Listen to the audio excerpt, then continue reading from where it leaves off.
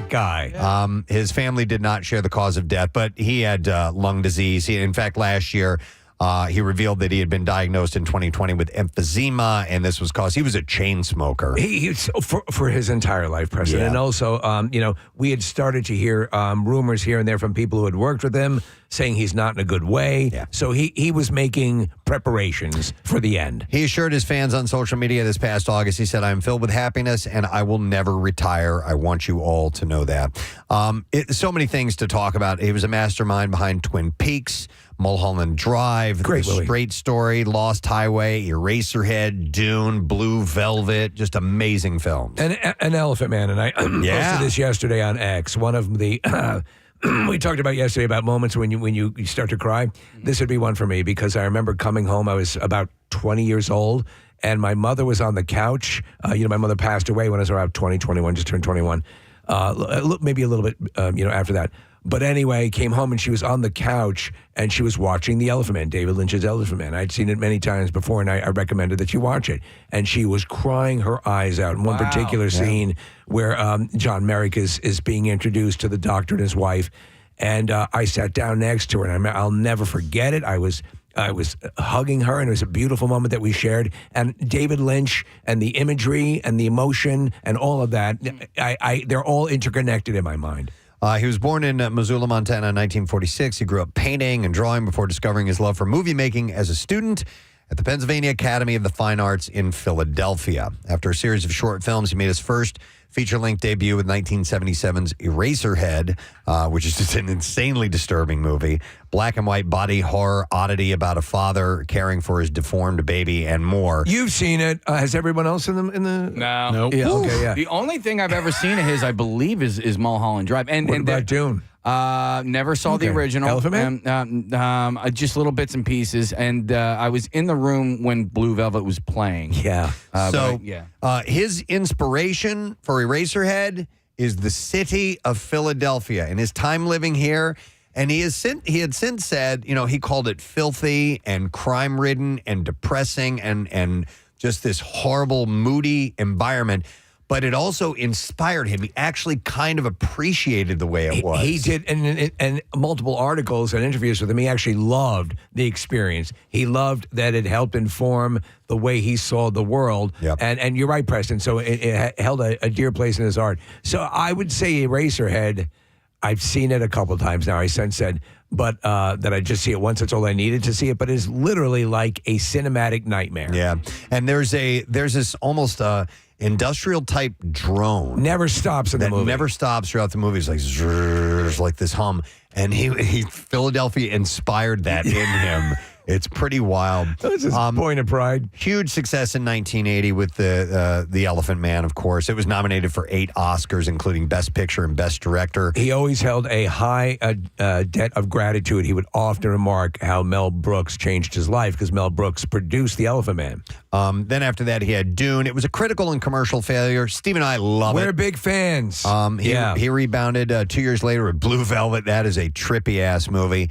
And then, yeah, there you go. That's from that. The film was Lynch's first collaboration with Laura Dern, who went on to appear in the director's Wild at Heart, Inland Empire, and Twin Peaks: A Return. In 2021, Dern had told Elle magazine that Lynch, she said, is my family and my great inspiration in life. And she's always said she was excited about what he would ask her to play. He had many frequent collaborators throughout his life, working repeatedly with Naomi Watts, Justin Theroux, Harry Dean Stanton, Laura Herring, and of course Kyle MacLachlan. Yes. Was in tons of stuff. I was a massive fan of Twin Peaks out of the gate. It became clear at a certain point that they kind of didn't know where they were going, but he returned later for a full feature film called Twin Peaks Fire Walk with Me. That actually, Preston, for all the weird otherworldliness of the series, ends on a very touching note. No kidding. Yeah, so it was a wonderful job. Nice.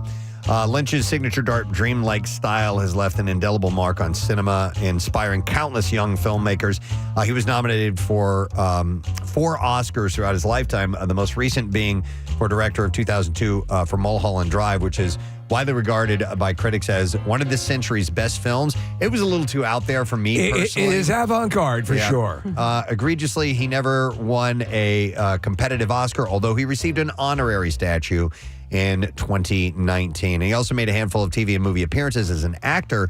Most recently, he at the end of the movie The Fabelmans by Steven Spielberg, he plays John Ford in that scene. He also did something recently that I just thought was effing hilarious and classically Lynchian bizarre. It's him interrogating a monkey. Oh. Yes. Yeah. Yes. I saw some of that. The monkey that can talk with the worst lip placement, like a man's lips over it purposefully. Yep. And then you find out the monkey had an affair with the chicken. Yeah. Okay. It's so wild. All right. You ever seen his interview with Eddie Vedder? No. It's really good. Who's interviewing who? David is interviewing Eddie, but it's for me fascinating to see two artists interview one another. And Ed, they have very similar styles and approach to life. A lot of people yesterday were referring to David Lynch as an auteur and not just a film writer or cinematographer or director or whatever. And so to see those two guys in a room it's an interesting thing. PJ20 came out about 15 years ago, whatever. And to see those guys have a conversation is cool. In a November interview, he revealed that he needed supplemental oxygen to do anything more physically demanding than walking across the room. He had begun smoking at age 8. Oh, man. And attempted to quit many, many, many times over the last 7 decades. He said he eventually gave up the habit in 2022. And he had said, as a quote, in the back of every smoker's mind is the fact that it's healthy. So you're literally playing with fire. He said, it can bite you. I took a chance and I got bit. Yeah. Oh, sad news. And then, oh, man. It was the Bob Uecker news that came down yesterday. It really hit us as well. A baseball icon, television and movie funny man, Hall of Fame, Milwaukee Brewers radio announcer. He passed away yesterday at the age of 90 following a private battle with small cell lung cancer, his family said. The Brewers, said in a statement, Ueck was the light of the Brewers, the soundtrack of our summers, the laughter in our hearts, and his passing is a profound loss.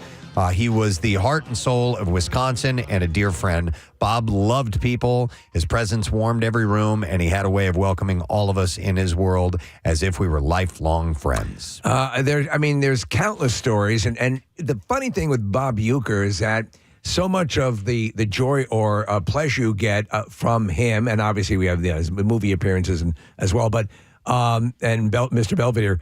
But it's the people who recount the Bob Uecker stories, like Norm Macdonald, Artie Lang, David Letterman. There's so many of them. Yeah, he had a real potty mouth, and he would tell stories that were hilarious, but curse-laden. Every other word would be the F word. Norm tells this story about Bob talking about John Fogerty, which is one of the funniest stories I've ever heard in my life. He tells it on Letterman if you ever get a chance to watch it. It's interesting, Preston, in that quote that you just said about him being a friend. Like, I never met Bob Uecker, but I consider that guy a friend. Right. And when I saw this news yesterday, it felt like a gut punch. Known affectionately as Mr. Baseball, Uecker hit just 200 for his career and played only 6 seasons, yet his infectious personality made him a valued teammate in the clubhouse, even if it wasn't contributing much on field. You know who this reminds me of in the Phils? Harry Callis? No, since he's a catcher. Yeah. And Garrett Stubbs. He's more of a in the clubhouse kind of guy. I totally thought of Stubbs when I started to read about Uecker's career. Not a great baseball player, still a professional baseball player, but not a star. And value in that. Yeah. It was Johnny Carson who called him Mr. Baseball. It was the first one to label him Mr. Baseball. And I was watching an old clip, and it must have been one of his first or second appearances on the Tonight Show, Uecker, and a picture comes up, and it's clearly him in the, on the dugout or whatever, and his shirt's off, and they're pouring, they've obviously had a victory, they'd won something, and so, Carson goes, this is obviously after a victory, and he goes, no, that's before the game. So he reached the majors in 1962 as a 28-year-old rookie catcher with his hometown Milwaukee Braves. He played 2 seasons in Milwaukee before being traded to the Cardinals in 1964. He was traded twice more before his career ended to the Phillies in 1965, and then back to the mate on the Braves was knuckleballer Phil Niekro, who provided the basis for one of Uecker's many memorable quotes. When asked the secret to catching a knuckleball, Uecker replied, matter-of-factly, I wait until it stops rolling and then I go pick it up. Not long after his playing career ended, Ueck joined the Brewers radio broadcast team, where his folksy style of self-deprecating humor made him an almost instant hit with fans.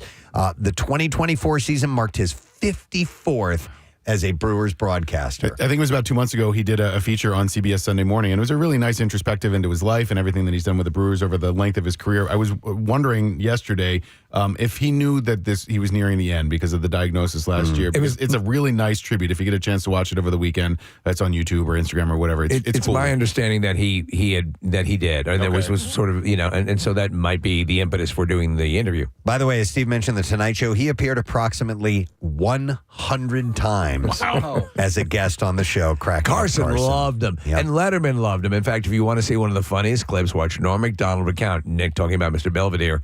He talks about, he goes, effing Belvedere. He goes, like, the guy's awesome.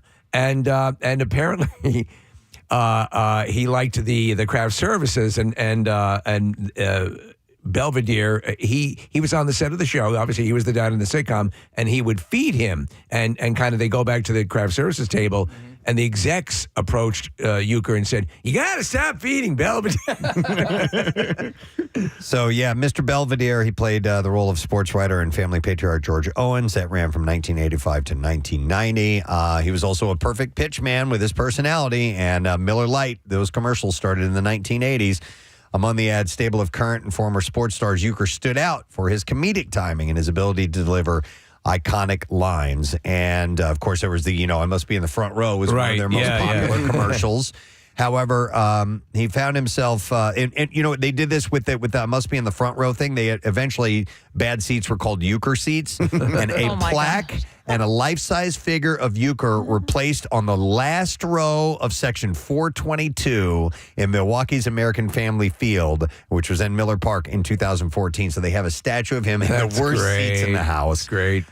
He continued to broadcast Brewers games, even though he was expanding his portfolio as an actor. And then, of course, Harry Doyle in Major League. Come on, man. And I still never get tired of just a bit outside. I never, ever, ever get tired of it. We have that? We don't have that. We have some other things. All right. We're in the top of the ninth, leading 10-7. Bases loaded, 2 down. And Rick Vaughn has come on to try and nail it down against Felipe Aguilar, a dangerous right-handed batter. Here's the pitch. Oh, there's so many good lines in that. There's another one where he says, Haywood crushes one towards South America. And I love the line of so-and-so, and it says here he's a convicted felon. And his color guy goes, no, he's not. He's like, well, he should be. I love it. When he talks about the team only getting, was it 1 or 2 hits or whatever, he's like, 1 hit. And then he drops a curse word or whatever, and the color goes, you can't say that on radio. And he's like, don't worry, nobody's listening anyway. What is this? It says Bob Euchre drunk. Is this from It's from Major Harry League. Doyle? All right. hello, Tribe fans. Welcome back to Major League Baseball. Sort of. Is this the second movie? two, yeah. Paid attendance today is 1,412. All right. I don't remember that. The second one was not as No. All right, so in addition to the Brewers, he was part of ABC's Monday Night Baseball. In the 1990s, he moved to NBC, teaming up play-by-play man Bob Costas and Joe Morgan. And he, although he began to reduce the number of games that he called for the Brewers in 2014 due to health issues, he continued through the 2024 season, his 54th with the team. He was inducted into Cooperstown, by the way, in 2003 when he received the Ford Frick Award given out annually to a broadcaster by the Baseball Hall of Fame for major contributions to baseball. You want to have some more fun, watch that speech. He tells this great story about getting a football when he was a kid, and he and his dad were throwing it back and forth. They're never very good at it. And he said finally a neighbor came over and they inflated the ball, and then they were able to actually throw it. And Steve, you talked about, Norm telling great Bob Euchre stories. Bob Costas also has fantastic Bob Euchre stories. Wow. So sad news. Both David Lynch and Bob Euchre, that was a 1-2 punch yesterday. All right. Man, it's already almost 7 o'clock. What the hell? I know. So 2 other real quick stories here. Wendy Williams. Yes. Has finally opened up about her controversial conservatorship and being placed in a healthcare facility. She actually called in to the Breakfast Club. Her former Wendy Williams Experience show members are there, and her former co-host Charlemagne the God. It's THA. So She was speaking to. Let me ask you, did you hear the clips already? No. Okay, I'm curious to hear what you think of this because, we've been told she's virtually Right. incapacitated. Tell me what you think when you hear these. Okay. By the way, she said she feels like she's in a prison, talking about the other residents at the facility. She said there's something wrong with all these people here on this floor, so let's listen in. This is the first clip. This system is broken. This system that I'm in, this system it has falsified, a lot. You know what I'm saying? They said you're cognitively impaired and you're incapacitated. Do I seem that way? Okay. Wow. Then this is her speaking about the reality in care facility. You have to get keys to unlock the door to press the elevator to go downstairs. First of all. Second of all, these people here, everybody is like nursemaids, so to speak. You know what I'm saying? They come in and they give your pills, and then they leave. All right, and then there's a clip of her talking about the Diddy arrest at the end here. Diddy will go to prison for life, people. You don't know things that I knew about Diddy back in the day, and you want to know what? It's about time, people. It is about time. Diddy done. Yeah, she sounds together, but I don't know, dude. I don't know. We thought Britney had it together too. That's what you have to remember. Yeah. But I mean, to be honest, what I saw in that quote unquote reality show of her, drinking and boozing it up and so on and so forth. It's okay, she's gone. This is a wreck. But you hear her speaking now, it's like, well, it's fairly lucid. Yep. Jeez. So, she was placed under conservatorship and appointed a legal guardian, New York lawyer Sabrina Morrissey, in 2022. And she would later be diagnosed with frontal temporal dementia and aphasia in 2023. So I don't know what the progression of that is or not. Her niece, Alex Feeney, joined the interview to highlight the restrictions Morrissey has placed on Williams, revealing they won't allow you to leave or have visitors. It seems like she made it difficult every which way for my aunt to be able to live any sort of healthy, independent life. And she had called for the conservatorship reform, declaring the system is broken. And also, Feeney's worried for her aunt if Morrissey retaliates for speaking out, revealing Williams said, I have to do this. There's nothing else I can do at this point. So she says she's given medication without explanation, saying, I've had 2 pills my whole life. There are 7 pills, and I have no idea what this pill is doing. So, yeah, we'll have to see if there's any more follow-up to that. And then one more quick thing. Speaking of frontal temporal dementia and all of that, Emma Hemming Willis has shared a video of her husband, Bruce Willis, thanking emergency responders in the black and white clip that she posted on Instagram. And you can see Bruce shaking hands with police officers and thanks them for their help in the midst of the Los Angeles fires. Yeah. Emma shared the caption saying, spotting a first responder, Bruce never missed a chance to show his gratitude with a heartfelt handshake and a thank you for your service. Yesterday was no different. Bruce has largely kept a low profile since his diagnosis of frontal temporal dementia. His daughter, Tallulah, commented on the video saying, this makes my heart so freaking full. His fans also chimed in calling him a beautiful, caring man and an amazing human. Yeah, it's pretty interesting. See, they don't show there's no audio. Yeah. You can see his lips moving a little bit, but he's out thanking them, which is pretty cool. All right, so we have movies opening this weekend.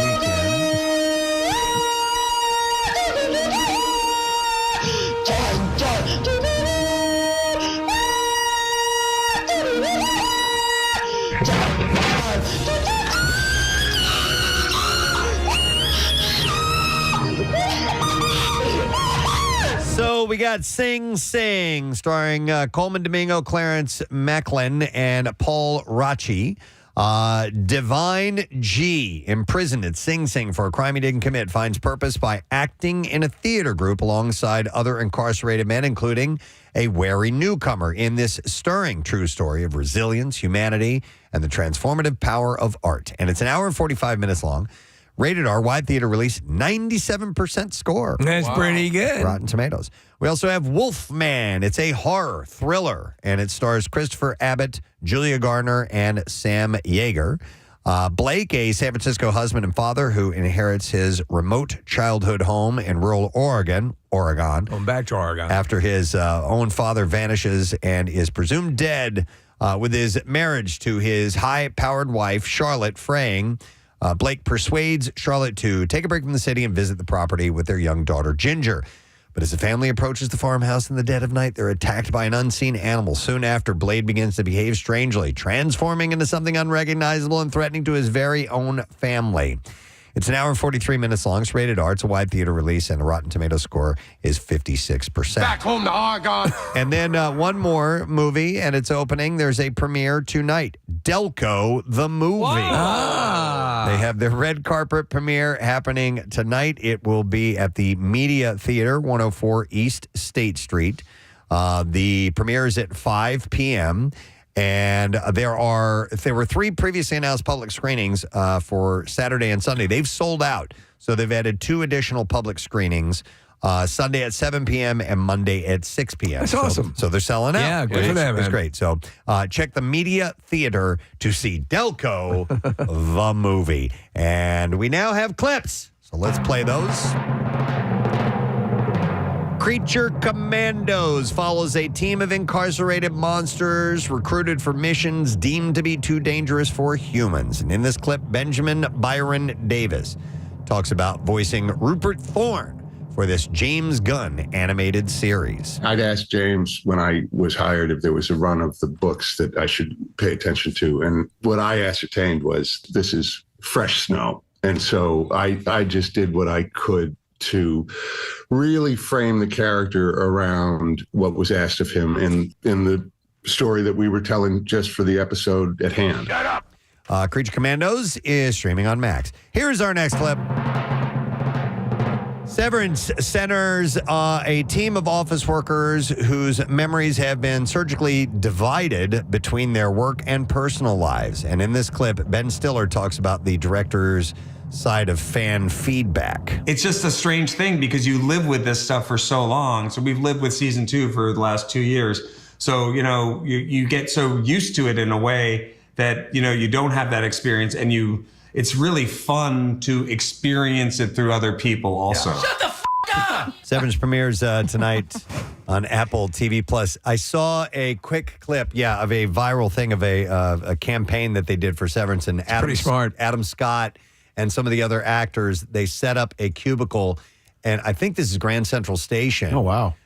And they put glass around it, and these are the actual actors from the show, and they go about as if they're just working in an office as people are walking around getting to their trains and everything. It was just a cool little publicity stunt that they did. It's a really good show. I watched season 1. I don't know if I enjoyed it at all. I don't think you did, but you said it grew on you. Yeah, and I'm really curious to see where they take it. It's very clever, and but it's heavy.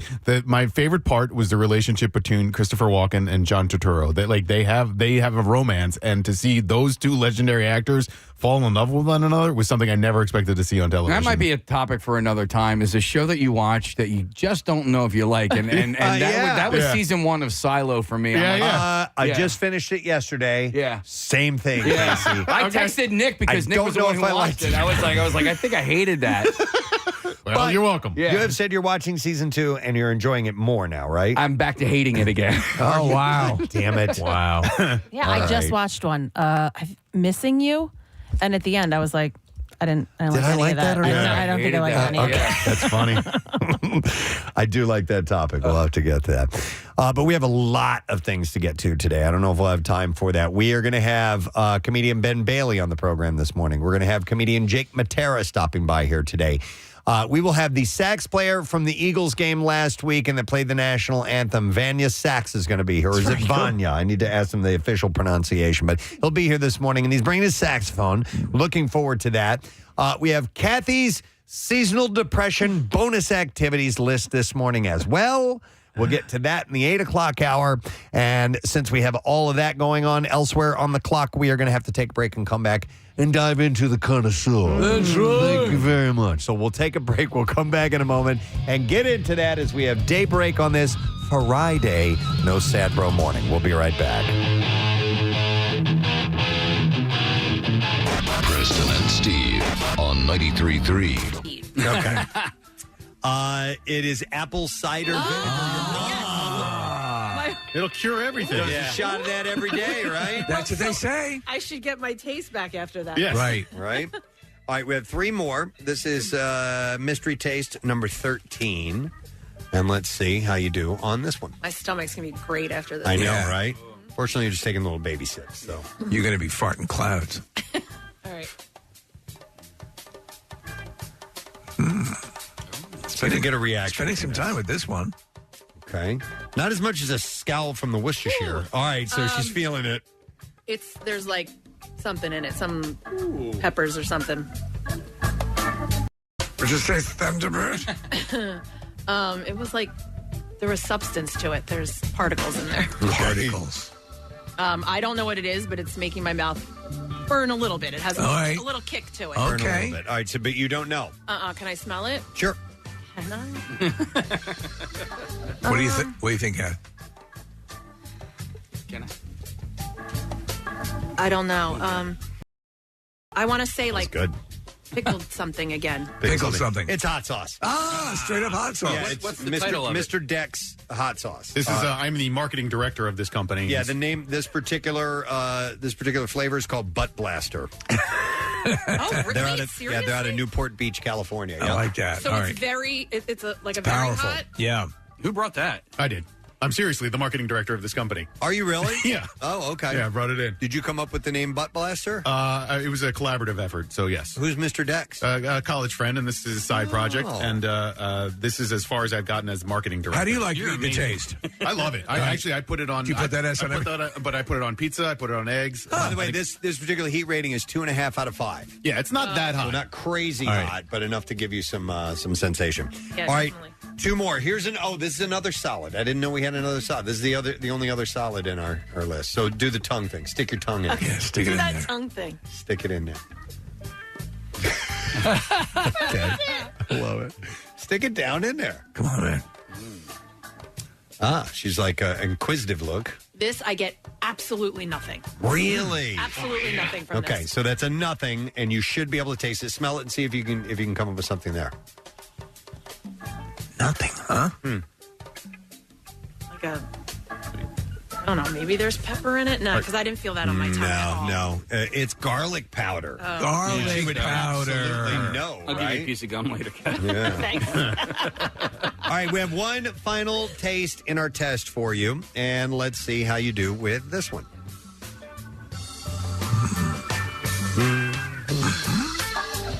This one, Yes. I also get absolutely nothing. Like it could be water to me. Okay. Like it could, that's the consistency. All right.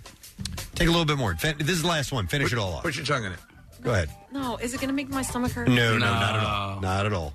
Oh, yeah. Nothing. Nothing. Nothing. I get absolutely nothing. Take a sniff and see if you can tell from that. Not really. I want to say, is it another alcohol? Sauvignon Blanc. Your favorite brand as well. It's Nobilo. Oh, wow. You get poor nothing. thing. Nothing. That's a shame. Oh, man. So, Kat, let me ask you then. Give me So, that bar. Wait, are we done? Can I take the... Yeah, that's it.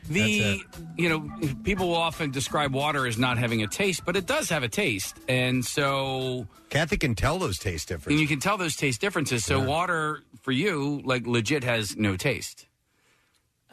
What? He's saying that a lot of people describe water as having no taste. Right. You were able, I think I am as well, slightly able to discern between tap and bottled water. Yeah, yeah. Yeah, so it so has you a can, taste. but right now. Oh, yeah. It has zero taste. Yeah, probably not. I can't believe I couldn't taste the Nobilo. Oh, that's a bummer. That's So crazy. to review, she got correct and guessed correct and wasn't definitive though, but said, well, is it chocolate syrup?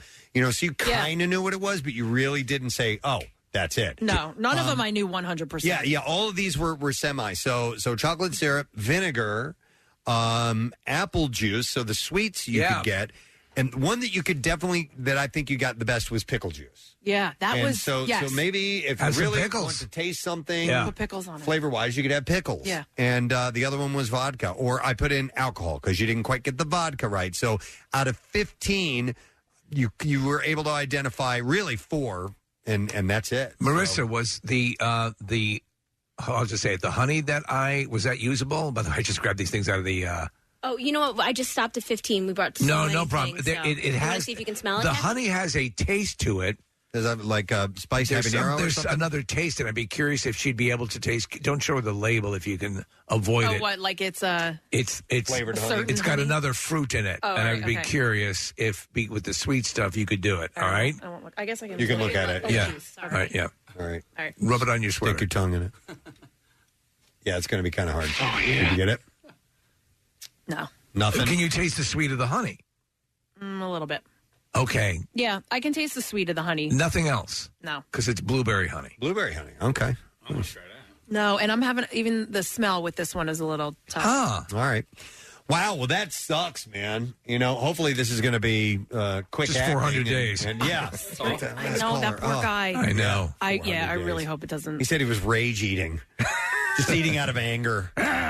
Even though he can't taste it, he's still going to eat something that he knows his body likes. I'll tell you what, though, I'm still eating meals because, yes, you still get hungry, but I'm not really snacking because what's the point? Like, I don't feel like anything because I know I'm not going to be able to taste it. Yeah, a lot of times snacking is just you want some flavor. What about hot drinks or things like that, like coffee, nothing?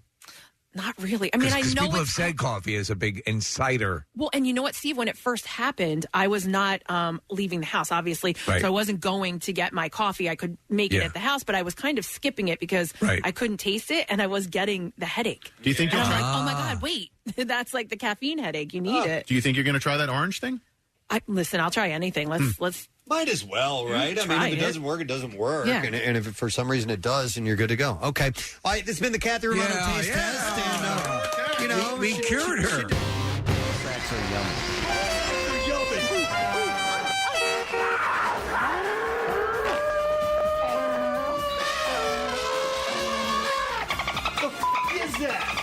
The Flyers lost in an overtime shootout against the New York Islanders last night in South Philly. The team stretched the shootout to 9 rounds, but the Flyers extended their losing streak to 9 games. The is that? Oliver Wahlstrom scored in the 9th round of the tiebreaker to lift the Islanders to a 4-3 win, keeping the Flyers winless in January. Casey was looking for the Ferris Bueller clip of 9 times.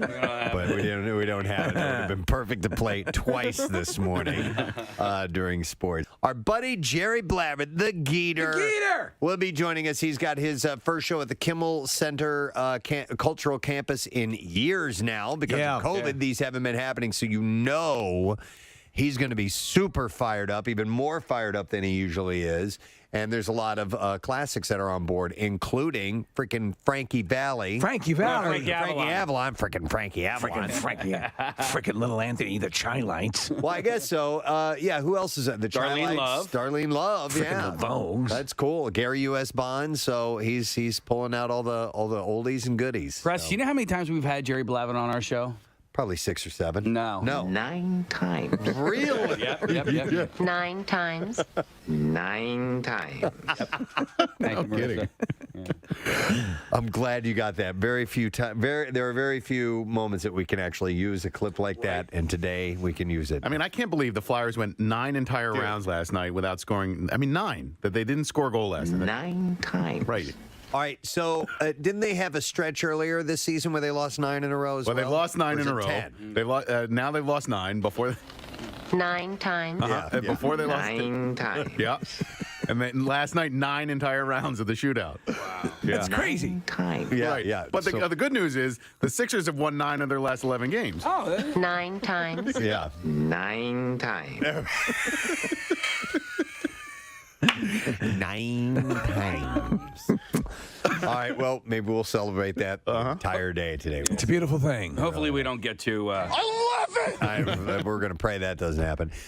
Listen, we can't let a Friday go by without talking about some food stories. I want to make sure that we do that now. It's time for the Friday edition of the Connoisseur, the most popular version of the Connoisseur. It'll be a quick one. Today is National Pie Day. Sunday.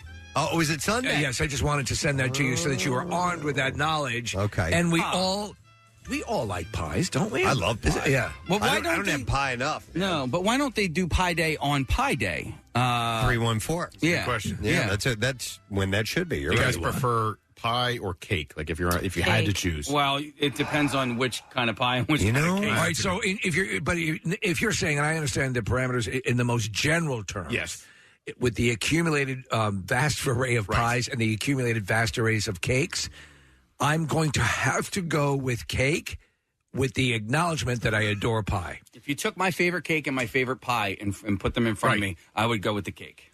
I'd go with the pie.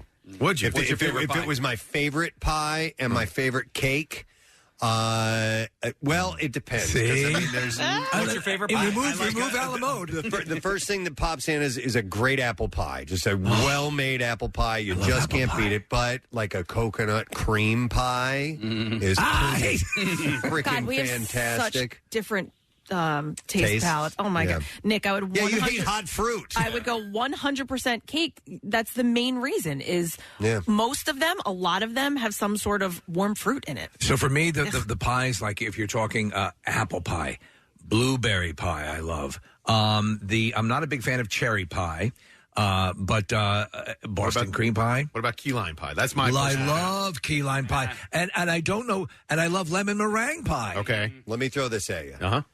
Pies are made with more love than cake.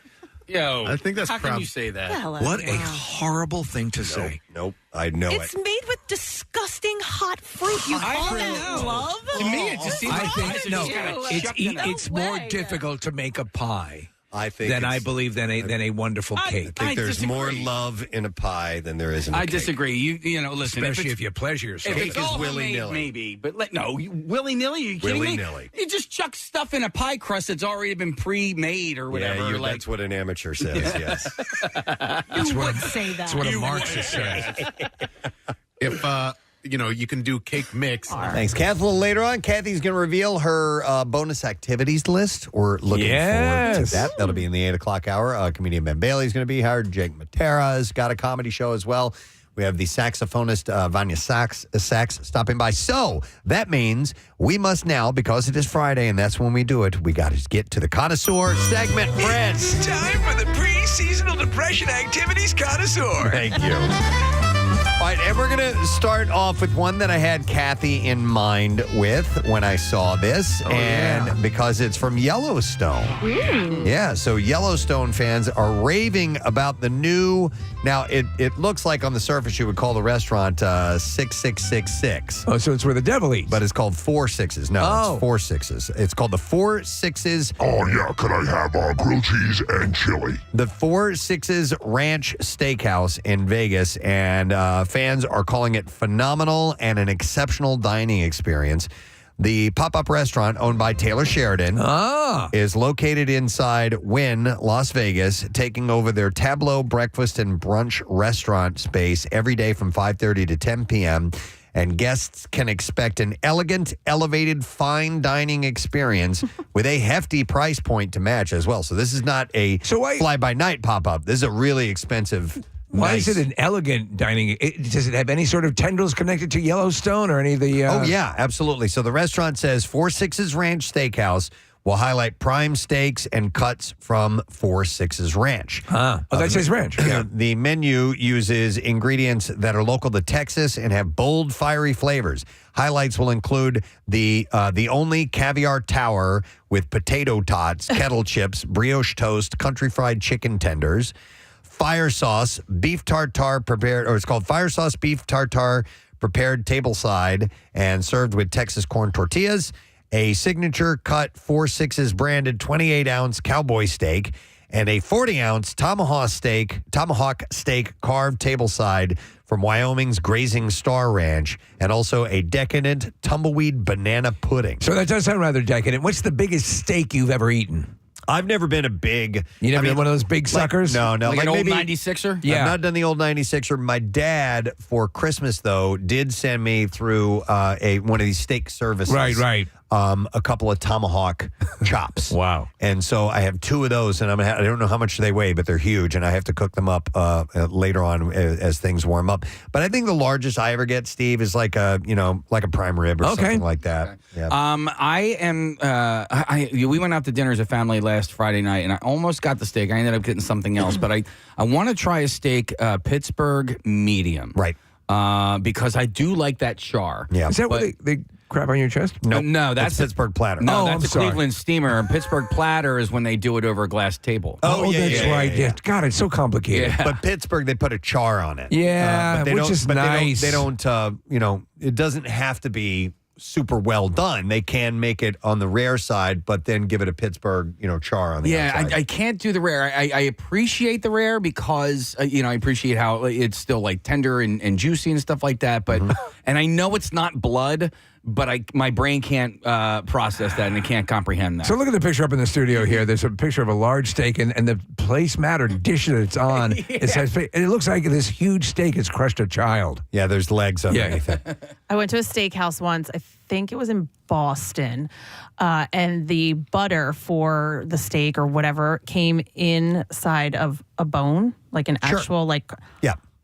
I almost died. I was get like, out. I couldn't. You couldn't do it. I could Really? not do it. I was like, get this. I needed it off my plate. Like I couldn't even look smiling at it. at it. Seriously, I was like, I cannot look at this. Yeah, one of the best steaks I ever had in my life was in Boston, and it was actually the same place I had the best New England clam chowder. It's a place called Abe and Louie's.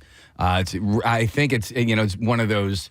It's been there for a long time. Let me look it up. I want to see if that's where I was. Okay. Abe and Louie's? Is it also Boko that has the marrow the bone. right out of the bone? Yeah, Yeah, I like that too. Kathy, wouldn't you love that? Oh my God. She loves all that stuff. Case, that's not where I was. Sorry. Oh, man. I'll see if I can remember. I mine. also went to a restaurant called Moo in Boston as well. Guess what? It was a steakhouse. By the way, speaking of the large steaks, I really don't need a big steak. When we go get steaks, I look for something that's like 6-8 ounces at the most. I don't need any more than that. Otherwise, it's too much. Right. For many, it's like a sense of accomplishment. Yeah. It's the big challenge. No, I don't go for the really big steak. So the priciest item on the menu is the Grazing Star Ranch Japanese purebred Freedom Wagyu Tomahawk at $999.90. God almighty. For 48 ounces, which includes beef tallow, racelet, cheese, popover. Raclette. Raclette? Yeah, raclette. That's the, when... cheese we talk melty about. cheese. Yeah, melty Okay, cheese. and a Bordelaise sauce. And there's also an Osseter Prestige Caviar Tower served with potato tots, kettle chips, country fried chicken tenders, like I was saying before, Texas toast, chive creme, deviled eggs, shallots, parsley, and bacon bits, and that's $250. So this is higher end. Oh, yeah. And it's very expensive. So Yeah. have you ever had a Wagyu, is that how it's pronounced? Wagyu beef, yeah. yep. Mhm. A burger? Not a burger. I don't Oh, think my so. God. Is that So what you listen, get at Mashalou? No. Wawa serves those. Actually, the Couch Tomato has it. Yeah, go figure. Right. So do you like it? Love it. Okay. Children under 5 are not allowed in the restaurant, and there's a dress code specifically banning poolside chic. It says 4/6 attire is upscale, casual chic, dress for the occasion, stylish and well presented. Collared shirts recommended. No athletic apparel, no flip flops or athletic slides. What about Crocs? Guests have been leaving stellar feedback via Google reviews, raving about the quality of the food and overall experience. Getting a reservation at 4/6 might be a bit tricky, though. The Wynn reservation website is showing 0 availability at the time. I mentioned this a week or so ago. I went to a Sullivan's Steakhouse for Christmas, which was a really great time. And Sullivan's does that thing where you can order whatever you want, but nothing comes with it, right? So if you're going to get a steak or whatever and you want any type of side dishes, how do you guys feel about that when you go to a steak restaurant? Love it. That's most of the So like Morton's is like that, and so is Del Frisco's. Ruth's Chris and Del Frisco's. Yeah, so it's a la carte. I guess I just don't go to steakhouses enough that I'm not used to that, and then I just have to be reminded what's that? I don't go at all. So what is the deal here, Nick? So if you go to for example, Sullivan's, which is where I went, you order your porterhouse, you order your filet or whatever, nothing comes with that. So if you want to get asparagus, you want to get mac and cheese, you want to get mashed potatoes or whatever, you have to order it on the side. And you usually, when you order it on the side, it's not just an individual serving. Yeah, You're ordering. And so, Nick, the only thing I don't like about that is, generally speaking, whenever I've done this, the people that I'm with love cream spinach. And Hell yes. I can't freaking stand it. That is I hate one. it. If I go to those steakhouses, I will always, every single time, get the cream spinach. So go with Preston. He can eat it. Or the two things that I will never touch, and people always want to order. Potatoes au gratin. Yes. Yep, I knew it. Oh, I hate them. Casey, how can you not like potatoes au gratin? No, so he's where I split. I'm a fan of potatoes au gratin. Yeah. So there's definitely go-tos that I have. And asparagus is another one of those, Nick, that I will always get. Garlic mash, I like that quite a bit. They had at Sullivan's, they had garlic mash with lobster in them, and I tried that. That was really good too. Yum. All right, so that's first story. Let us now play a clip and see if you can identify this. It is a food-related movie clip for the Connoisseur. Let's see what film this is from. Foods that start with the letter Q, please. A game bird related to a partridge. Gloria. What is a quail? Correct. You get to pick again. I love it. All right, 215-263-WMMR. Order up. Marissa sent me this story. This Valentine's Day, Cake Life Bake Shop in Fishtown is turning up the heat with the return of their sweet and spicy Conversation Heart Sugar Cookies. And they're doing it by collaborating with adult entertainment icon Asa Akira. So What? A porn star. Really? Yes. Last year's were a runaway hit, thanks in part to longtime Cake Life fan Asa Akira, who shared them on Instagram. And this year, the co-owners, whose names are Nima Etamadi and Lily Fisher, up the ante by officially collaborating with Asa to create a special edition cookie trio featuring not safe for work phrases personally selected by the adult film star. And the bonus is she will be autographing the first 100 boxes So sold. is Asa Akira local? I don't think so. Yeah.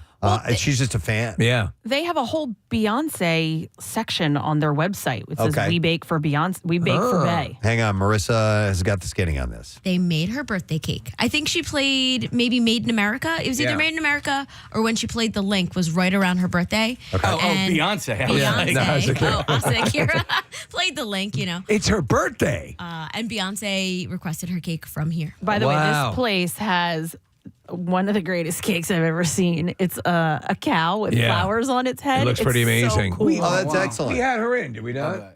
Who, Asa Akira? No. The Beyonce. I thought we had this Nima chef. Yeah. No, I don't think so. This Nima bakeress. Etamadi and Lily Fisher own it. So Nima had said, we are thrilled to partner with Asa on this year's Conversation Hearts. And her bold, playful energy added an irresistible edge to the process. We can't wait for her fans and ours to indulge in these cheeky collaborations. Asa herself said, I've been obsessed with Cake Life for years. Their treats are dangerously good. I have such a sweet tooth. When they asked me to collaborate, it was an instant yes. Watching the kinky phrases come to life on these Conversation Heart cookies was so much fun. Nick pulled up a picture. She's holding up one that says anal on it. There we go. Another one says a hole, only it spells out the whole word. You have any more of those anal cookies? It's her name. It's Asa Hole. Oh, I A-S-A. love it. That's good. Yeah. So she said they're so yummy and just the right amount of dirty. I can't wait for everyone to get their hands on them and their mouths too. Conversation Heart Cookies are available for pre-order now with nationwide shipping available, and they can also be picked up or ordered through Uber Eats February 12th through the 16th. So I thought that was an interesting local collab. That is Thank very you. much so, Thank yeah. you, Marissa. All right, let's see if we can identify this clip. Foods that start with the letter Q, please. A game bird related to a partridge. Gloria. What is a quail? Correct. You get to pick again. All right, we're going to go to Barb. Hey, Barb, good morning. Good morning, Ed. Good morning to see you. All right, Barb, what movie is that from? White Men Can't Jump. Yes. Great movie. Hang on, here's what we have for you. Barb, you won a 4-pack of tickets to the Monday screening of Delco the Movie. The world premiere of Delco the Movie is this weekend at the Media Theater. Saturday sold out, but tickets remain for Sunday and Monday. Just visit DelcoTheMovie.com. All right, we'll play another clip, and let's see if you know what this is from. Tilt your head back and let the meat slide down your throat hole. Easy, don't choke. Popeye's chicken is awesome. All right, 215-263-WMMR. Call if you know. Order up. So, February 1st, from 11 to 4, there's an event coming up. It is called the Founders Philly Freeze Out. And Founders Freeze Out Run. And Well, that's silly that you're doing that now. Is that one of your activities? Sorry, Kathy. And Mink Chowder Crawl is taking place. Or the Manioc. Or is it Manioc? M-Y-N-K. Chowder Yeah, Crawl. I think it's Manioc. Yeah. Do you want to do a joint? Well, let's Segment? see if he has enough information. So it's the Founders Philly Freeze Out with the Founders Freeze Out Run and the Manioc Chowder Crawl. All three events happen together on Saturday, February 1st on Main Street. All three events are back following record turnouts last year. So there's going to be 25 plus ice sculptures outside of Manioc businesses on Main Street. 10 live ice carving, not arse carving. Ice They're cutting his ass! Carving demonstrations. 3-mile fun run by Philadelphia runner, Chinese New Year lion dance, an ice igloo experience and photo op, food offerings from top food trucks, Founders beer specials and giveaways. There's going to be a dozen Manayunk restaurants and eateries that are serving up the finest chowder for the chowder crawl, with attendees picking the best chowder and crowning the winner. Only 500 tickets are sold for this event, and tickets are on sale now. How did he do? So there's going to be...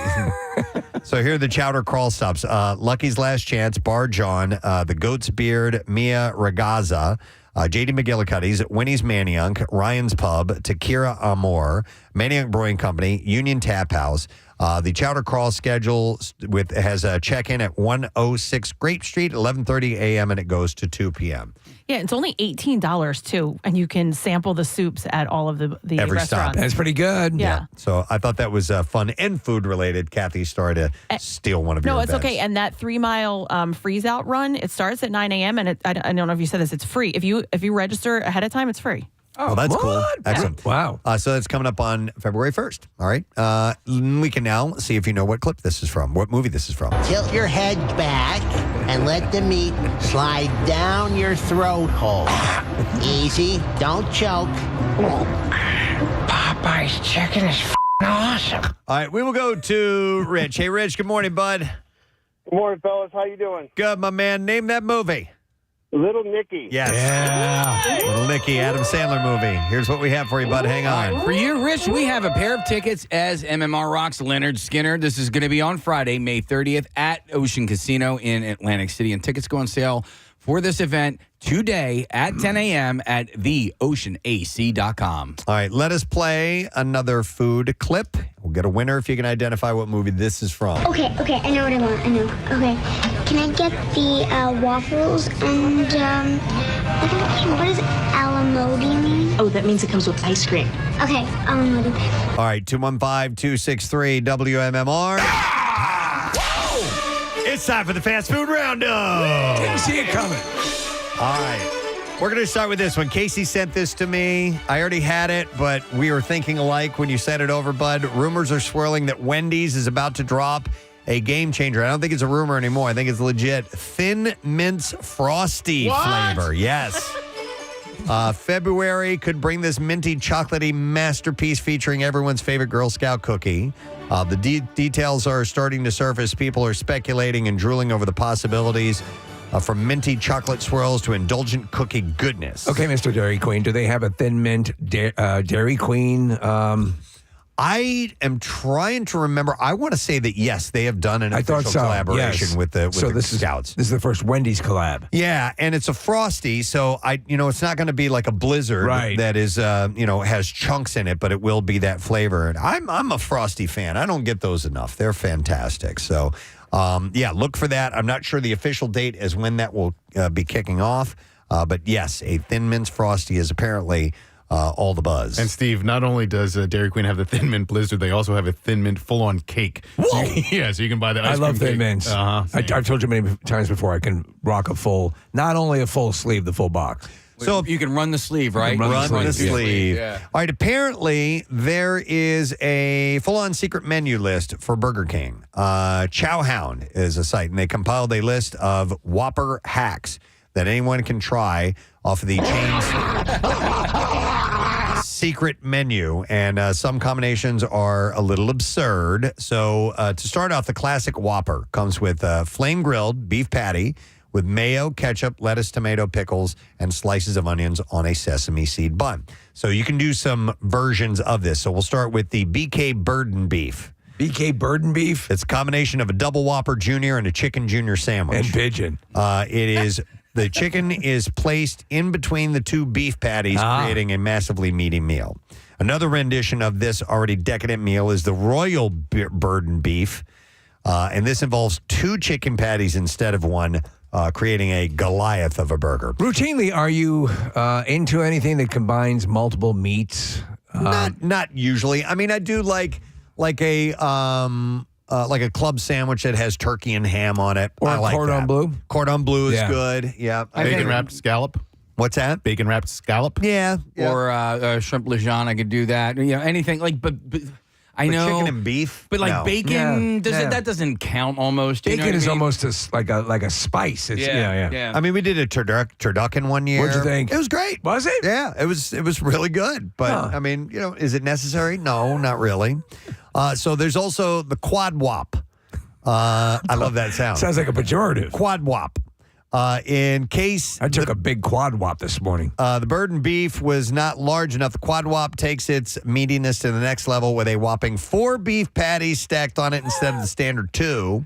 The food writer suggested that the best way to order this sandwich may be to order the 2 double Whoppers with cheese and assemble it on your own, as the staff may not always be able to build it for you. Burger King still, Marissa, I think you are a fan, or probably maybe or maybe not, of their Impossible Burger, their Beyond Burger, whatever they sell. 100%. Taco Bell is still like the number 1 veggie friendly, but I think Burger King with their Impossible is number 2. All right. Then you have the Quad Stacker. It's slightly smaller than the Quad Wop, and it's a throwback to the BK Stacker that appeared on Burger King's menu in 2006. But since all the ingredients are readily available, patties, cheese, and bacon, curious fast foodies can give the modern classic a try. Some staff will make the burger if someone asks for a Quad Stacker. If not, you have to order 2 bacon double cheeseburgers without any veggies or condiments. After that, the customer can take the buns off of one of the burgers and put the patties onto the other. You know, I see quad wop as problematic, but also I don't like the reference, what do they call them, nugs at Wendy's? Their chicken nuggets are nugs. Mm-hmm. So isn't that kind of, I don't know. I say nugs. Yeah. Yeah. Spicy nugs. Yeah, nugs for us was always bud, like weed, Oh, really? Yeah. I never used that term for weed. Huh. Dense nugs. Nugs. Yeah. But no, we say nugs at the house. The BK Surf and Turf. For those who cannot decide if they are craving crispy fish or a classic burger, this hybrid sandwich combines the two. It's a big fish sandwich and a Whopper patty added to it. All right. I don't need that. I don't like that. Then you have the Mustard Whopper. Pretty straightforward. Regular Whopper, but with mustard added to it because it only comes with ketchup and mayo. So you can ask for that on there. And then you have the BK BLT. It is a sandwich mashes up a Whopper with a classic bacon, lettuce, and tomato sandwich. So when you order these on the special menu, they're building them, they're putting them Not together? always. Not There's always. a couple I mentioned where you have to assemble them yourselves, but some of them they will. BK patrons can get their hands on a Meteor BLT by ordering a Whopper with no pickles or onions and adding bacon to it. All right. Real quick, you mentioned the fish ingredient there, Preston. It just occurred to me, I don't think I like any fast food fish sandwiches. Really? Yeah, none of them just do it. For whatever reason, they just seem greasier than any other fast food sandwich to me. I like the McDonald's filet of fish. Yeah. It's not, is it great? No. Right, but in a pinch, I like it. all right. Yeah. But speaking of McDonald's, for some reason in my my algorithm this week, McDonald's secret items have been showing up, and one of the secret items was, believe it or not, Steve, butt nugs. Not butt nugs. It is it's a hash brown, and what's the ice cream that they have? The not the Fribble. Where? At McDonald's. I don't know the ice cream. McFlurry. The McFlurry. It is a McFlurry hash brown sandwich, which I'm like, okay. So there's actually like ice cream in the sandwich? In between 2 hash browns. And then the other one that I thought was a little bit more intriguing was it was like a cotton candy Sprite. And so it was like an icy. Oh my God. Yeah. They just give you insulin with that thing. That's like the Frankenfoods. Yeah. It should never have been made. And I guess some just of this because you can do it, the doesn't Burger mean King you should. Yeah, thing too. All right, let's see another one. 2 New York City smash burger shops are planning to set up in Philadelphia.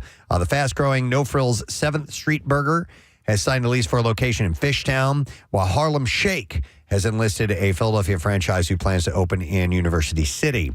Kevin Rezvani, who has grown 7th Street Burger to 19 locations in less than 4 years, said the first Philadelphia shop is expected to open. This is the 7th Street Burger at 1215 Frankfurt Avenue.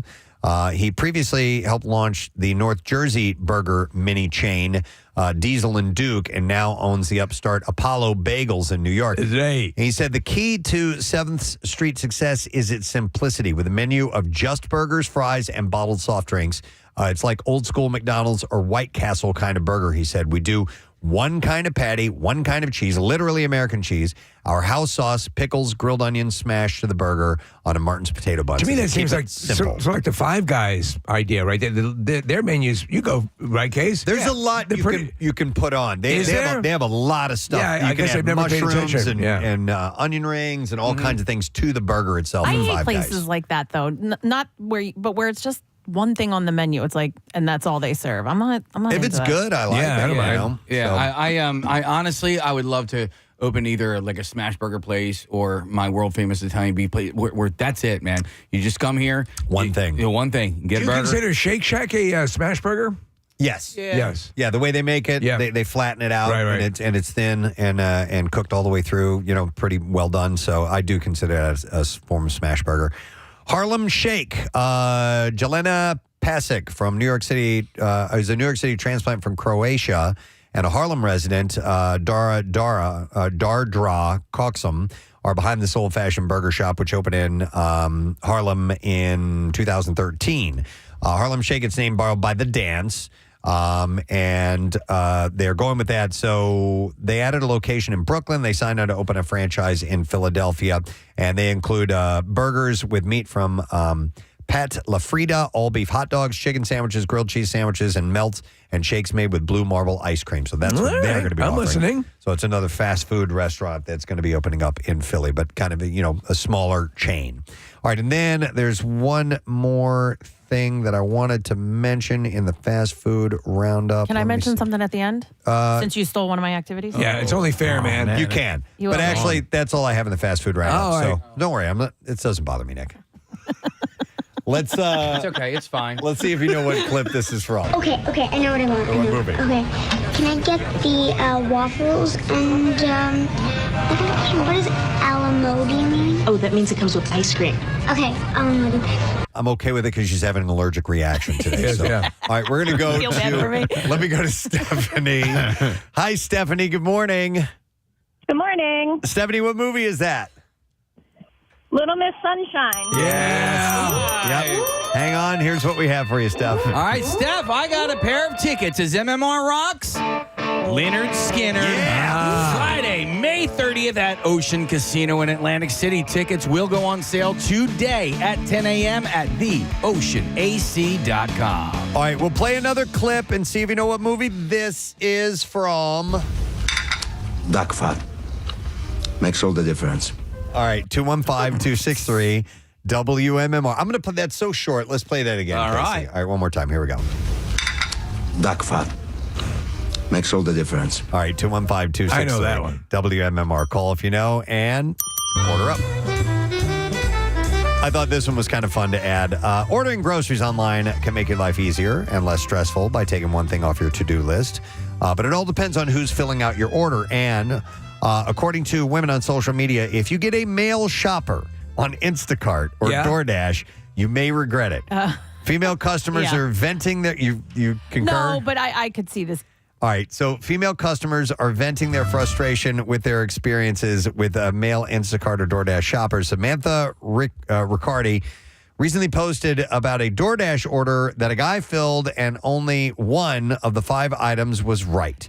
And in her now viral video, she shares how annoyed that she was, telling the CEO of DoorDash, "I'm begging you, make an update on your app where I can request a female shopper."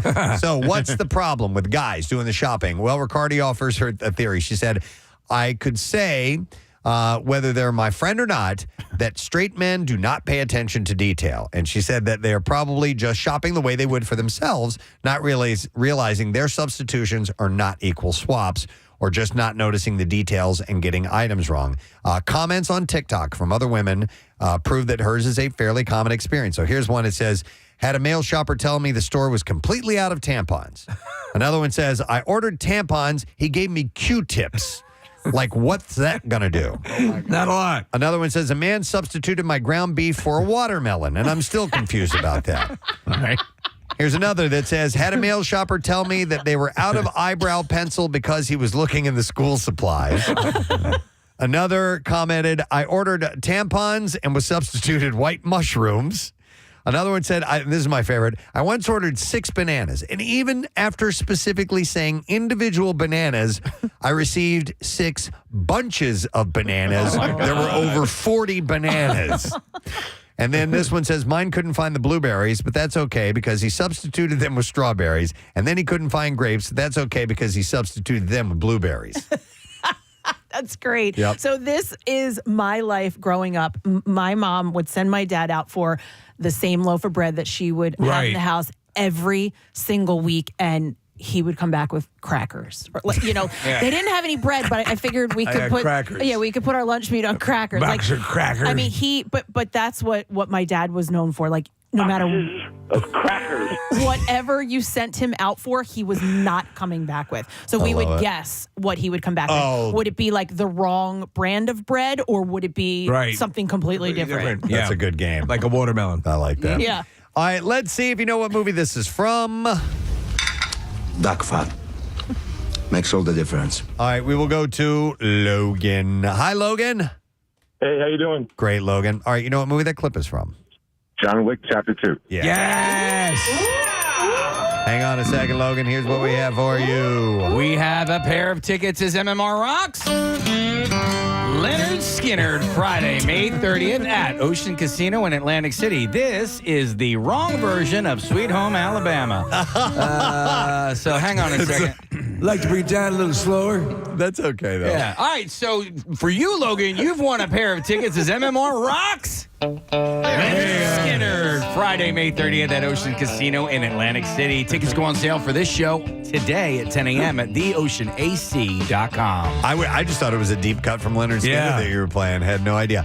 All right, I know it's already almost 7:50, but we're going to do one more, and it's a quickie. So let's play the final clip and see if you know what movie this is from. True love is the greatest thing in the world. Except for nice MLT, mutton, lettuce, and tomato sandwich when the mutton is nice and lean and the tomatoes are ripe. They're so perky. I love that. So good. 215-263-WMMR. Order up. All right. This last story is actually an email that I received from a listener. This is Dave from Willow Grove, who is emailing in about a conversation we had yesterday. And Dr. Mike had called in even and was talking about the Red Dye 3 ban. I thought about saving that story for today, but we touched on it yesterday. But the United States is, or the FDA is going to essentially, ban it in the U.S. And it's going to take a couple of years for it to run through. And we had taken a couple of calls on this. And Dave had emailed in. He said there's a documentary on Apple and Prime, and it's called To Die For, Die spelled D-Y-E. Yeah. He said, which I found very informative. In fact, he said Pennsylvania has introduced legislation to ban many artificial dyes, specifically because of studies linking to hyperactivity. And he goes on to say, now the second caller you had on kind of glossed over the fact that because Europe requires warning labels on dyed food, it essentially forces companies to reformulate. No company wants to have a warning label on their product. So that was part of the equation that was kind of left out. So he says lobbying has successfully prevented the FDA and legislators from enabling such a warning label here. It is cheaper to make the product with artificial dyes, and the dyes make a product stand out and stay colorful longer than natural alternatives. And he says, my 3-year-old girl was hyperactive, and once we removed artificial dyes from her diet, she's been better. So Dr. Mike was saying the same thing. He was saying his kids go nuts when they have something with the dye. Yeah, I've had friends who've done this and said that they've seen results. Really, I wouldn't think dye would be something that would send kid into a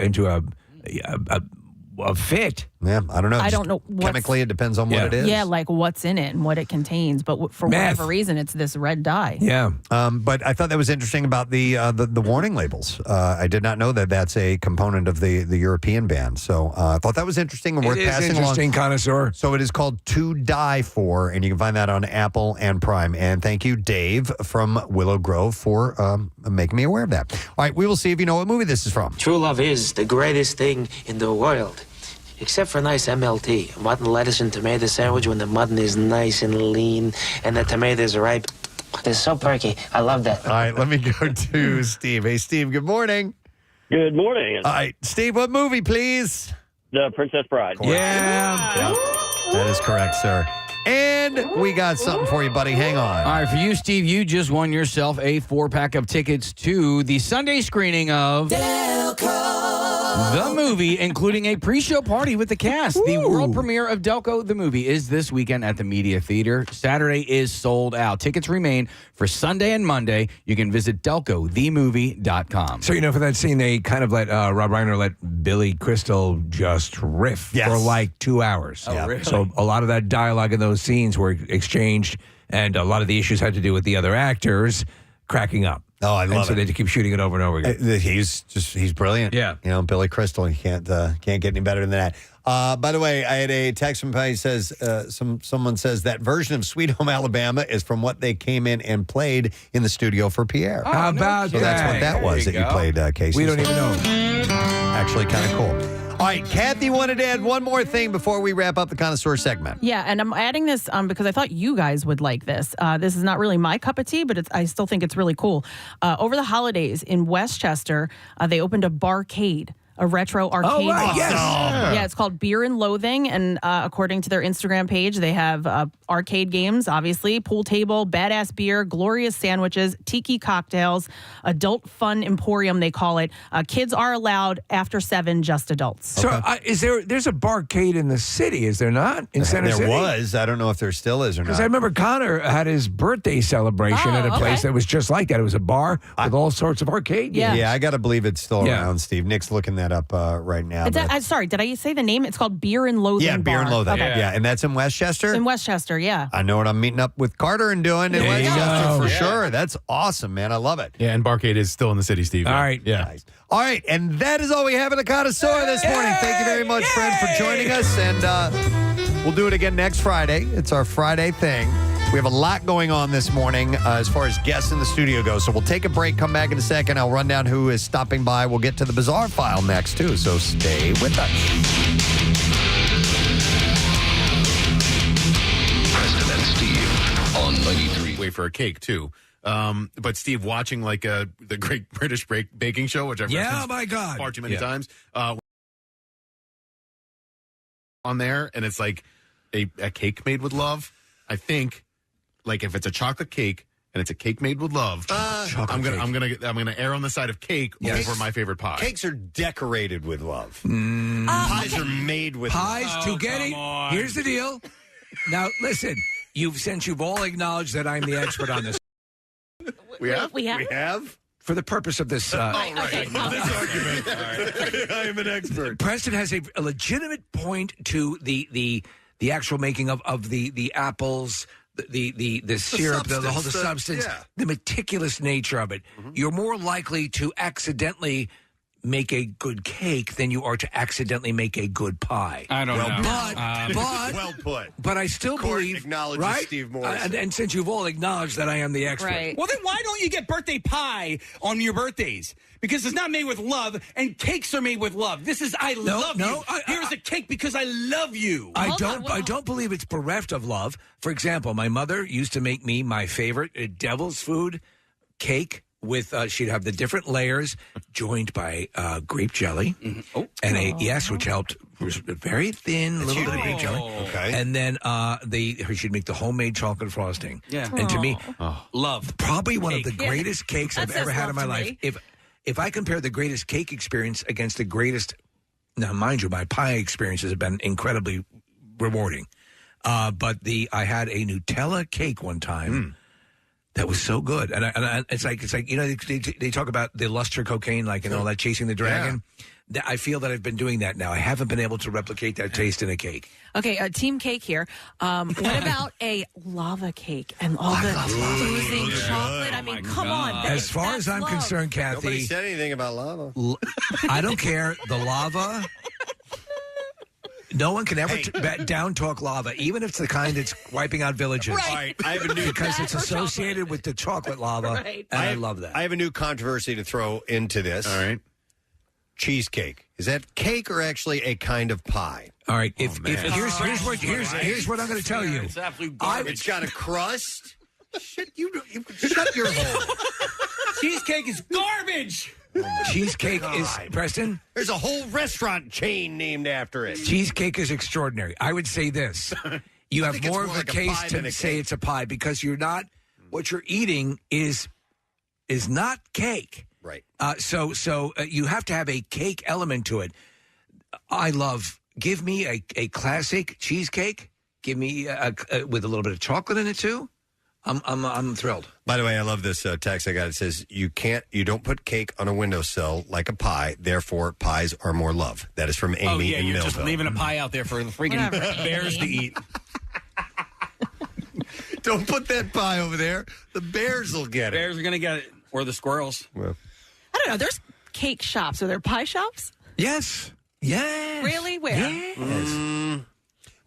They're called bakeries, and they sell both. How about that? Do they? So we have Do they?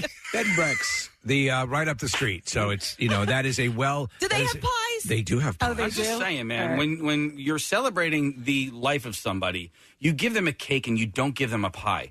Clearly, cake is love. Pie. So let me ask you.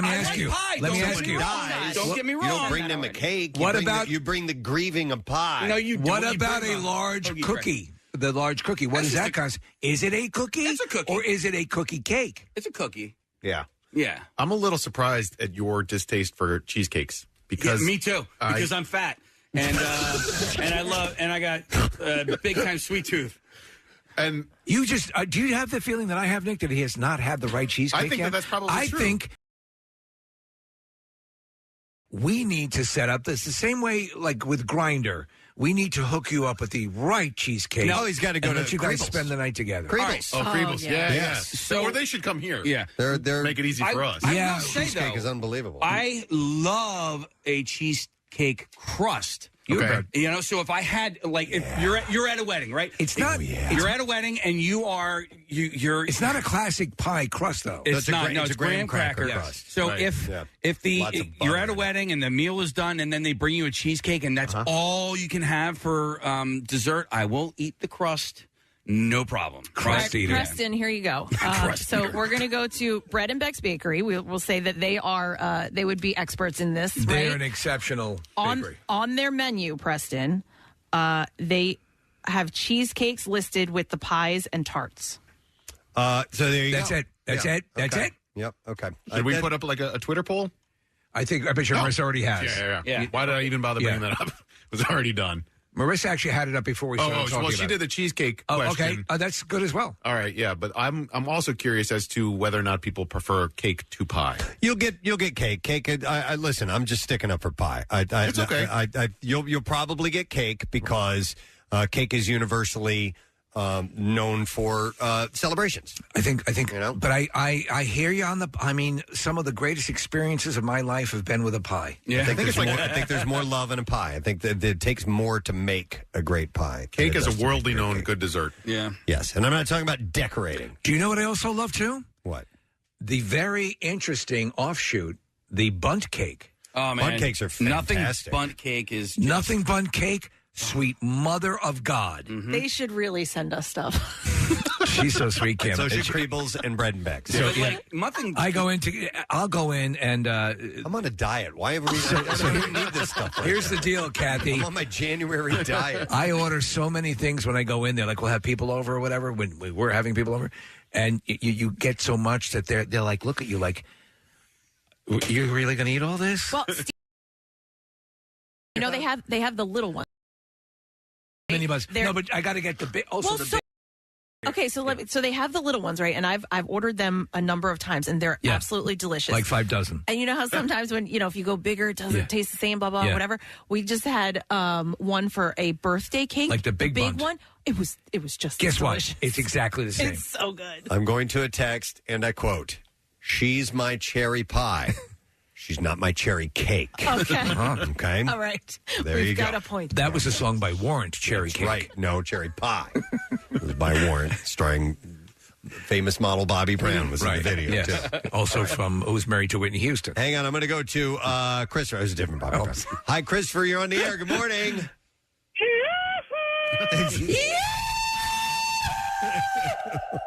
Oh my God, this is insane. This is my first time ever on the radio. Welcome, sir. Oh, my Welcome. God, this And is what crazy. did you want to share with us, sir? So there is someone on the show asked if there was an exclusive pie shop. Yes. In Ambler, Pennsylvania, there is a restaurant called Pie and Plate. Wow. And they are an exclusive pie restaurant. Okay. I And love the- that idea. Good to know. Have you been and do you recommend it? Oh, my God, I highly recommend it. They All have right. some of the best chocolate chess pie and key lime pie. Hell yeah. So not only do they have sweet pies, but they have savory pies like quiche and pot pies. I'm down with that too. What is the name of it again? Pie and Plate. Yeah, it's right on Main Street in Ambler. Oh, All I right. make a good quiche. Thank you, Christopher. Do they make? Are there savory cakes? I guess so. Like meatloaf. Like meatloaf and crab cakes. Yeah, just put an icing on it. Yeah. Cakes. There There you you go. go. Juliana. Hi, Juliana. Good morning. Hello. How are you? Wonderful. What's up, Juliana? So there's an awesome pie place down in Kenneth Square owned by a great gal named Molly, and it's called Nomadic Pies. Nomadic And her crust- pies. Nomadic Pies. We have the website up on our screen here, Juliana, and it looks pretty impressive. Her crusts are the bomb, and all of her ingredients are local. Okay. I love So that. all of her fruit, all of her meat, and if you ever get a chance, you got to try her pie. They're really, really good. I'll say this, and it's been echoed a number of times, and Thank you you, brought it Juliana. up, and Preston, you agree. A great crust is a very elusive thing in the fantastic. world of piedom. If you stumble across a great one, you're lucky. Man, this is a great name Marry for, that crust. for a pie shop. This is in Boyertown. It's called Semper Pie. Oh, I love that. That's great. Is it like veteran owned, maybe? I'm not sure, but it's Semper Pie. That's great. It's on Reading Avenue in Boyertown. I love it. Okay.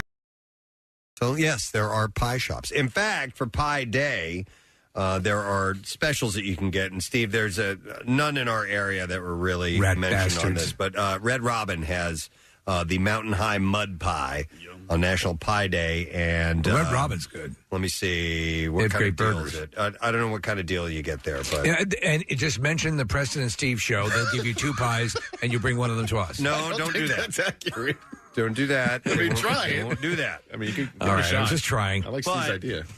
They also have Red Robin also offers unlimited refills on sides when purchasing burger, sandwich, or entree. Unlimited refills on the bottomless root beer float. Bottomless root beer float. And even bottomless entree. The Mac It Yours is swirly twirly pasta. What? Okay. So if that sounds like. all right, so if you How much for a swirly? A swirly twirly. swirlies are blowies, right? No, the toilet. is Well, a swirly. there's 2 different kinds of swirlies. There One is? is the one where your face gets shoved into a toilet and you flush the toilet, and then another swirly. Because my friend was a cab driver and the chick didn't have money and offered him a swirly for a ride. I think she was just a crack whore. She might have been a probably crack whore. Swirly. So she offered to shove his face into a toilet? We also did where you would lick your, spit on your finger and stick That's a it wet willy. in their ear. That's a That's wet a wet willy? willy. That's a wet Yeah. willy. Used best when it's your pinky finger. Also, you can use pinkies for stinky pinkies. Jesus Christ. Can Okay. you stop that? Yeah. What's We better? were talking about cake A and pie pie. or finger blasting? We're talking about hot fruit. Kathy Yeah, hot doesn't fruit, even come like on. that. What's better, apple pie or finger blasting? Yeah.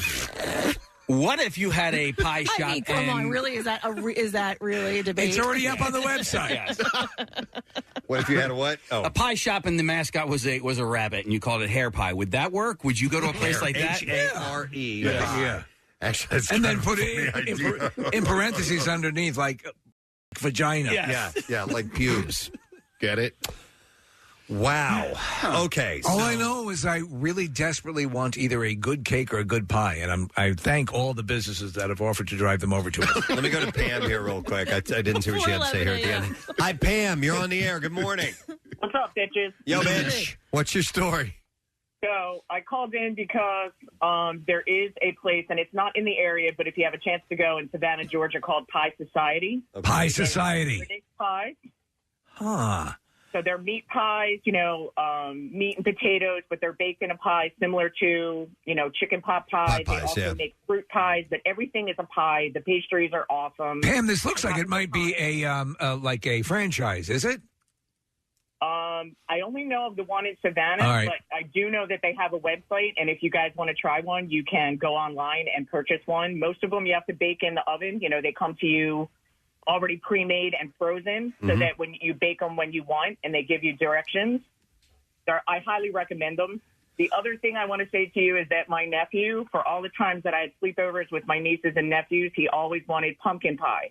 The kids were asked what you I love wanted. pumpkin pie. I made the pie the cake or pie that they wanted, and he was the only one that wanted pie, and I was happy to make him pumpkin pie. I even made him one to take home. What was I think it's a personal preference. What was the cake that the Tom Cruise cake? Thank you, Pam. Tom Cruise pie or whatever that thing that we attempted to order prior to the That was holidays. a cake. Yeah. It's a cake. Yeah. Is that so? I know Marissa hunted it down. They hand cooked them, hand baked them, and but prior to the holidays, they were absolutely unattainable. Yeah.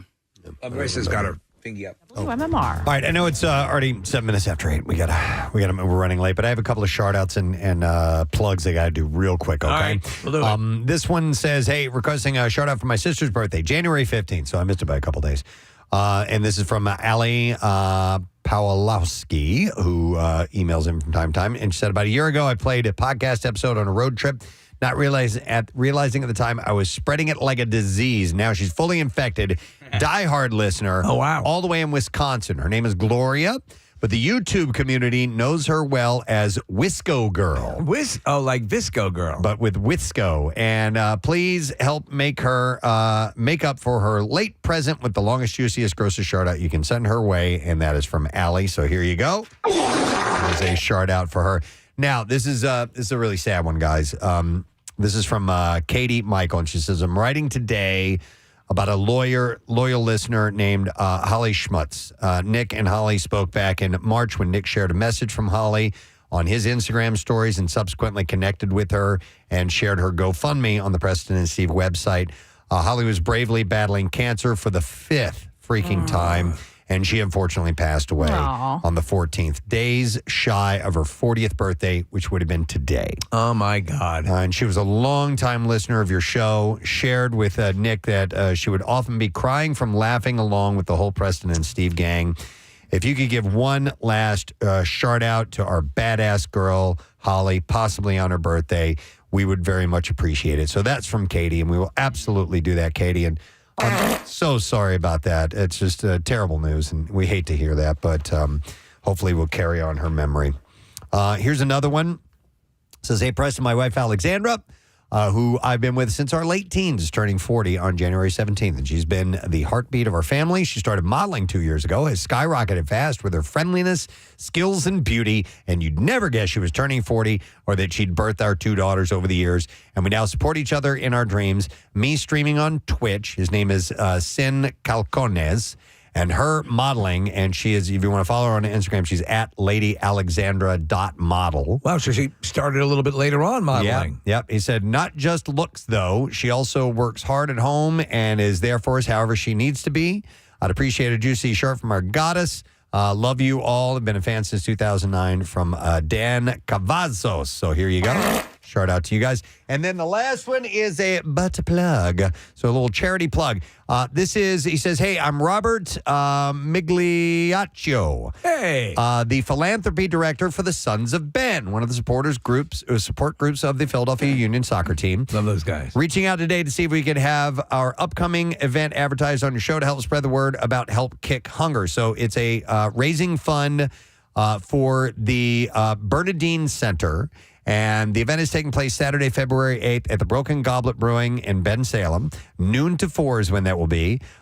Tickets include 2 drink tickets, alcohol and non-alcoholic, a buffet from Cafe Dilla, 3 raffle tickets, and access to more raffles and auctions at the event. In addition, part of your ticket is donated directly to the Bernadine Center of Chester County, of Chester, Pennsylvania.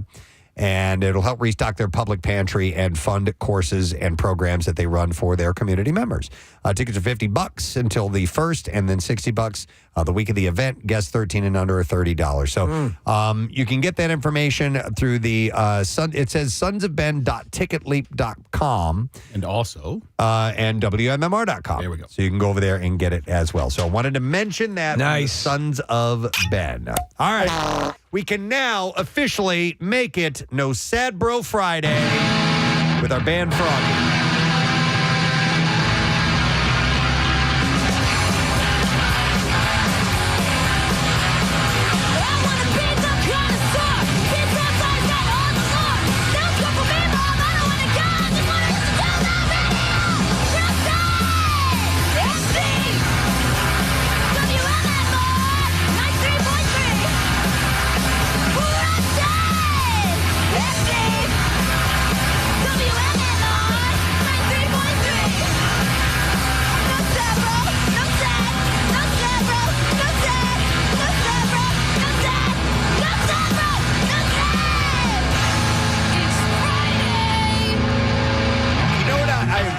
have never noticed until just now is our YouTube feed. When we play that song, all of the people watching will post frog emojis. Oh, that's great. And hand signals and the fingers up and everything. So they love it. They love it. Excellent. All right, let's get to it. WMMR presents Preston and Steve's Bizarre File. Brought to you by Special Olympics Pennsylvania, inviting you to get freezing for a reason at the 2025 Polar Plunge, February 1st, Citizens Bank Park. For more information and register, you can visit phillyplunge.org. That's phillyplunge.org. We will start with this one. Shock tore through the hearts of parents with kids attending a special education school in the Bronx in New York. Gym teacher Dana Barshdorf stands accused of allegedly inserting his genitalia into a Lysol container in front of the class. Not like an aerosol can, right? No, like a bottle. Okay, I got it. In addition, Barshdorf has also been accused of wiping his buttocks with a Lysol wipe in front of 6 students, 11 years old and under. Oh, he's a keeper. As according to a criminal complaint. You kids like this? Barshdorf has been charged by Bronx prosecutors. And I only use Lysol. He pleaded not guilty at his arraignment, and his next court date could be set for Valentine's Day. Hopefully, he'll leave the cleaning products at home for that one, but he is now endorsing the product. Yeah, he's collabing. Yeah. If you've ever felt like you weren't where you were supposed to be, you can empathize with a coyote in Chicago. The animal somehow wandered into the Aldi store and tried to hide in the produce section. Where are the mice? The coyote was stuck in a refrigerated shelf before being removed by an expert. Stan Gert with the Cook County Coyote Project said the coyote did what they do. He tried to hide. He said, Stan Gert, I hear you have a coyote problem. He said they're trying to avoid us. Gert said that animals that wind up in this kind of situation are the ones that haven't found a mate yet. So word of the wise, it's always cuffing season. And if you don't want to wind up stuck in the Aldi's produce refrigerator, remember that. Now, I actually have a second coyote story. Not as lovely as that one. A United Airlines flight was forced to divert back to Chicago O'Hare. This also took place in Chicago. On Sunday after the plane hit a coyote during takeoff. Oh, man. Yeah, the Boeing 737. There were no Aldis around? MAX 9 was carrying 167 passengers and 6 crew members en route to Phoenix when it happened. The pilot declared an emergency and could be heard on air traffic control audio saying the plane hit a pretty big animal. So coyotes can fly, obviously. No. He added that he was concerned about possible damage to the nose and landing gear. And another How big was this coyote? Another plane took passengers to Phoenix later that afternoon. The FAA is investigating. A man in Kentucky was arrested Sunday morning after he rammed into a vehicle. According to the San Mateo Police Department, the man was mad at the other driver because he had his lights on bright. 60. It is annoying, but I don't think you'd need to ram into someone. How about just flash your brights back? 62-year-old Frank Falcone allegedly told police the bright lights upset him because of the brightness and potential radiation. Yeah, the radiation. So this son of a bitch has got his brights on, radiation pouring all over me. He took the next logical step and he rammed the other vehicle with his own. He then allegedly backed up and rammed it at least 2 more times for good measure. And the radiation made me crazy. Falcone was arrested on suspicion of assault with a deadly weapon. So when they talk about high beams, they actually talking about beams of radiation. Maybe that's I didn't even realize. Mm-hmm. Here's a follow-up story. A former employee of Disney World in Florida has pleaded guilty to hacking into the resort's menu system and changing a few things. Specifically, Michael Schur admitted to changing QR codes on the digital menu to direct people to an anti-Israel website. He changed some menu backgrounds to white so that they appear empty, and he added a swastika to another menu. There you go. How magical. He now faces over a decade in prison. Sounds like a white supremacist. And a maximum fine of at least $250,000. All right, then we'll do one more story and wrap it up because we've got a lot of things to get to. A passenger was killed, this is in England, after he was struck by 4 trains at an East London Underground station before being found. Not his day. So the accident... One would be enough. happened as a passenger fell onto the tracks and out of sight. He was hit 4 times before trains were stopped, by a report by the Rail Accident Investigation Branch found. It's like a human pinball machine. It added that a reduced alertness of distraction of train operators could have played a role in why trains were not stopped sooner. The passenger was previously named as Brian Mitchell, a 72-year-old pensioner originally from Edinburgh who was living in London. Mr. Mitchell was sitting on a platform bench before he stood up and immediately stumbled forwards and fell from the platform onto the adjacent track. Unable to get to safety, he lay on the track undiscovered for about 5 minutes before being struck by an arriving train, which then stopped normally in the platform. He was then struck by a further 3 trains as they entered the station platform and traveled through the location where the passenger was lying. At this point, Mr. Mitchell was fatally injured. Really? Yes. When he stumbled forward and fell, he was alone on the platform, so there was no intervention made to prevent the first train from arriving. So he was just getting knocked around by the oncoming trains. Yeah. He died with the first one. He had to Probably. And the other ones were just running over. Yeah, just adding insult to injury. Which is messed up. So obviously, they are investigating this to find out why no one had stopped, seen the body, and all that stuff. And that is what I have in the bizarre file for you. Man, we have a lot going on today. We are going to have Ben Bailey, comedian. You know him from Cash Cab. He's checking in. Jake Mattera, our friend, comedian at Punchline tonight, is going to be stopping by as well. We will have Kathy's seasonal depression bonus activities list coming up in the next segment. But also in the next segment, we are going to have the sax player from the Eagles game last week. Who wowed the internet. Rave reviews for his rendition of the national anthem, and he will be in here, and we'll introduce him and have all that when we get back. So we're doing both the list and the music when we return. Stay with us. Preston and Steve on 93.3. Whirly finger. Steve, we just got a message from Goldbelly that the white chocolate coconut bundt cake from Doan's is now available. So I will gladly purchase so we can taste on the air. Like $150. I will do it, and I will hand that receipt to Bill Weston. It's for the show. Mm-hmm. All right. Anyhow, Sunday is National Pie Day. Should you be a pie person or not? It does incite the passions, doesn't it? It's what we love. All right, that's all we're going to have time for. For Connoisseur this morning. I think we solved a lot of issues. Did we? Well, we do have a poll that's up, and is cheesecake a pie or a cake? And then do we have another one, pie versus cake? Okay, so you can vote. Now, I expect cake to win, but I believe that pie has more love. Throw out pie versus finger blast. It's what I believe. All right, Connoisseur, outro music Yeah, I'm as stuck we... here. The screen got stuck. It's frozen. Yeah. Oh.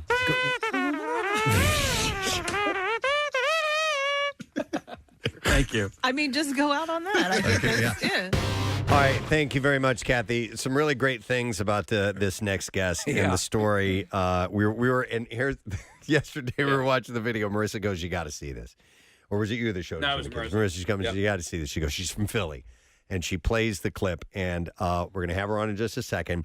A reporter in West Virginia, a TV station, doing a live report, gets hit by a car. Mm-hmm. And not like a little tap. Like she got hit and knocked to the ground. Gets right back up again and continues the report. And I told Casey I felt like totally big timing yesterday because we're sitting here watching this, and I go, that's great. Get her on. Get her on tomorrow.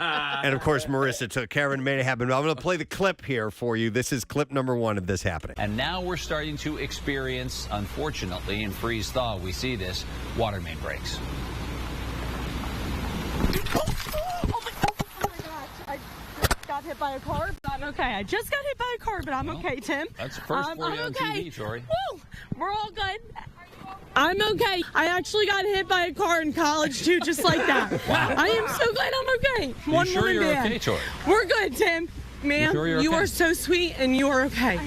It is all good. Oh, my God. Is that the woman that hit her? Yeah, I think so. Yeah. And I was, when she said I got hit by a car in college one time, I was like, oh, my God. It's okay. I get hit by vehicles often. And then one last part to play here. All right, here we go. You know, it's my last week on the job, and I think this would happen. So you were bumped specifically to me, Tim. Were you bumped down low, Tori, or were you hit up high? I couldn't tell from the looking. Oh, Do you know if I was bumped down, low, or up high, sir? I just saw you disappear I don't out even of the know. screen. I don't even know, Tim. My whole life just flashed before my eyes. Oh my God. The pride of Plymouth White Marsh. Please welcome Tori Yorgi. Yeah. So this morning. Thank you. Hi, Thank you. Oh my God. Oh my God. Are you okay? Yeah, I am okay. I am good. I'm just a little sore. Thank you for asking, but I'm totally okay. So what happened was it wasn't a head-on. It was more of like a side swipe, but a fairly vigorous side swipe, correct? Yeah. You know, I thought about it afterwards, and I was really grateful for the way that she had hit me because she pushed me forward. And, you know, I don't know, it went a lot of wrong ways. So I was just, she swat. I guess she must have hit me with the headlight and tossed me essentially. But it was good. There was a patch of snow. And I think that might have helped break my fall. I'm not really sure because I kind of, blanked out a little, but it's all good. Yeah, we just got back up and kept going with it. Okay, so what day did this happen? Was this on Wednesday? This was on Wednesday night, at 11. Wednesday night. So then it hits the social media craze on Thursday. Yes. Today, you were on the Today Show this morning. Oh, yeah. And so I would imagine yesterday was an absolute whirlwind for you, right? Oh, yeah, it was for sure. I've never had so many text messages, emails, calls. It was crazy. And everyone wishing me well. It was so nice. I feel like, I definitely need to go through all them and thank everybody because I really appreciate it. But, fortunately, I was good. I was at an apartment complex. I was off the roadway, just right at the entrance of where you would drive up the hill or down the hill. And, this is West Virginia, so it was a pretty steep hill. Right. But she was coming out of the complex. So luckily, she was going slow enough, that it wasn't too bad. Now, it wasn't too bad. I think what happened, what people instantly connected to is that you had just been sideswiped. You're saying to her, you're so sweet, and you were concerned about her, and people immediately heard you. You didn't jump up and go, "You crazy bitch! What did you do?" You took a more sober approach to the whole thing, and that's I think what people connected to. You were clearly concerned about her as well. Yeah, no, and I appreciate that. And a lot of people are saying that, the thing is she didn't mean to do it. And I could tell as soon as she got out of the car, her voice was super distraught. And I was like, you know what? I haven't hit anybody, but I've definitely been in a situation where I, was like, oh, I can't believe I just did that. So I didn't want to make it any worse on her, and I, and now I feel even worse because it's like everywhere. So she's just kind of, probably having to see it more and more. But she was really a nice person and genuinely didn't mean it. So I just figured, let me just reassure her, let her know I'm good. Everything's fine. We're good. When Marissa told me you were from our area, I was almost expecting you to go, "It's okay, I'm from Philly." Yeah. No, yeah. Oh, I was going to say, we got to hear about the college thing. All right. What's that story? I know. Do you know, it's funny. I don't know why that was like the first words to come out of my mouth. I really don't know. It was one of those things, just shock, Yeah. But basically in college, I went to Penn State University, and I was walking home from the library one night, true story, and I was walking past an alleyway, and the guy just rolled a stop. And he wasn't going, not maybe like 10 miles an hour, if that, just gave me a little push. Mm-hmm. And he got out all concerned. I was like, dude, it's good. Just keep going. We're good. And I just kept walking. And then, so I think in my head, I was trying to just reassure her, this has happened. It's fine. I get hit all the time. Yeah.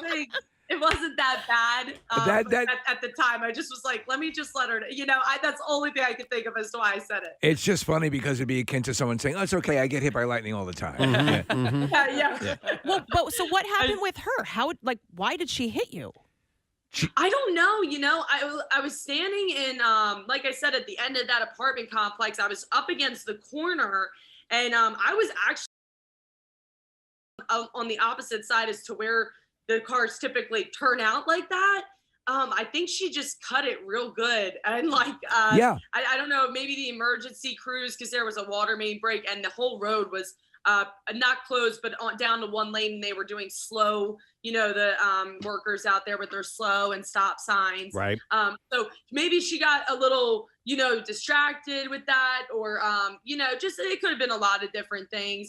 I definitely know I will not be doing a live shot in that area, in that spot ever again, though. Well, I've learned from this. It's all good. I don't need to get hit by another car. Yeah, it's clearly, and this is a common thing. They send you do the live shot from a location where a water main break or whatever, and it happens constantly. But I mean, we've had stories here. We had the Fox 29 reporter Steve Keeley just got blasted by a snowplow. And that became a viral sensation. The truth of the matter is, you guys are out doing this stuff. Are we good there? Yeah, you guys are out and doing this stuff, and it's always a risk when you're standing roadside or by something that might distract a driver. So, do they? When you're one of these kind of reporters that's going out to this sort of thing, do they give you a little instruction on how to maintain your safety while you're out there? Yeah, they definitely do. And, we do have safety gear if needed, but I wasn't on the road. Yeah. So I didn't think, I just had so many indicators that I'm in a safe spot. Even the water guys were like, yeah, just park up there. You won't be in our way. You'll be good. And I was like, okay, great. This is going to work out so good. And but the thing is there is a lot of journalists out there now taking this incident and they're, kind of advocating for journalism safety. And I totally understand. I think it's a conversation that should be had. However, in that moment, I did not feel in danger. Right. Had I felt in danger, I would have left, and my boss would have never second guessed it. She's first to tell me, just head out if you're not feeling safe. Cool. But, it's just one of those freak accidents. But yeah, they do teach us to be safe and stuff. I don't know. It was just a crazy incident.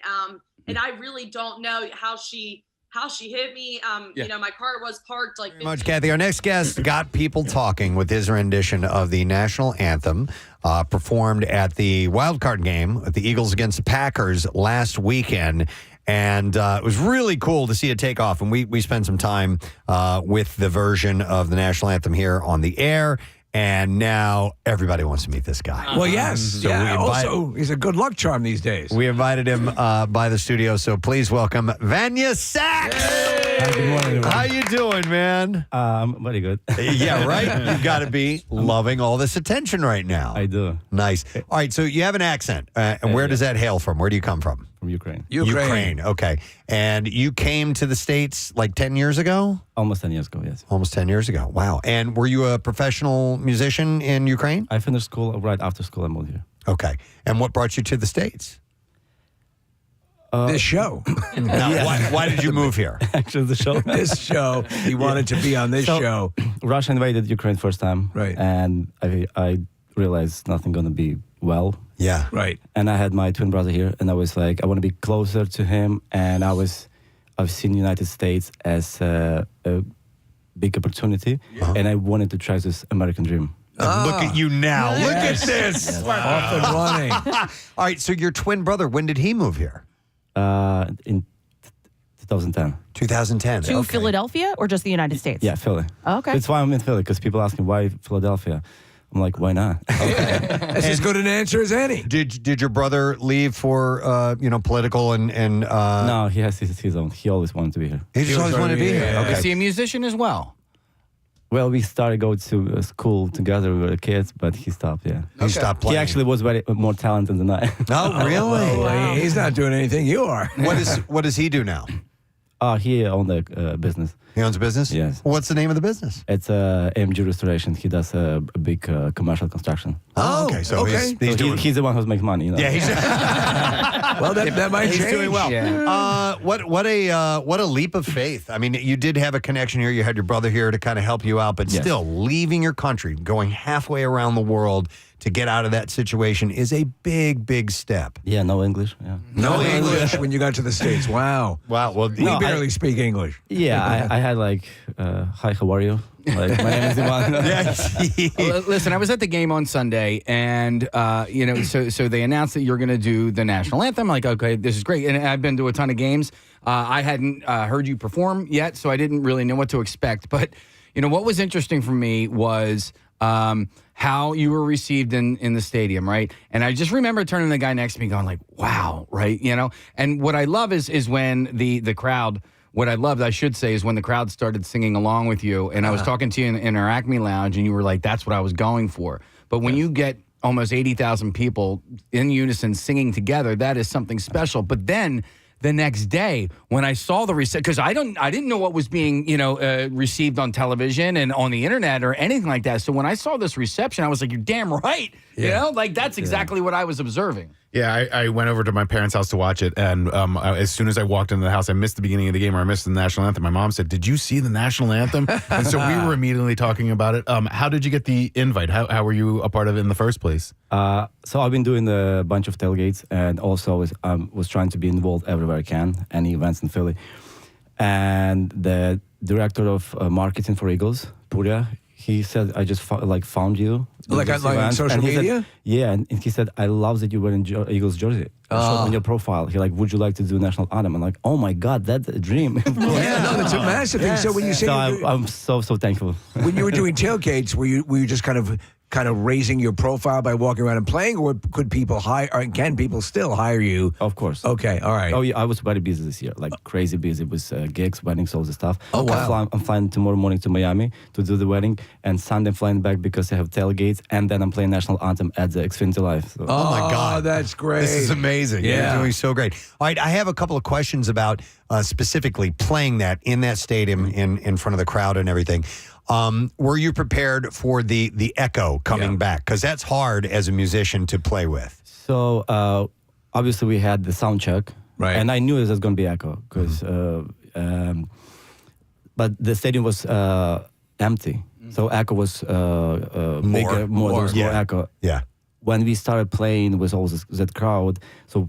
Sometimes people were screaming, so I couldn't be able to hear even saxophone myself. Wow. That's why it was hard to play because I didn't have the ear monitor. So okay, but I was going for that people will sing because it's national anthem. Yeah. People kind of pray for the game, Yeah. So I was just hoping that's going to happen. Well, it worked. Yeah, it worked. And sometimes when you're asked to do the national anthem, unless it's a big, high-profile Super Bowl type game, there's no in-ear monitors. They don't give you a warm-up. Yeah. They just say, here's the microphone, go do it. And then you have to, it's trial by fire. The other question I had is when you hit the line, the land of the free, you held that note a very long time. At first, I thought you were doing circular breathing. I thought you were going to really drag it out. No. But you held that note for a long time. So I can hold the note a little longer, but we were on the timing. Yes. It was supposed to be less than 2 minutes. And I knew that my solo will be somewhere up to 140. Yeah. But also, when you're doing this, you have no idea how it's going. So I didn't want to hold longer, but the way I'm doing it, I'm making sure this note, it's not clear. It's a little bit has this Yeah. So that's why I hold on just on one breath. Okay. And I don't even know how to do the circle breath. You can't do circular breathing? No. Oh, okay. So when everybody's singing along with you and you hit that note, how was that adrenaline? How did that crowd, the response? I waited for that. I was hoping. So you never know how it's going to go, especially you're not just playing at the concert. Sure. The people bought the tickets already came to see you. That's they will accept you or not. This is a game, and this is Philadelphia Eagles fan on the stadium, So I was like, I will do this way. I know it's going to work. And I hope it's going to work. well, to that point. So you do that, and you get the reaction, and you're out there. I mean, are you stunned, or do you immediately realize I nailed this mother? Yeah, I realized that. Oh, there we go. I was like, yes. I was waiting for them to start screaming. They start screaming okay, good. Got it. You have such an interesting story. Besides, coming here from Ukraine, but you have performed, from what I've read, for celebrities in the past, including Snoop Dogg and Dolph Lundgren. Is this true? Oh my God. So Dolph Lundgren. When I came here, I used to do construction, right? But still, in Northeast Philadelphia, there's a couple Ukrainian Russian restaurants. So I was on the weekends trying to keep playing music, and they were filming Rocky Balboa. A second part, I think. Right, yes. And Dolph Lundgren, he just said to his people, I want to try Russian food. So I'm playing there, and he's walking in. I'm like, oh my God. And my friends I've been working with, they're like, who is this? I'm like, are you kidding me? This is Dolph Lundgren. Yeah. So, and Well, they were sitting there and I was playing, like, oh my God, I'm playing for Dolph Lundgren. Yeah. That was like, 8 years ago? I know, Okay. 7. And with Snoop Dogg, we just did the wedding together, So we performed, he came, and it's not like I played for him, but we did the wedding, we performed, he came, we were on the stage together, but he stayed, and all of us were able to hang out with him, take pictures, and he's great guy. Yes. That's awesome. Hey, I have a question about the instrument. So you have an alto sax in front of you here. Can a saxophone player play every type of saxophone, soprano, all the tenor sax? Are they all the same? They have the same keys, or are they different? So they have different keys. The alto and the baritone saxophone have the same key. Soprano and tenor have the same key. So let's say B flat, it's on alto. E flat on alto, and the B flat it's on tenor and soprano. So if you wanna play the same song, you have to learn a different key. Okay. Yeah. But the fingering is the same? Fingers the same, but the sound different. But the sound is different. When you hit G note on the altos and you hit G note on soprano, you have to kind of get used to it. So when I was in school, I always make sure I can play all of them. Okay. And correct me if I'm wrong, by the way, and Preston, you'd mentioned this, and we talk about sometimes the cost of instruments and various instruments. I'm under the assumption that a saxophone is one of the more expensive because it just looks like it's a lot more going on there. Well, I think the most expensive is the violin because it has those old ones. It's go for millions. But saxophone is very expensive. But of the wind instruments. Yeah, mine I got in 2012, I think. Okay. It was brand new. It was Selma reference, model of Mark 6. And it's a Dolph Lundgren autograph special. Yeah, it's expensive. Yeah. You can, Steve, you can spend a lot of money on a sax. Yeah. My son plays. And, Nick's son plays saxophone. Yeah, you absolutely can. I'm curious about like growing up in the Ukraine and listening to American saxophone. Like what inspired you when you were a kid in Ukraine? Was it American music? Of course. So I was a kid. So first. I didn't have a computer, we didn't have first CD I had was Kenny G. Kenny G! Sure, that makes sense. And I love him, yeah. Now he can do circular breathing. Like 45 minutes, I think. Yeah. But there's, Clarence Clemens and all these, contemporary musicians that play sax. David Sanborn, there's a lot of I love those. So later I learned about David Sanborn, Eric Marienthal, Candy Dulfer. I think she did the great career. Yeah. Kirk Whalum, I love him. Tom Scott. Yes, all of them. And oldest one, like Charlie Parker. And sure. Coltrane?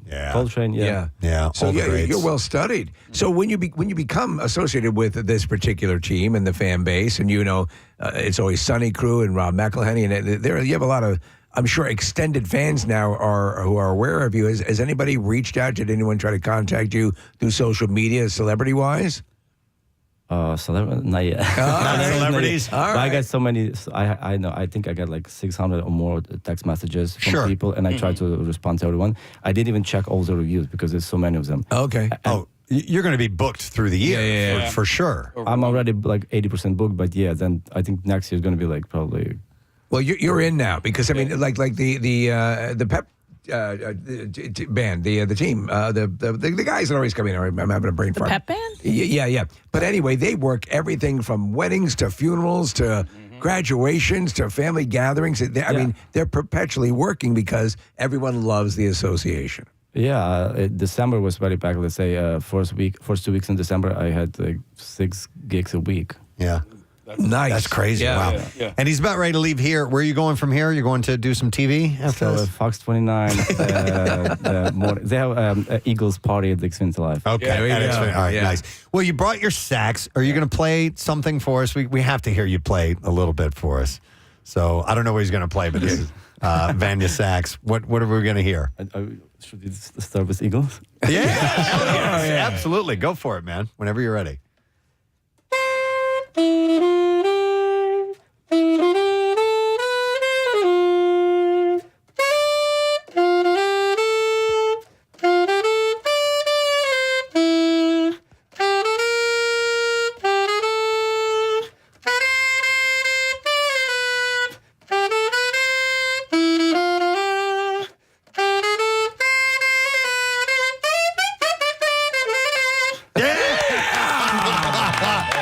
was hoping jazzed for it a up. little flourish on the end there. Marissa says you can play "Living on a Prayer" from Bon Jovi. I can try. She asked what rock songs do you do. So the DJ's playing this song at the weddings all the time. So. At weddings, yeah. All right. I was there.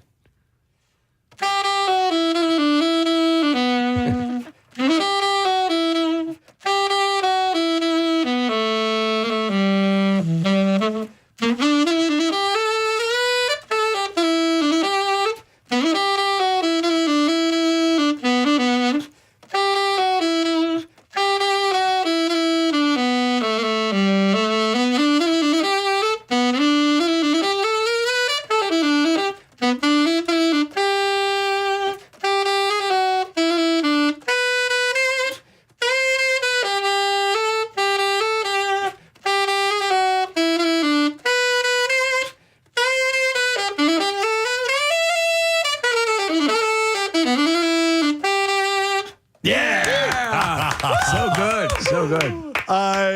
What is the highest note that you can hit on that?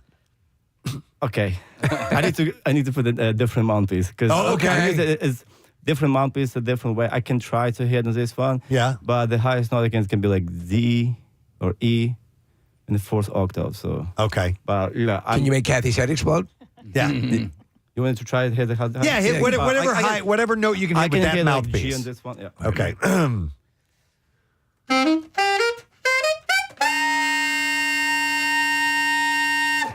Love that. I love that. That has a wild undertone under there too. It's not just that note. There's another one Yes, underneath there. there's a way for you to do it. Eric Marantel uses that all the time, and I love the way he does it. Oh, that's so cool.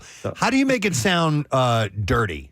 You know what I mean? You have to overpress with your teeth a little bit. Go a little bit further on your mouthpiece to and hit the reeds. Okay. A little bit stronger, and your air.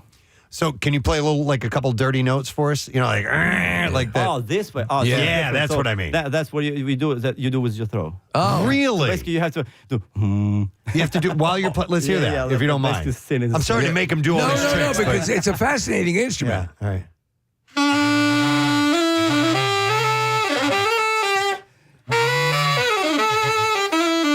Yeah. It's like a kazoo almost. Yeah, I personally don't really like that. I'm not using it, but this is the way you do it. Right. I mean, that's what I think gives that instrument so much expression as opposed to some other instruments that you've got a little leeway to play with it a little bit, you know? Yeah, especially with rock music, I think. Yeah. You know, so that's people love to.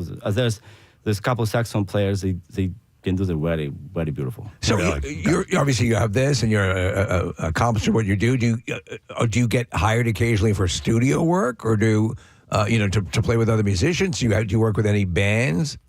I just recorded a solo for the Mike. Hi, Mike. He write his music. He's from Philly. He saw me playing somewhere like in December. He reached out to me like, "Hey, I'll pay you. Can you do a solo for me?" And I'm like, "Yeah, sure. How much you want?" I'm like, "I don't know." So I was very busy, so he waited for like a month, and then I finally finished. And he texted me and said, "Hey, can I post the song like on my social media?" I'm like, "Of course." Yeah. So I said, "How much I want?" I'm like, "Just take it." Just take it. Really? That's very nice of you. But you got to take some money now and then. I got calls already for charities, so that's what I always was trying to do. All right, and that's very nice. And I said, if the charge is not on my way with my gigs, I'll just do it. Like, how much? I'm like, no, just give the money.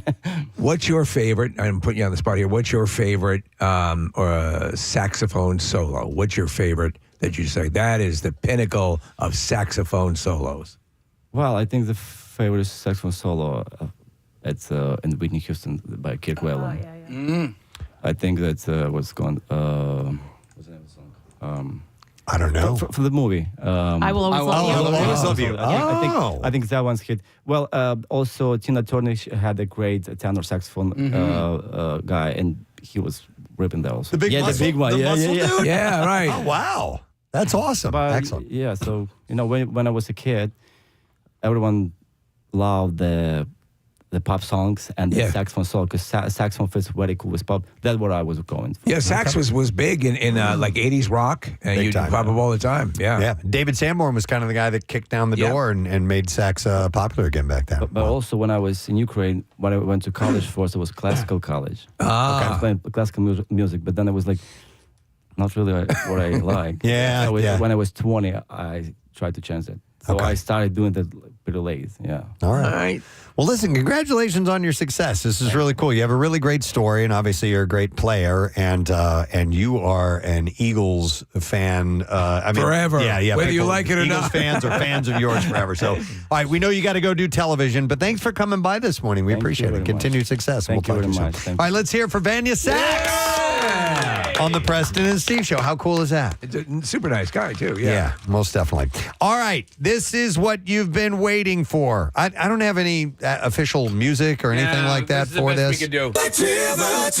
Oh, that's what we had to edit the activities jingle. We have another one as well. Activities. Seasonal depression. Activities. Yeah, that's a good Seasonal one. depression. Activities. All right, Kathy's. We will need some mood music though, if you don't mind. Kathy's seasonal depression activities list. You had found out. Normally, we don't do an activities list this time of year, but just kind of looking around, you're like, there's a lot of stuff going on. Yeah, I was looking for stuff to do, after the holidays. It's like kind of, I go so fast over the holidays and then it just all slows down. I'm like, I need something to do. And then all these things started popping up. So I have a ton of things that you can do this weekend and, and into the winter. A lot of. And you know what? Get off your ass and get out and do some of this stuff, because a lot of times people just I don't want to, but you'll have the stuff you're going to mention. There's some great stuff. Yeah, it's cold weather activities. A lot of fire and ice, Valentine's Day things. So we'll start with a fire and ice activity. It's in Peddler's Village. This is one of my favorite activities. They've been doing it for years, but they had it last weekend and then this weekend. So it's today and tomorrow from 4 until 8 o'clock, and they have live fire artistry and ice carving demonstrations. They'll have fire pits out throughout Peddler's Village, outdoor food and drinks, a village-wide display of 30 ice sculptures. And when they do the live ice carving there, it's really cool. What is fire artistry? So there's like a guy, tossing fire around, twirling sticks with fire on it, the fire blowing, like all that kind of stuff. Awesome. Peddler's Village is awesome. Yeah, they'll have a live DJ, Jack Frost scavenger hunt with prizes. These are the last weekends of the holiday light display. So all of their lights that were up over the holidays are still up, and there's free admission and free parking for this. And with all the famous people living in New Hope now, you may run into some celebrities while you're there. Gigi Hadid. Hey, and you know what? I have I've basically confirmed Taylor Swift bought a house in Bucks County. Whoa! Yeah. Wow. Okay, so next up is the Chester County Cart Company. This is an event that's taking place, a workshop on February 8th. She's having a Galentine's Day floral design workshop at the Paradox Vineyard in Landenberg, Pennsylvania. So it's a little bit of a drive here, but for our listeners out towards like the Kennett Square area, Oxford area, this is for you. On February 8th at 6 o'clock, you can sip on wine while you choose blooms from the flower cart to make your own Galentine's Day arrangement. A ticket to the workshop comes with your first glass of wine or beer. Have you noticed that some of the most popular activities, at least with you, Kathy, involve wine and or margaritas? Of course. Yes. I'm not really going to go anywhere unless I can get a drink. I need to mention that this list is sponsored by Acme Markets. Yay. Fresh foods, local flavors, and the entire list is posted at PrestonandSteve.com. Hey, and by the way, this whole flower cart thing, this is like the new thing to do, or I forget what they call a bloom bar. So you basically go in and there's tons of flowers there, and you make your own flower display. Yeah. So another ice event, Ice on State. This is in Media, January 25th and 26th. It's a 2-day event hosted by the Media Business Authority and presented by Visit Delco. The town will be scattered with ice sculptures created by Ice Sculpture Philly Company. They will also be doing live carvings at the clock tower with a DJ. They're going to have ice cornhole boards. Oh, really? Yeah. I dig that. Great idea. An ice slide and ice tic-tac-toe. Icibian? That's fun. An Icibian. Dude, I wonder how hard ice cornhole will be. Because With of, how you would slippery imagine, it because of the is. slippery, yeah. Uh-huh. So beginning at noon on Saturday, the 25th, and concluding at 4 o'clock, where they say until the ice melts on Sunday, January 26th. You can shop the local boutiques, eat at the amazing restaurants in Media, and make sure you visit the Pennsylvania Veteran Museum. And there, you know what? There's actually, I just recently went to a new restaurant. Well, it was new for me. I don't know how long it's been there, but Departure, it's a tapas-style restaurant in Media. It was great. Oh. Yeah. And then also staying in media, but this is sort of its own activity. Media has a Valentine's Day pop-up bar. You know, we see all the holiday ones all over the place, right? So they did have a holiday pop-up bar, but they're transitioning into Valentine's Day. And I don't know if I'm pronouncing it correctly, and I am 50% Irish, but Steve is Sheeben. Siobhan? Or Siobhan? Yeah. Is it Siobhan? Yeah. Okay. Irish pub at the Townhouse. So you guys know where the Townhouse is. Yes. It's right off to the side, and the pub goes from enchanting holiday wonderland to a romantic Valentine's Day hideaway to a St. Patrick's Day celebration, actually. Each visit offers something new. They have great cocktails. You guys know I love a good cocktail. And a lot of times these pop-up bars, they just give you like a sugary drink. Now their cocktails were great. The food was delicious. Do you know what the decorations are? I mean, do they have a Valentine's Day, all hearts. All hearts? It's Wow. pink. It's red. You know, little bears holding hearts. Like social media activation worthy, right? Oh, absolutely. Yeah. Oh, All sorry. right. I thought you had a question. No, I was signaling Nick. Oh, okay. Yeah, so that's cute. That's in media. That's a couple of things happening. Seasonal depression. Next up, another Fire Ice event in Skipback. This is, I believe, the first time they're doing this. It's February 21st and 22nd. So you have a little ways, before it happens. Right. But you can join Skipback Village for the brand new Frost and Flame experience. It's a 2-day event full of fire and ice, spectacular ice sculptures by Hatfield Ice Concepts. By the way, I didn't know there were so many ice carving companies in our area. You're blowing my mind with all. I didn't realize this fire and ice thing. It seems like This is the thing to do. And I will say Peddler's Village, I think, started this, but now everybody's kind of joining in. Fire artistry performances here as well, live music, kids activities, food, beverage, all of it. And that is Friday and Saturday, February 21st and 22nd. Preston, while we're in Skipback, Seasonal depression. we're going to do a workshop. Oh, yes. You love those. Guess where? At Floral and Hardy. Of course. A lovely homage to Laurel and Hardy. Floral and Hardy is holding a new workshop to decorate your own heart-shaped grapevine wreath with dried florals for Valentine's Day. Each guest will decorate their own 12-inch wreath with a variety of dried flowers. You'll receive a 10% discount to purchase anything at Floral and Hardy while you're attending the workshop. Now, most of their workshops are held outside. Anybody who goes there knows that, but they're actually holding this one inside. It's a little cold.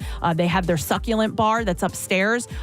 You'll be in the plant loft doing this activity. So this is called a grapevine wreath? Yeah, grapevine, is sort of like the sticks that are all This looks together. amazing. I know if I were to do it, it'll look like an autopsy.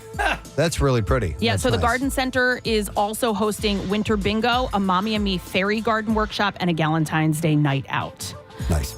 We're going to Chestnut Hill next. On Seasonal depression. On February 8th, Saturday, February 8th, Chestnut Hill is celebrating their small business community. That's where I am. So again, this year, it's a day of love where you can celebrate in Chestnut Hill with Valentine's Day themed fun and specials. And it's sort of an appreciation to all of the businesses there. The Love Chestnut Hill raffle will be back.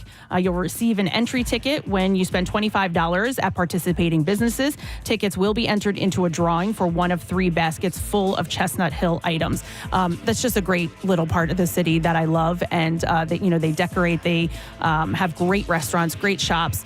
So if you go there on Saturday, February 8th, support small businesses. It's love for this that part of the city. Winterfest at Elmwood Park Zoo is February 15th and 16th.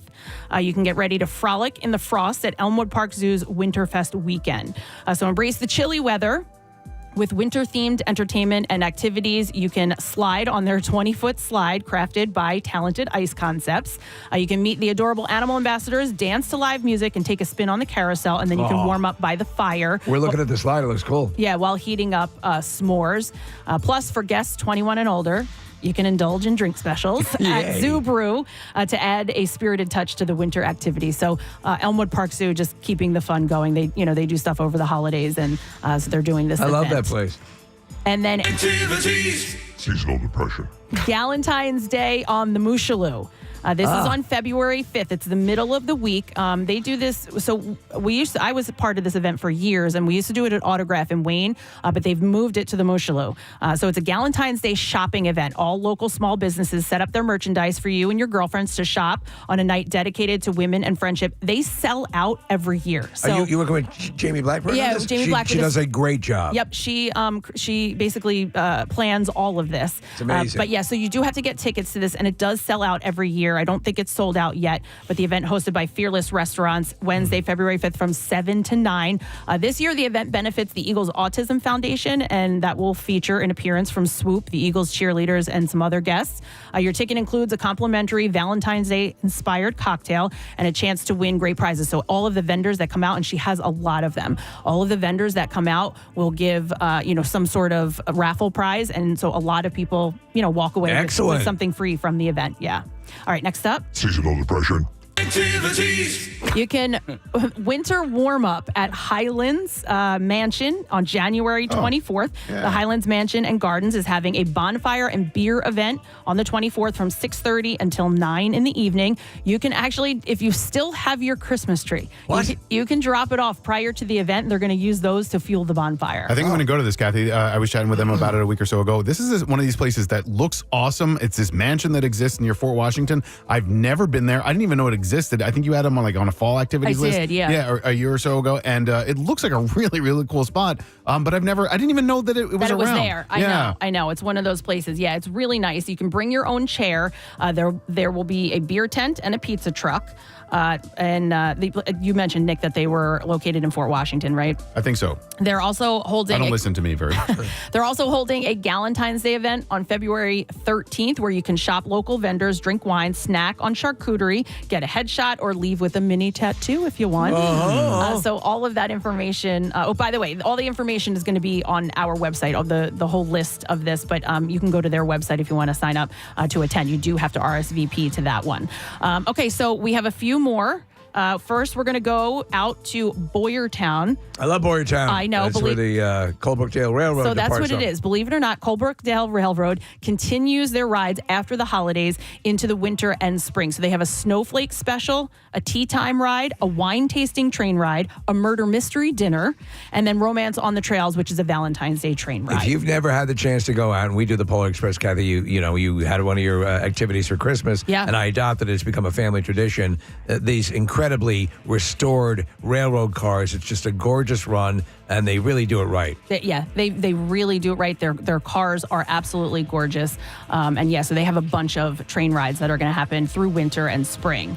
Then we're going to go to Upper Dublin. They're having a Fire and Ice Festival. It will feature entertainment and activities, including music, strolling entertainers, food trucks, beer and wine garden, a skating rink, an ice throne. They'll have axe throwing, a snow party, curling, inflatables, all of this happening on February 22nd and 23rd. Seasonal depression.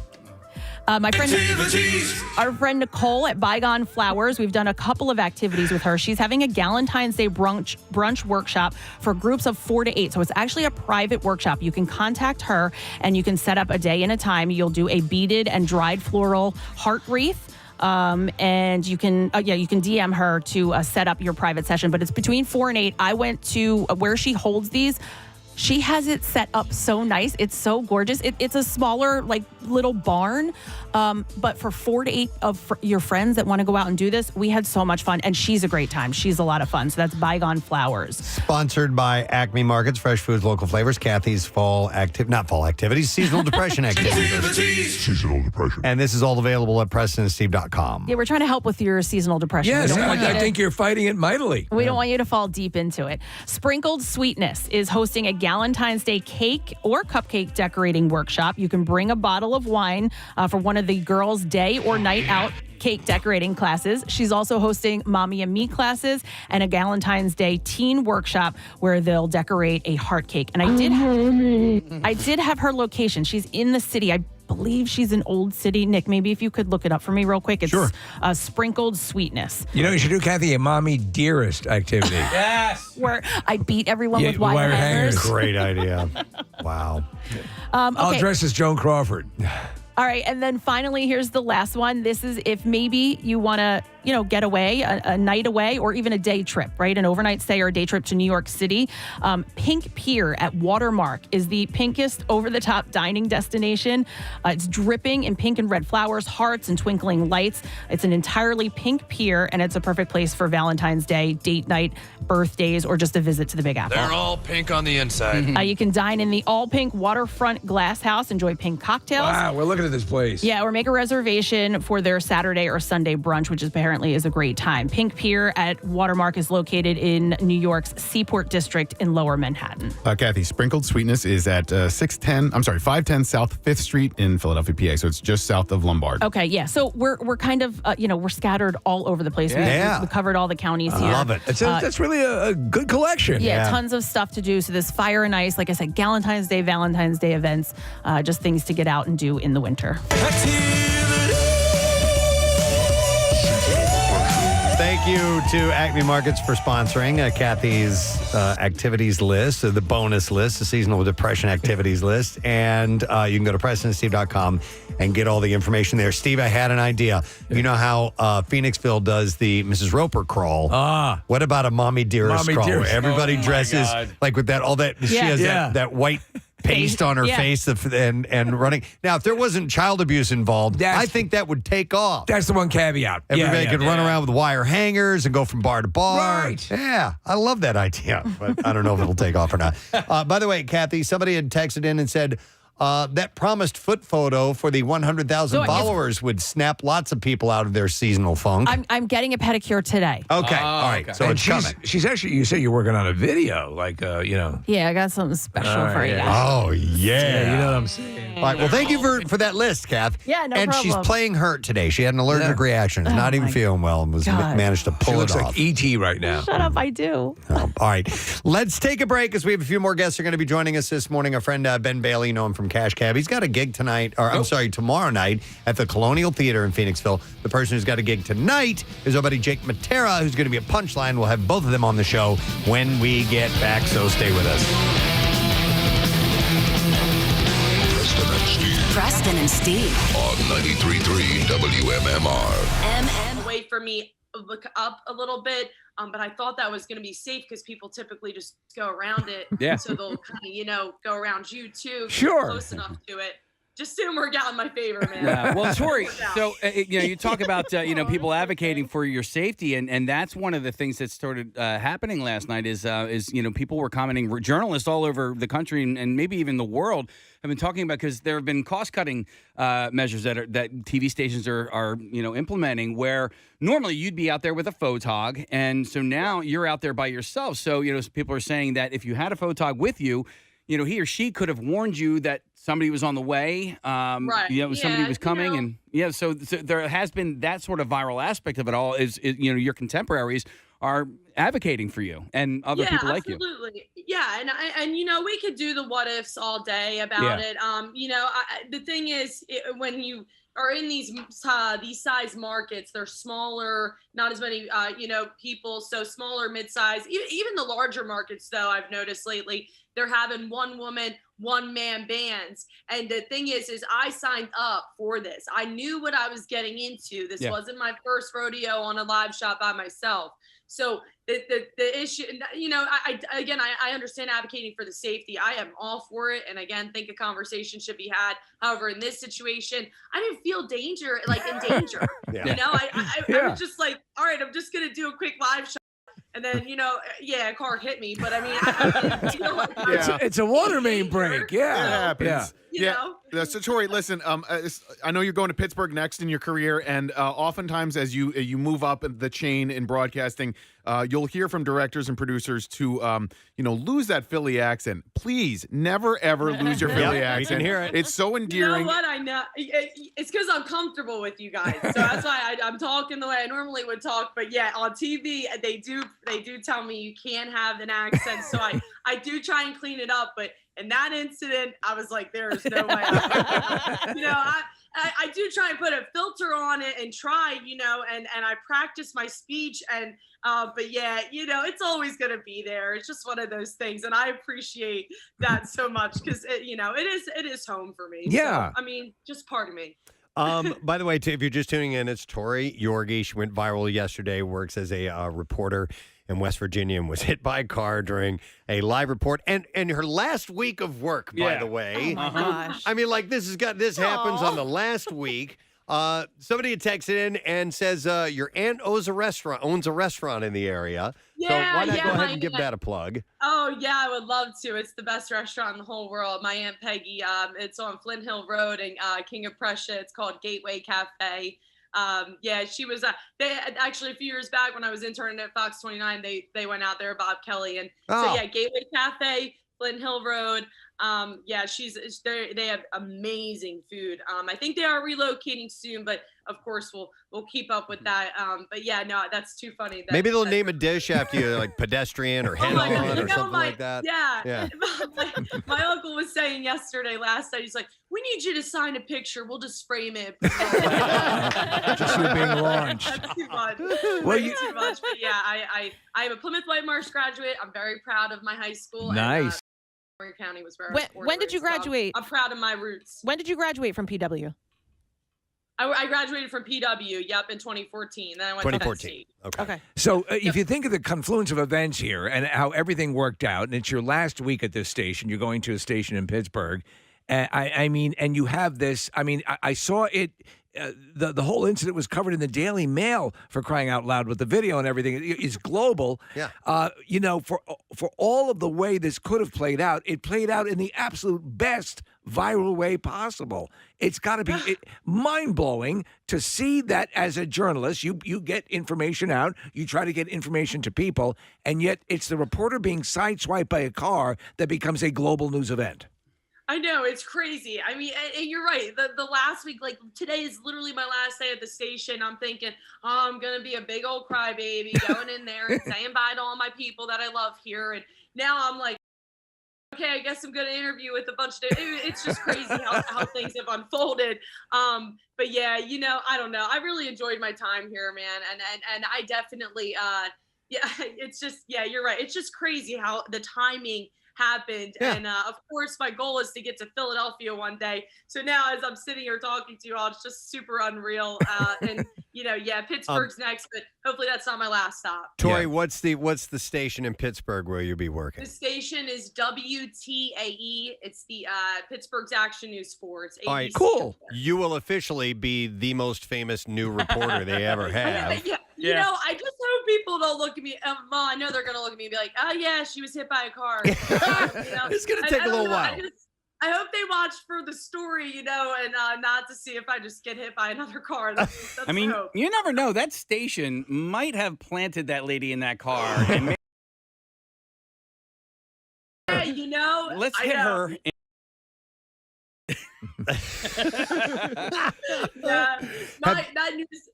That station too, they did call me like right away the first thing the next morning and checked on me, and they were that's super nice. sweet That's about cool. it. Did they want to have you on for an interview or anything like that? No, I think he was like, no, I told him I was a little overwhelmed with like the request that I got yesterday. So I think he was kind of, you know, we'll get her when we get her, and it'll all be good. Yeah. So no, I haven't been on there yet. So, but you know, it's kind of a weird situation. Yes, absolutely. All the way around. Tori, I know you're a big Eagles fan. Did you see that Lane Johnson actually tweeted at you yesterday? Oh my goodness. Yeah.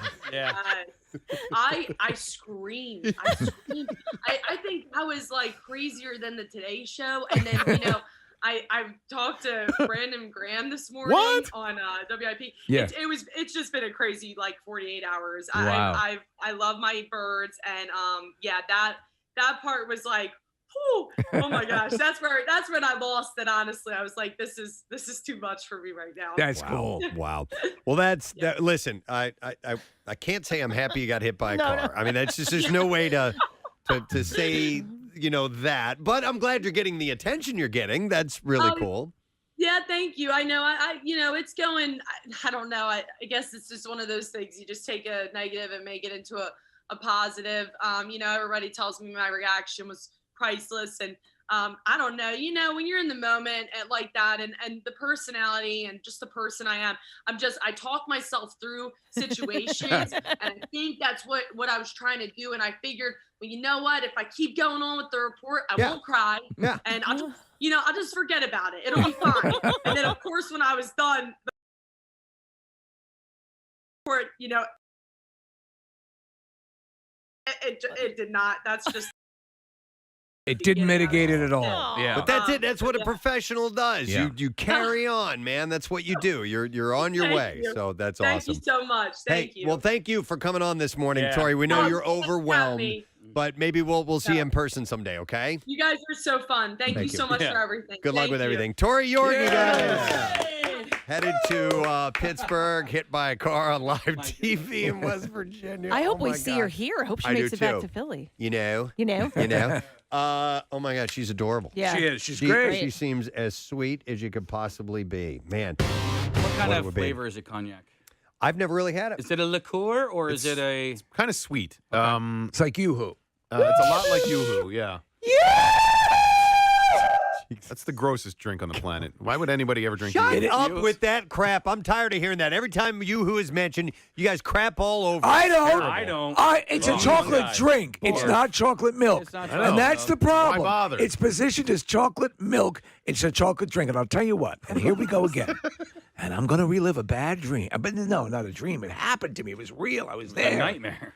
Field trip to the Bronx Zoo. My mother was actually one of our Chaperones. chaperones. So she puts my Yoo-hoo into the freezer so it'll be nice and cold when we're walking around. Oh. What happens? We arrive at the zoo, walking around. It's overcast, little light drizzle. Then comes time for lunch. I sit down.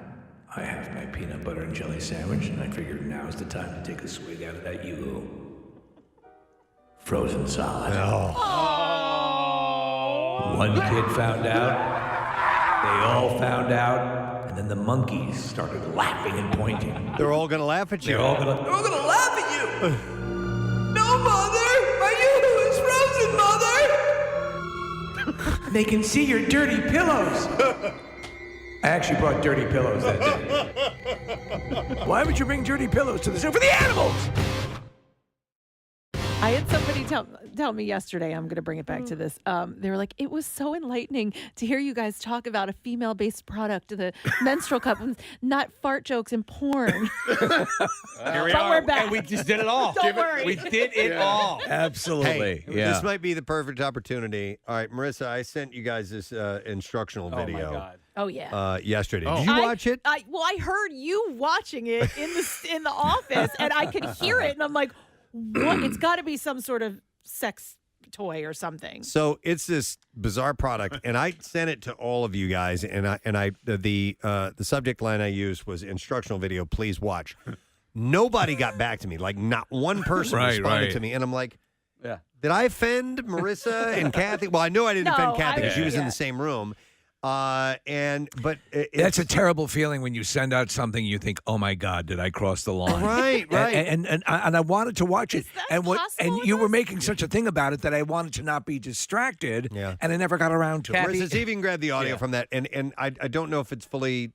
If we can play it or not, but there are specific body parts. I don't think it talks about insertion or anything like that, but it is this quote-unquote massage piece of machinery that is one of the most involved-looking things I've ever seen. If it's indeed made for, it has to be. Back here is the carburetor. Oh my God, Yeah, it's complicated. Oh, It yeah. is. Yeah. And it is there for pleasure, right? You know, if you make it all the way through, okay, you know, because things go in things and other things go in other things. And there are some things that and we've talked. I remember one time we did. I think we were doing an appearance at maybe Risque's store or whatever when it existed, and there were things in there I would have thought were actually involved in construction that were that. There's no way that is a sexual thing. But Kath, when you were talking about sending things to people, and I have done that, I've sent things to you, and I'm like, oh, I shouldn't have done that. And then I go, oh wait, no, she has sent me the picture of that guy sitting on the on the side of his bed with his giant penis. with his giant thing hanging out. I'm like, okay, I think I might be safe here.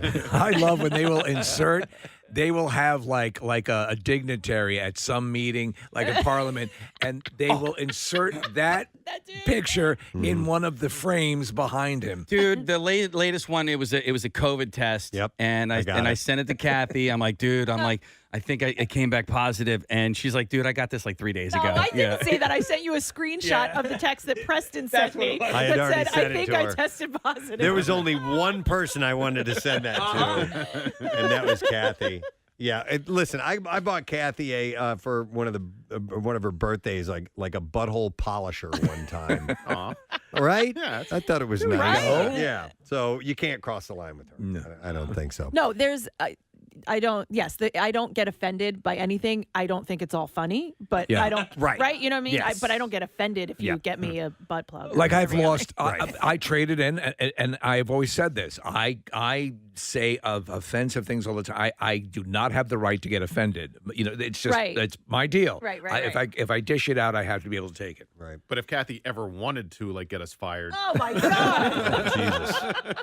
Oh yeah, there's so much ammo. It's not even. Then all you have to do remotely is funny. show the text from her on the phone. 33 WMMR. All right, thank you very much, Kath. Our next guest is going to be performing at the lovely Colonial Theater. We love that theater. Phoenixville. Yep, we are intimately aware of the venue, and it's great. And he will be there tomorrow night, 8 o'clock is the show, and he's going to catch the red eye from Maui to make it in time. So we have got Mr. Ben Bailey joining us via Zoom this morning. Hey, Ben. Good morning, everybody. What's going on? Oh, my God. So we're watching you on Zoom, and you have an awesome background. It is an ocean beach scene that is tropical. Is that your standard? Is that your default when you chat with people via Zoom? I figured it was appropriate since I'm not there in person because of the icy weather. I would throw a little warmth in here behind me. We got to tell you. I'm sure if you guys are going to be able to see it well or not. No, it looks good. The roads are very passable, I have to say. We've got a light dusting. Yeah. So, A major change in the weather here.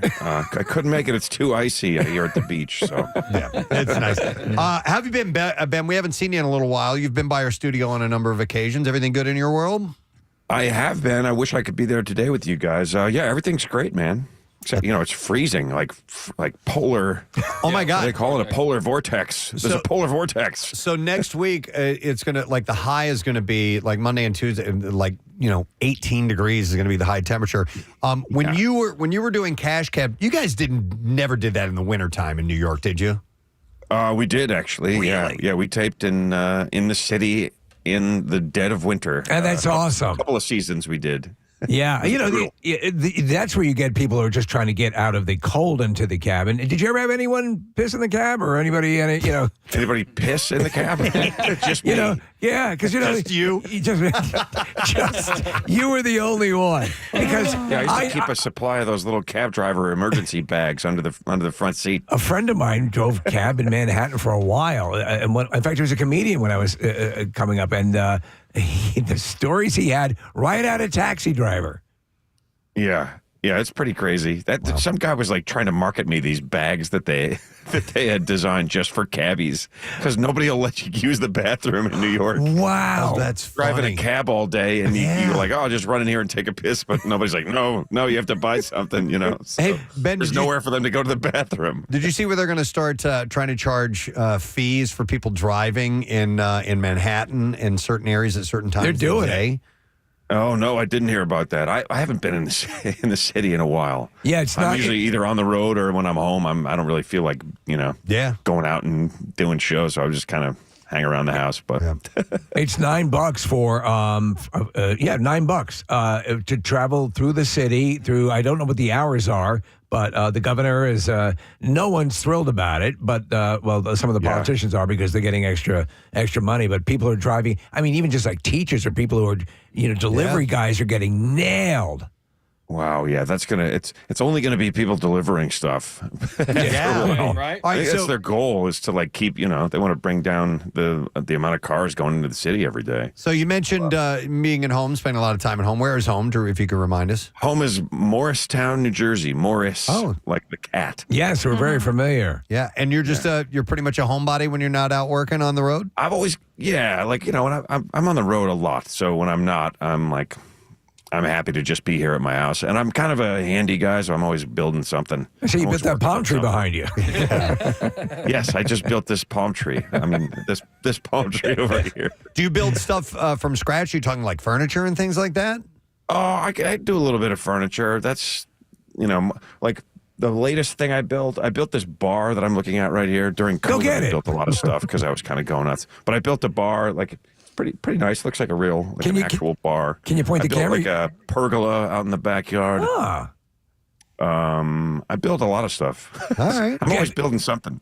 Have you ever been offered a DIY show, or are you any interest in that? Because you're it's funny. I put together I've redid houses and sold them and stuff, and I put together a reel and almost had a show where I bought and flipped houses, but they're they weren't convinced that I'd be able to sell the houses. They're like, you do really nice work, but we're not sure you're going to be able to sell them. I'm like, we think you're good, but you're incompetent. They liked what I did as far as the work, but yeah. I was like, well, we'll get a real estate agent to sell them. I don't have to do that part myself. So being a homebody, is it as a comedian, is it I would think you need to be out and about though to gather material, living life, going through, running into people, doing daily stuff. Where does your material come to you from? You would think so, right? You might think that, or one would reasonably think that. I don't know, man. My jokes always just kind of fall out of the sky. Like I write about a joke about the subway when I haven't been on the subway in years. Like it. They come from nowhere. They don't really come from interaction. I mean, once in a while, somebody will say something to me that's so stupid or so weird that it'll strike me as something to write about. Does it take you a lot to orchestrate? Because you had your recent special, and I assume the goal is with many comedians that we talk to. There's always the collection of material that ends up giving you about an hour, with the result being, whether you do it on YouTube or whatever, you have a special that you memorialize the material with. Yeah. I did. I just released a new one called Please Tell Me What I Said. It's on my YouTube channel, Ben Bailey Comedy. And honestly, that's an hour that was supposed to tape in 2020. And when I was going to tape a new special, I launched a new tour, all that stuff that just disappeared because of the pandemic. And last year, I was like, all right, it's been 4 years. I need to tape this thing and get it out there. Yeah. So that's material that had been around a while. And now, which is, a good lead into the gig tomorrow night, I have a whole new set that's coming along, and it'll be my next one. Are you familiar with the legend of the Colonial Theater? Do you know how it figures prominently in sci-fi lore? I do know that it is where the original Blob was filmed, and they still have Blob Fest every year. I've been there, a handful of times over the years, not in a while, but I'm looking forward to going back. It's a really cool little town. Yeah, we do our Christmas miracle broadcast where we have a bunch of listeners come down and sort of say thanks to a group of people as proxy. Yeah, we love that theater. Yeah, I do too. I can't wait to go back there, man. And the town too. It's not just the theater. The theater is really nice, but that little town is like this is right next to Philadelphia. Yeah. It doesn't feel like it. It feels like a quaint little town out in the middle of nowhere or something. It's such a cool spot. You got to get Mayor Pete. Their mayor is really a character. He's a really fun guy. And Mayor Pete, he just goes by his first name. Mayor Pete, yeah. He's awesome. That's small town. And he gives out votive candles with his image on it. It's hilarious. Oh wow! Yeah. Vote for Pete. I'll vote for Pete. Pete, come to the show and bring me a candle. I'll vote for you. So, what are you looking at? What are you looking at this year, Ben? Obviously, you're touring, you're hitting the road, you're doing all that stuff. Anything special in your world that's going on? I'm kind of back to just being a stand-up comedian at this point. The cash cab is parked. It's in my garage, actually. I'm looking to sell it if anybody's looking for a... Well, can you piss in it? That's my question. But so I've always wanted to produce my own stuff. So I'm one thing that I'm currently in the process of building is I built this giant garage, which is going to double as a sound stage. And I'm going to start producing my own stuff. Are you doing lots of different stuff? Podcasts and stuff? Everyone builds their own podcast. Everybody's doing podcasts, and everybody's like, you should do a podcast. And I'm like, I don't want to do a podcast. How about you build a porn set in your garage? And then it could be a porn set. It could double as a porn set, I guess. There's room. That'd be great, But it's big enough that I could build a couple different sets, and I can shoot, a full-on production house here. You sound far handier than you were indicating initially. You're building all this crap. Right? Well, I could build. I could do a fair amount of stuff. All right. Well, we'll hire you as a contractor of the comedy. I put all new windows and doors and trim and stuff in my house. Is there anything that's off limits for you? Will you not touch plumbing or electric?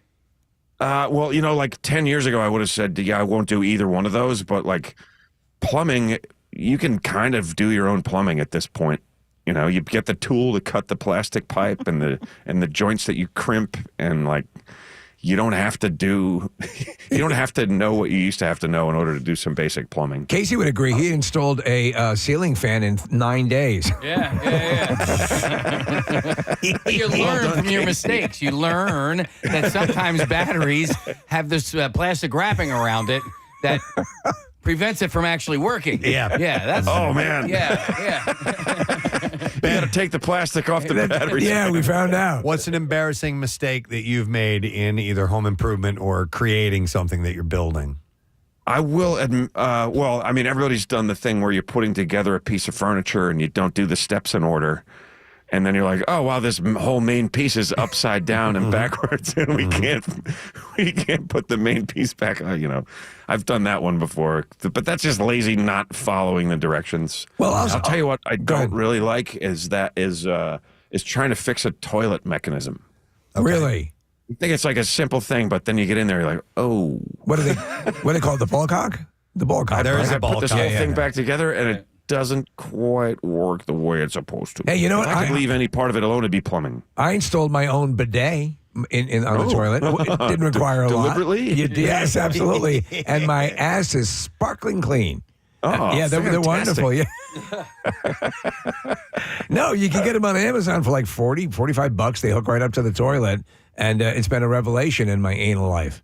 It just goes right in the toilet. You don't have a separate. So you basically take it off the water source coming up, and you just it sort of splits the nozzle, and it's off to the side. You adjust. It's almost like you're Captain Kirk there, where you got the little thing, and you turn it, and then now you can get one that actually heats up the water. I don't need that. I don't want to be one of these elitists. You're with spraying water up cold water right on your cold. Yeah, cold. Yeah, it's cold. That'll wake you right up this time of year. It's like having a Polar Klondike bar. vortex. Yeah, It's hitting home. Oh my God, man! I've not come around. You just hear like a from your bathroom. Oh, he's done. He's going to be out in a minute. You hear the scream. He's coming out in a couple of minutes. Hey, we get up at like 3:45 in the morning. Anything that will help. Oh yeah, that's a good point. Yeah, Get you I up wasn't and thinking going. about that. Wow. All right. Well, listen, Yeah, Ben. I want to congratulate you guys. I thought I looked online and I saw a thing saying you guys are in the Radio Hall of Fame. Yes, we are the National Radio Hall of Fame. Yeah, we got thank you. Nominated and inducted. We appreciate that. Yeah, it was That's fantastic, man. Pretty cool. And it's now listed as one of their major clerical errors. Yeah, we're in the. Ben, are you an award winner of any type that we're not aware of? Well, I don't know what you're aware of, but I've got a bunch of daytime Emmy awards. That's awesome. That's amazing. And so, how many of those you have, and where do you have them set up in the home? I have 6 of them, and they are right over here in my studio behind the door. So if you open this door to come in, you completely block them. That's how you do it. Now that's a design plan. Yeah. How do I make sure that I didn't know what to do with them. You know, people are like, put them right where anyone that comes to the house can see them. You know, I'm like, no, I don't want to do that. Right. It looks like I think they kind of don't feel real to me. You know, they've been sitting in here for years, and I'm just like, it's just something very surreal about it. Yeah. You know, it's kind of weird. The Emmy, the award itself, the statue, I think is the most lethal of all of these statues. I think it's the one you could kill someone easily. Oh, with. you could, yeah. The lightning bolts out of the back. Should I grab one and grab one? Yeah. We'll kill actually, some time. can people see this? Yeah. We'll kill some time while you go get it. So there are these big sharp lightning bolts that point out from it, and if you needed to stab someone, I think the National Radio Hall of Fame award is pretty good too. It has a nice point on the top. It's dense, yeah. Oh, there it is. There Ben's you got go. his Emmy, one of his Emmys. Honest to God, I would turn that into my keychain. I would take that everywhere I went with me if I had one of those. Actually, they're wings, right? They're not. Yeah. They're wings, but they look like lightning bolts. Those are cool, man. The first time I went, Bob Barker won, and Ellen DeGeneres presented the award. Oh. And she went up and did this breakdown of like what the statue is and what it means, and it was hilarious. It was like a 5-minute thing about she did on the award. A woman with lightning bolts shooting out of her back, and that you could use to kill someone. And did you get to interact with Bob? Did you get to chat with Bob Barker? No, I did not. But Trebek, I was friends with Trebek. Were you? How good were you?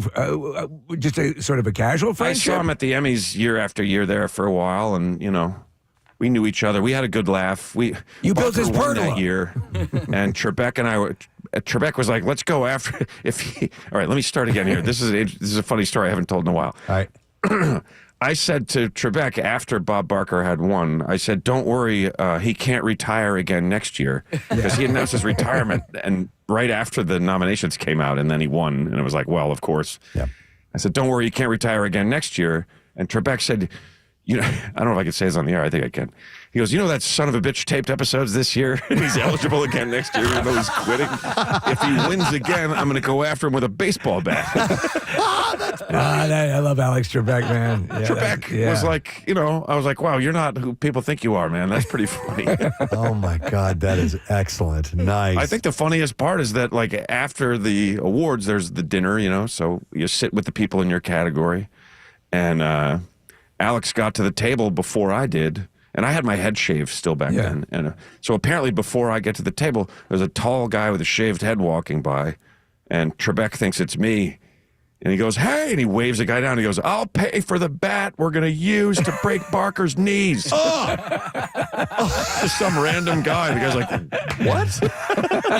Okay, Mr. Trebek. All right. Yeah. Okay, Alex Trebek, whatever you're talking about, man. That is a scream. Oh, my goodness. Wow. Well, that's really cool. That's nice you won those awards. And it was. Thank you. It was very unexpected and very cool. Yeah. So we can say award-winning comedian. Yes. At the Colonial Emmy Theater. Award. That's what I say at the shows. Why you not? could say, if you really want them to feel like they're getting their money's worth, you could say Emmy Award-winning multi-Emmy Award-winning comedian. Well, the gig is... Leave out the daytime. The gig is tomorrow night at 8 o'clock at the wonderful Colonial Theater in Phoenixville. You can get tickets going through thecolonialtheater.com. Ben, anything social media-wise you want us to mention? I know you said something about your YouTube channel. Yeah, check out my new special on my YouTube channel, which is Ben Bailey Comedy. It's a full hour. It's free. It's called Ben Bailey, Please Tell Me What I Said. And, follow me on the socials, on Facebook and Instagram and all that stuff. All right, excellent. Clips and see where I'm going to be. And nice. Yeah, expect more stuff, more content coming from here in my house, Triple B Studios, this year. We will. And no snow tomorrow, so you should be good. The weather actually, it's going to be like the warmest day of the week, so tomorrow night should be pretty solid. Oh, good. Yeah, I got to do that drive tomorrow that I didn't do today. All right. The Colonial Theater. Ben, it's good to catch up with you. Have a great night, and we'll talk to you soon, okay? Guys, great to see you, man. Thanks too. a lot. Ben Bailey! Ben Bailey. Colonial Theater, like I said, tomorrow night, 8 o'clock is when that show is, and tickets available at thecolonialtheater.com. So we got your tomorrow night covered. But what about tonight? What are you going to do tonight while you're sitting there staring at yourself in the mirror? I would love to go to Punchline Philly. I think that would be a perfect place to go to. Right. Wouldn't it be, especially because Jake Mattera is performing there tonight. How you doing, you Hey, old guys. so-and-so? Oh, I missed you so much. You too. Oh, I love so you much guys. so I didn't even recognize you in the hallway. Yeah, you like this? Witness protection. I know. That's I come by and I go, hey, you waiting for somebody? Seriously, I didn't know who it was. Oh, my God. We've known Jake. Jake's a former intern of ours. We've known him for decades. Since and 2009. He's got actually a lot of scruff going on in the You family. actually look like a commercial fisherman. I've been trying to grow this since March, and it will not connect. I look too much like Nanette, so I had to try to grow something in to differentiate myself. No, it's good, though. It's very manly. Yeah, you think so? Yeah. All right, I'll try. If you were just to concentrate on the mustache, could you work that a little bit better? All right. Okay. I'm getting grooming tips from Steve. I'm just asking. Okay. I'll try. I mean, because I'm thinking perfect storm. You could work that. Get lost on a tuna boat. More like a Civil War old country buffet general. I don't know.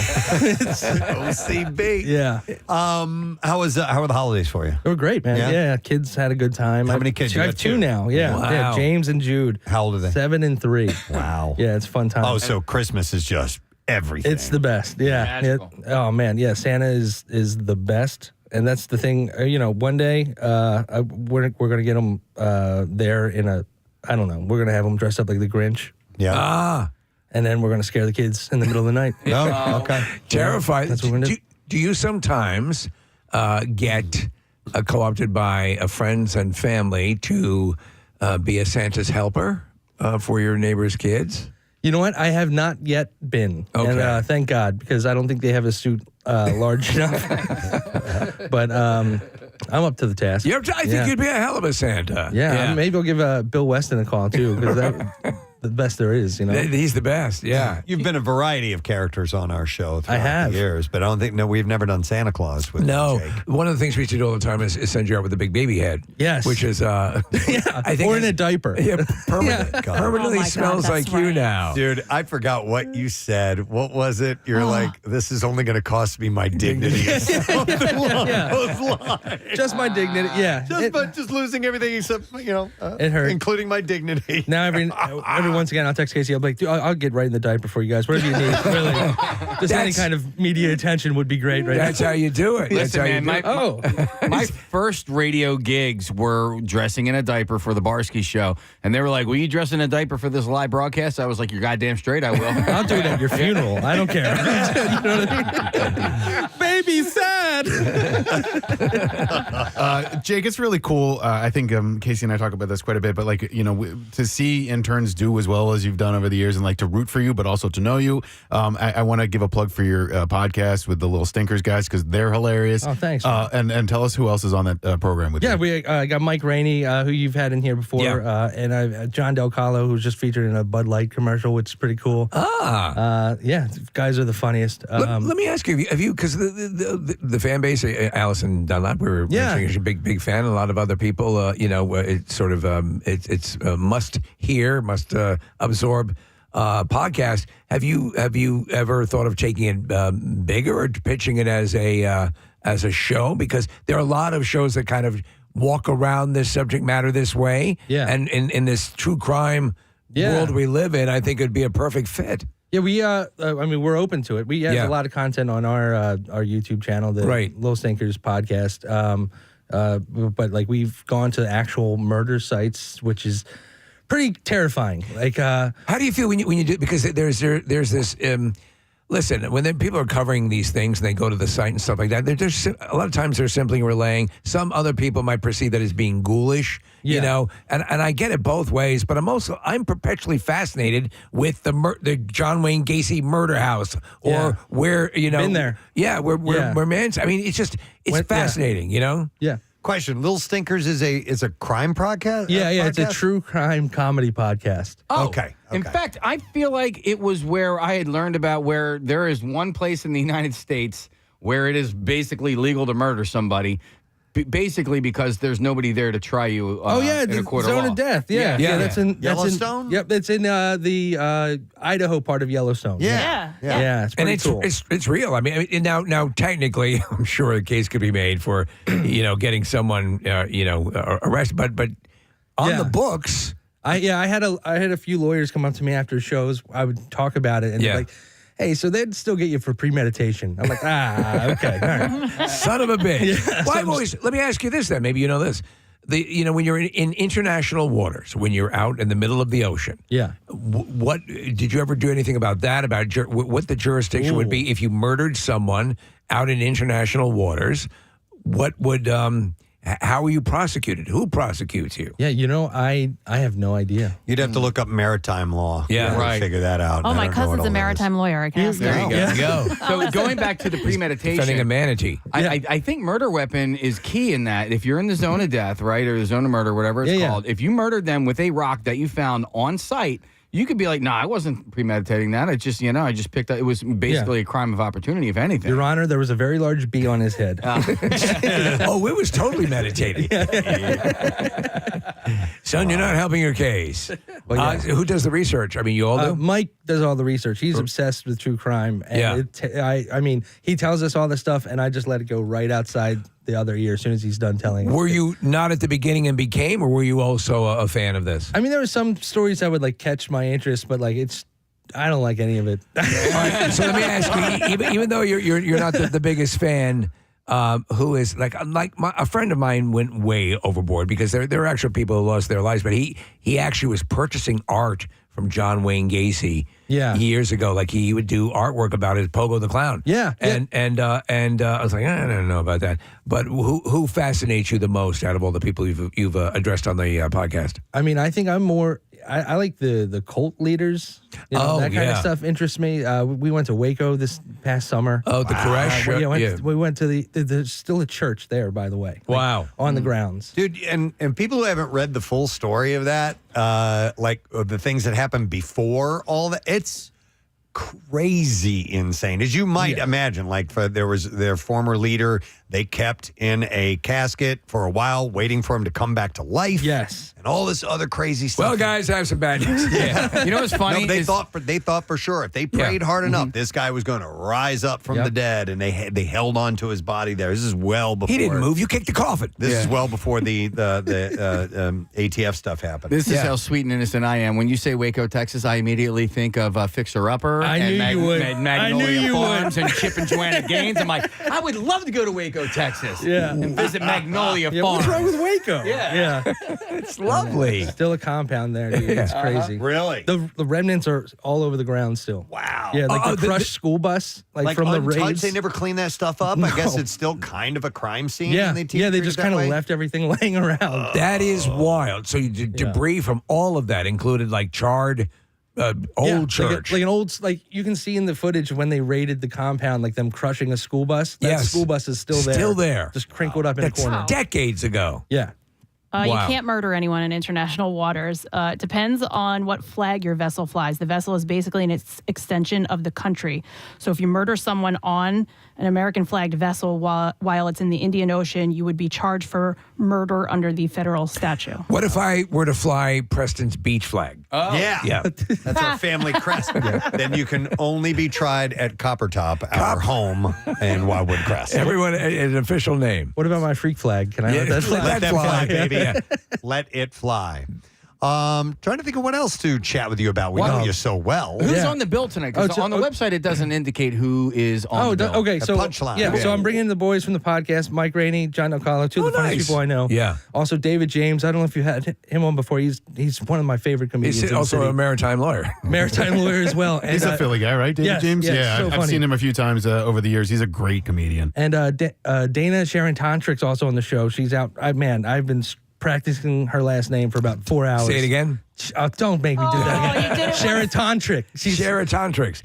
Chick. It sounds like something that helps you quit smoking. I need something to help me quit a lot of things. Yeah, that's for sure. I love how supportive of comedy is, especially in Philadelphia, or I see it, especially in Philadelphia. I mean, you guys come out for one another all the time, and to see you and Pat House and people that we've known for a long time. That hack. I only said his name because he listens quite a bit. He's a terrible comedian. Oh my God, Pat's the best, man. He's great. By the way, are there other comedians that hate other comedians? Oh, phew. Where's the off button on this thing? Yeah. Really? Oh, man. And you see it, huh? Oh, I see it all, baby. Wow. Inside source right here. All right. Yeah. Is it more of a personality thing, or is it a jealousy thing because of I don't like. Yeah. Oh, it's definitely personality. I mean, we all have people we hate working with, right? I mean, who do you guys hate working with? Oh, man. Kathy. Myself. Yeah, my God. He stole one of Kathy's activities today for his.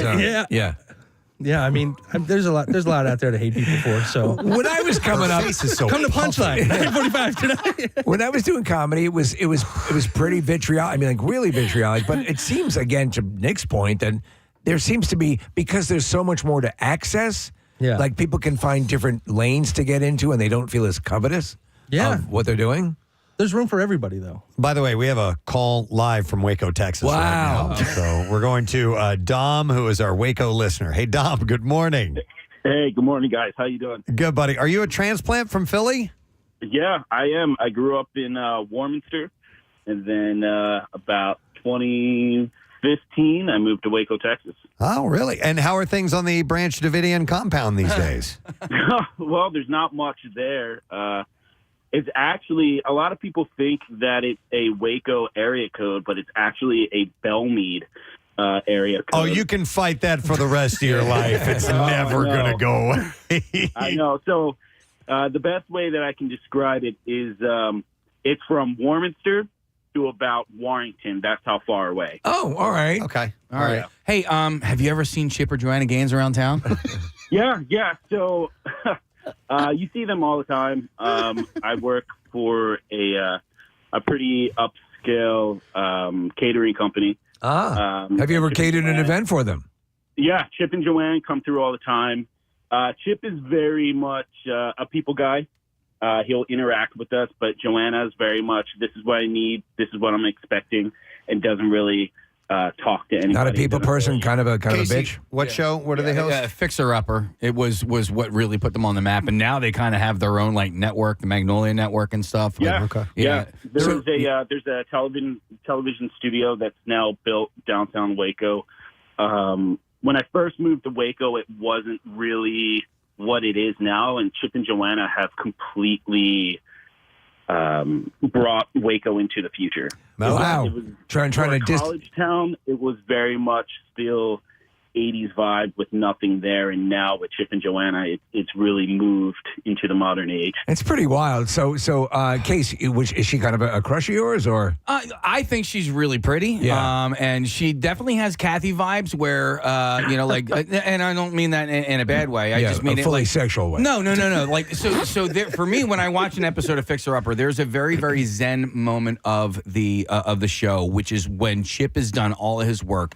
Everybody leaves the house, and then Joanna dresses it up, and they play like great music. And I know that, Kath, when you set your house, when you, decorate it and stuff like that, like, you're very, very deliberate with where everything goes. The energy. And that's how she. I thought you were going to say something like she could just like come in and be a real bitch. No. But no, what she does is like he's kind of a clown, right? And she just puts up with it the same way you put up with us, right. But not in a in a roll your eyes way, like, oh Jesus, here we go. Yeah, what a moron. Yeah. No, I'm not mean to you, Joanna. Yeah, seeing Chip and Joanna in person, it's very interesting. Joanna's really not that tall. I stand about 5'7", 5'8", and Chip, he's a tall guy. Is he? Really? Tall drink of water? Yeah, he's so tall. So, and have they both expressed interest in the Branch Davidians? Not to my knowledge. They should do Fixer Upper on the Fixer compound. Up on the compound. Yeah. We can get this bus running again. Yeah. Hey, Dom, do you have any questions for Jake Mattera by any chance? Honestly, 6 inches. I wasn't really sure of who you were. Didn't really have much knowledge, but now I'm definitely learning. There you go. Right. All learning here. You can see the show. Yeah, baby. All right. Hey, Dom, thanks for checking in from Waco, brother. That's it. Hey, thanks, buddy. All right, we'll see you later. If anyone's currently living on the site of the John Wayne Gacy murder house, please give us a call. Yeah, please. If you've got any insight on that, we'd love to It's hear all about new it. construction, by the way. All new construction. Is over it? Is it really? Yeah. What's weird is it's very close to a school, which is Actually, that kind of makes horrific sense. Yeah. It really is. Wow. How many episodes have you guys recorded? God. We've been going a couple of years, like 3 years, so maybe we go once a week. Oh, wow. So, okay. so What was your first one? Charles Manson. Charles Manson. Wow, you got the OG. Been at the Spawn Ranch. That was pretty cool. A lot of the Hollywood studio set is like still in the dirt too, which is pretty neat. Wow. Very creepy. Nick's father helped work with Manson. And, he was one of the murderers. Yeah, got him into the Tex? Yeah, There's a story, and I won't give you the long version of it, but he went camping one time, Jake, and he was driving down the coastal California. He was driving PCH, and he decided to stop at a campground. It turns out it was the Manson family campground. No way. And here's for us anyway, the funny part about the story is that we didn't know this until like 2 years ago. My dad ended up camping with the Mansons, and he never shared the story. And we were talking about Once Upon a Time in Hollywood, and he was like, "Oh yeah, that's a good movie." It was his dad who turned to Manson and said, "Hey, have you ever thought of killing an heir to the Folgers fortune?"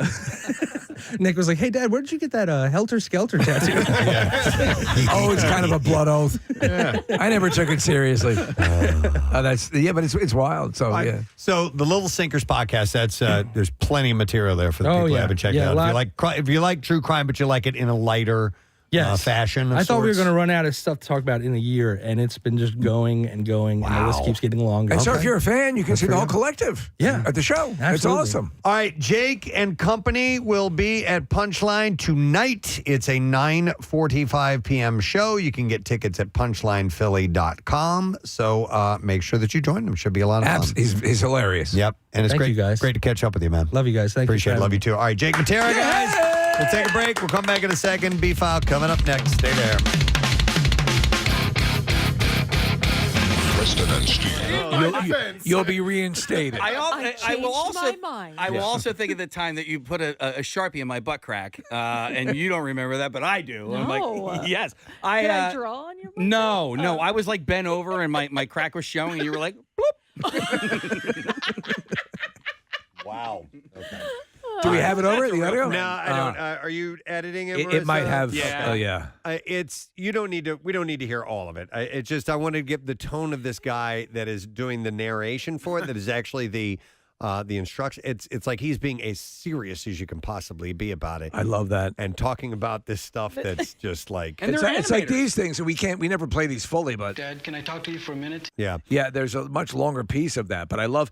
And What is the exact product? I don't It's like even a pleasure know. device. It's something you buy for, and It's there's got to be extremely expensive Yeah, because it's super I complicated. was curious as to what the cost was, but it's for the front and the back and the underneath. Simultaneously? Yes. Yeah. Oh, Okay. Yeah. So And is the it thing like that goes is it in like the a back- Sibian? The thing that goes in the back, no, it's like nothing you've ever seen before. Is it a revolution in home entertainment? I can't even explain it. okay, so remember when we were talking about packing a flounder before? Yes, Okay. uh-huh. So there's essentially this thing that packs a flounder for you, but it's there to stimulate things. Oh. So it, okay. But it's just wild that, like, Press, you talk about the narration, but like somebody also had to animate this, Yes. Like, There's a professional animator with it too. Here, I'll play some of it. Before using the Shinfly full coverage men's massage, all body parts in contact with the massager and the massager itself shall be fully cleaned. Uh-huh. After assembling the massager, lock the rear massage bar in the initial position, adjust the front massage bar to the maximum angle away from the body, and tie the belt at the waist. There's a belt. Smear Okay. the orange lubricant on the anus and surround. Whoa, we got to watch that one. She missed that. She missed that one. That's okay. I would say The anus sensor. Yeah, so. So It is funny what we can and can't say because it's all technical terms. it is. You But know, we've got there are some we get away with murder in so much. And that skin. Yeah. The surrounding skin of the perineum, thigh, inside, and all surfaces of massage head in contact with the skin uniformly. Okay, that's all we're going to play. So initially when I saw the picture of it, I thought it was one of those office chairs that you sit in that doesn't have a back to it, but it's actually a device that you wear. You can wear standing up. There's a pin on it like a grenade. I would need the instructions for this device. What the hell? This you have seen nothing like this. I want to get one of these in the studio. Do they have a price? No, but I'll bet you it's a few $1,000s. Look at this. So Wait, I'm sorry. See, that wraps around. is that supposed to go over your Johnson? There you go. And then it goes up and There down. you go. Watching the animation. But what I can't figure out is the seat part of it. The seat looks like a ski boot. It does. It looks like a ski boot. So you sit on a ski boot. Hey, while it. Without looking behind you, Steve, who do you think is in the studio now? Bill? Yes. He just came into the studio. He's shaking his head. He's not happy. He has one of these. it was his birthday on Saturday. He came in to clarify. he's going to let us know the price. What do those things cost, Bill? You should get one that instead of a motorcycle seat. Bill, honestly, have you ever seen anything like this in your life? You know, I'm in my office last night, long after you've gone. Right. I listened to the Kathy Menstrual Cup segment because I missed it live. Right. What'd you think? It's pretty straight ahead, right? No, There was look. It's like, well, I actually looked up. It's been so long since we've talked about FCC and the liability of obscenity and all of that stuff. It hasn't been a conversation. I looked up the definition again, and I think you guys are dancing on that line because it has something to do with sexual or excretory activities and organs, which is what. There's nothing sexual about it. I mean, it's all. It deals with logical, if anything. It deals with a sexual organ. Right. Yeah, like a Wurlitzer. By my, by Kathy's very apt description of what that does. Anyway, and you're doing this today. I'm like, I dumped the the lubricant on the thing. Yes, which we would only. I gotcha. Our agreement with you is always we'll swing for the fences and you excise what you think is appropriate. People are wondering what the name of it was. Again, I'll play the beginning. Just it says the name of this. Before using the Shinfly Full Coverage Men's Massager. Shinfly Full Coverage Men's Massager. So I need to imagine, because so much of this is written and appears to be in Mandarin, right?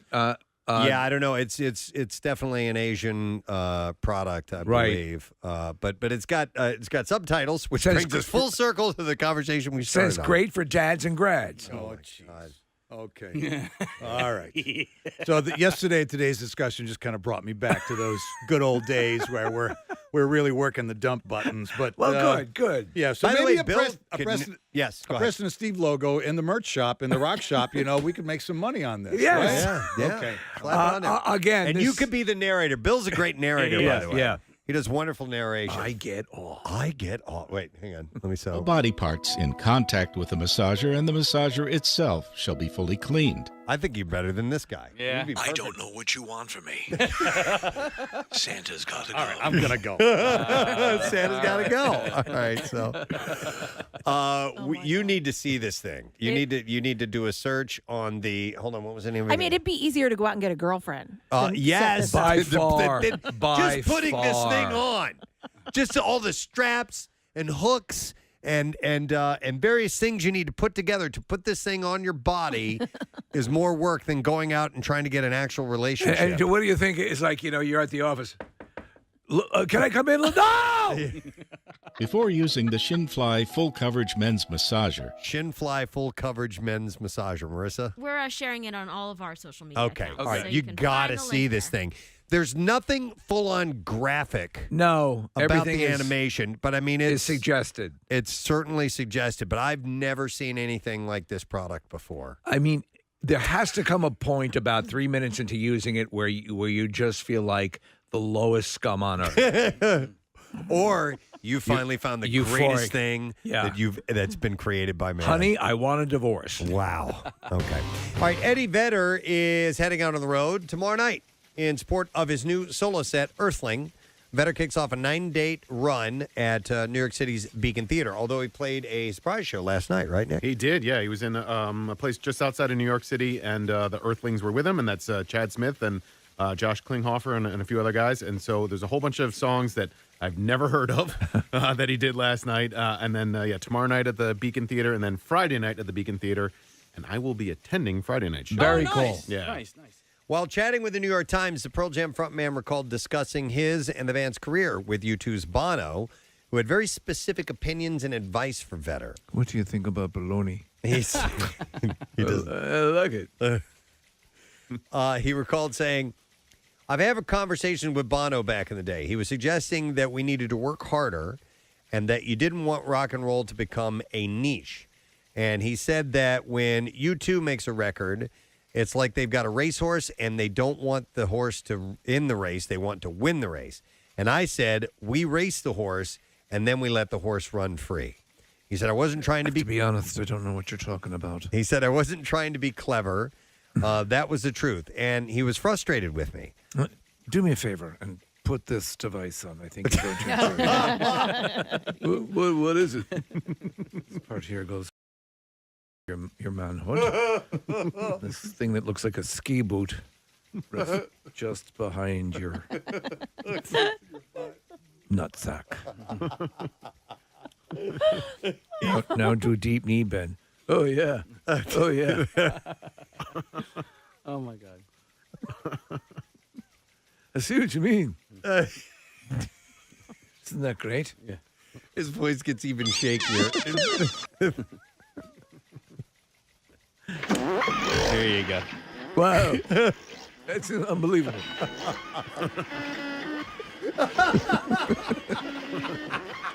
Isn't that something? It's crazy.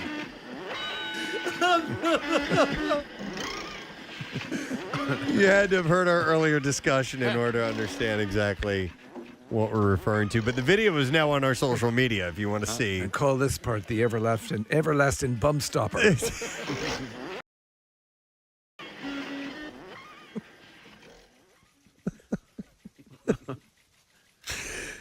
Oh my God! Hang on, I can't see the copy here. And the video's back up again. It's just such a clunky looking thing. It is. There's no way to describe it. Okay. No, you may not want to eat for this next segment that we're going to take. Oh man. Okay. Kathy told us last night on a little phone call, and she prefaced this by saying, I want to share something with you guys. Kathy, we have a GIF of Casey running in the audience in the studio right Oh my God! I wonder what that was in reference to. This is just a little while ago when you found out that Chip and Joanna Gaines were that he's seen them in town. You know what's so funny? So you asked that question, Casey, and then you got your answer, which was fantastic. But sometimes I'll watch the YouTube feed, and I had the YouTube feed pulled up, so I saw you do what you did. I heard you do what you did, and then I had the YouTube feed on, and I saw this reaction, and I was like, "Oh my God, that's hilarious!" Oh my God! And now it's a GIF. It's funny. I completely forget that we're on camera most of the time. Me too. Yeah, and that can probably work against me in a lot of times, but maybe this time it worked in my favor. So this is on the Preston and Steve Show Instagram account. And I love that. This needs to take off. I love this. Casey, that is such genuine giddiness in your face. Yeah. But I do love those guys. And what's unfortunate is I don't watch cable television as much anymore. So, I've missed Fixer Upper, and I miss Hometown was my new favorite. It's a never-ending loop. I didn't even know you could do that on Instagram. Did you create that on Instagram, Marissa? It's from you? All right. And that it just loops and never stops. All my right, God. there you go. That's phenomenal. All right. So go to our Instagram account right now and take a look at this, if you will, and share, please, because this could be applied to so many I definitely think things. this is the new meme. But it's for Finally Friday is what it's called. I think it's authentic. Yeah. And if you do that now and we get to 200,000, No. Kathy is going to ass shot. shows her beef. It's my bush. My God. You know what? The thing is here is that Chip and Joanna need to see this and know that this is the reason you were actually responding to their. Yep. Yeah. You found out that somebody had encountered them in their town. Well, so I did 2 drive-throughs, through the country, and both times I went through Texas. Right. And I was hoping that at some point I'd be You'd see anywhere them? near Waco, but like Texas, I don't know if you know this or It's not, a big but state. It's a big state. Yeah. And I was so encountering Chip and Joanna randomly are nominal. Yeah. All right. Well, aside all that, let's get to the Bizarre File. WMMR presents Preston and Steve's Bizarre File. We will begin in Indonesia. A woman had to be rescued by an entire squad of firefighters recently. And as is usually the case when the fire department is called, the woman was stuck. But she was stuck in a unique way. According to an official with the Bandung City Fire Department, she had gotten her nose piercing stuck on an office chair. I love this. And she had, apparently the official said she had a new piercing and was playing around, just playing for fun before she messed up. A little bit of a predicament. She was sticking her face against the chair's mesh back when it attached itself. The kicker was, though, not even the fire department could get her free on site. So they had to load her into a van and take her to the local fire station. With the chair attached. With the chair attached to her nose. She was finally set free uninjured by using a pair of pliers. The fire department didn't have a pair of pliers? I don't know why they had to do it, but apparently that's the case. All right, how about this one? This is in England. A former doctor has been jailed for 5 years and 7 months after admitting that he caused painful cruelty to children by running a mobile circumcision service. Mobile circumcision service. Yes. Mohammed Siddiqui was practicing. Mom, can I have some money for your circumcision? Was a practicing doctor at the University Hospital Southampton Foundation Trust when he started visiting homes to carry out circumcisions for money. So he wouldn't drive through the town playing a song and all the kids would come running. I don't think it worked out that way, but that would be great. He was suspended and later struck off, but continued the circumcisions, which he ignored basic hygiene rules. Yeah, while kind doing of important. Siddiqui pleaded guilty to 25 charges, including assaulting occasional bodily harm and cruelty to a person under 16. The charges related to the offenses committed Attention, children who want a circumcision. Across the south of England to the West Midlands, some of his procedures left children screaming and in agony. Oh, that's not good. The court heard. They also led to a number of young children having to be taken to the hospital, including one boy who almost died. Do they say what he was charging for said service? No. During the sentencing, victim impact statements from the families and a number of children were read out loud. Between June of 2012 and November 2013, he ran a private mobile circumcision service and sourced anesthetic while working in pediatric surgery at the NHS Trust. Mobile services. The thing I used to remember that I thought was the weirdest is there used to be a guy who used to come through town and would sharpen your lawnmower blades and knives. Yeah. Did you ever have that when you were never growing seen up? it, but I have heard of it. Yeah.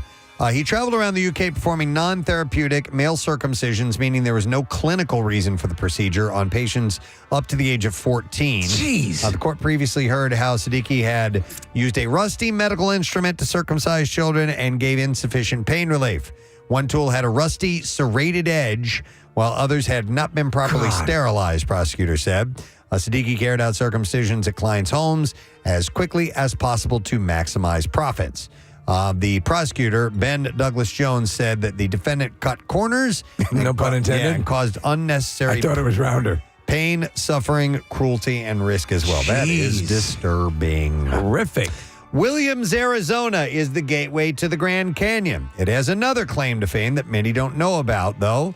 With just 3,000 residents, the town is an hour south of Grand Canyon National Park and is home to the Museum. A paleontology student started collecting fossilized dinosaur poop and did this in the 1990s and decided to open the museum to show off his collection last summer. The Museum, which has a sign in the window claiming that it's number one for fossilized number two, operates on donations and sales from its poop-themed gift store. Do they mention what is the largest sample at the museum? No, they don't, Steve.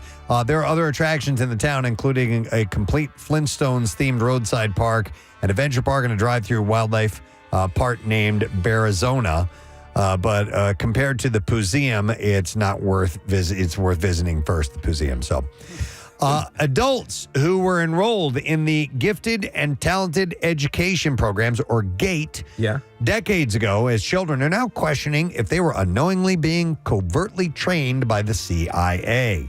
Anna Mills helped renew interest in a previously floated conspiracy theory by posting several videos to social media sharing the worksheets and assignments that she was given when she was young, leaving many of her followers with questions. In one TikTok clip, Mills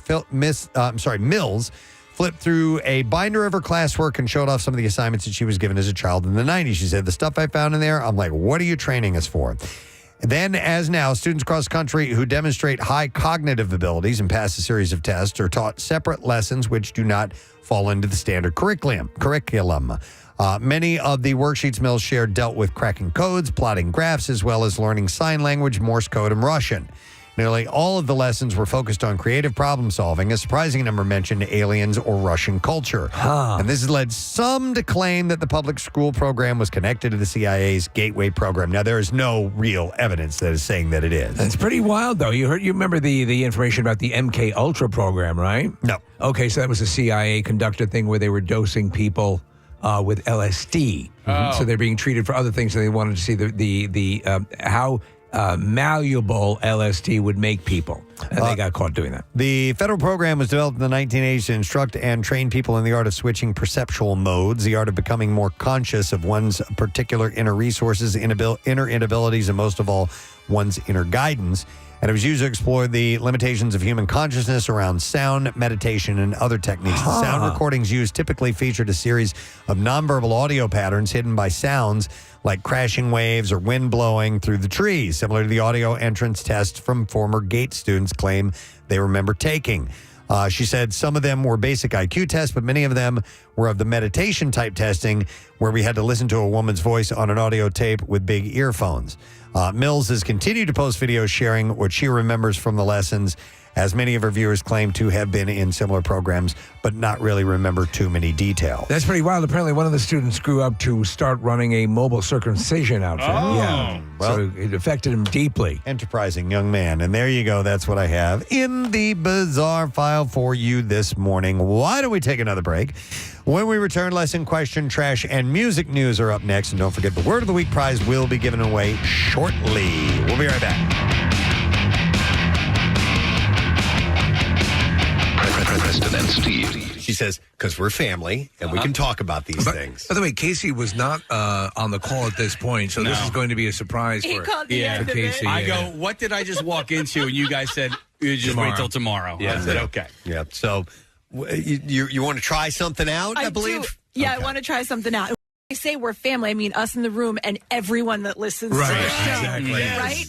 So I'm going to try a menstrual cup. Oh, my menstrual cup. Wow. Yeah, a cup. I'm so surprised. A cup. Me too. And in no small part, because your reaction anytime Preston has ever brought this up is just complete revulsion. And That's so, what like, we thought. The fact that you're coming around on it, and I've heard a lot of people rave about it. I'm proud of you. I think that that's like a step in the right direction. Yeah. I didn't even know they still existed. I thought that this was a thing from years ago. Now, listen, I don't know nothing about menstrual and all that. But it seems antiquated to me. Well, so I think it's becoming a little more popular because they're saying that there's benefits to it. It's safer than wearing a tampon. It holds more, so you can go throughout the day, without having to change it. It's better for the environment, things like that. Okay, so when you're saying it holds more, are we talking like a quart or what? Well, Steve, I haven't used it yet, so I don't know, and that's part of my issue. I wanted to. I'm hoping that Mother Nature, the flow, kind of goes along, and I get it on the weekend because I'd love to try it, not having to come to work. Well, isn't that a big? Well, you had mentioned in passing last night that was one of the things they mentioned. Don't take your first cup out for a spin while you're going into work. Yeah, so apparently, yeah. So I'm on a group text with my girlfriends, and the cuppers. I think that 3 out of the 3 out of the 5 of us use it, and they were like raving about it. Go for it. No, you have to. Here's the one I use. Here's the one I use. There's different options out there. And so do they have Yetis? So me and the one girl who don't use it, we were like, okay, well, give us the what should we do? And the suggestions were, don't try to take it out the first time, at least, or until you get used to it, anywhere but your own home and possibly even the shower. Not at the mall. Right. Well, that's what I'm worried about. I'm like, not on all white Wednesdays. Well, and so my other all white Wednesday. My other issue is, how much does it hold? Because again, as Preston said, we don't know, nothing about this. And I too thought it was something like an antiquated, turn of the last century sort of thing. But so I do understand that it's probably very safe. The purpose is will it stop any flow? Will it?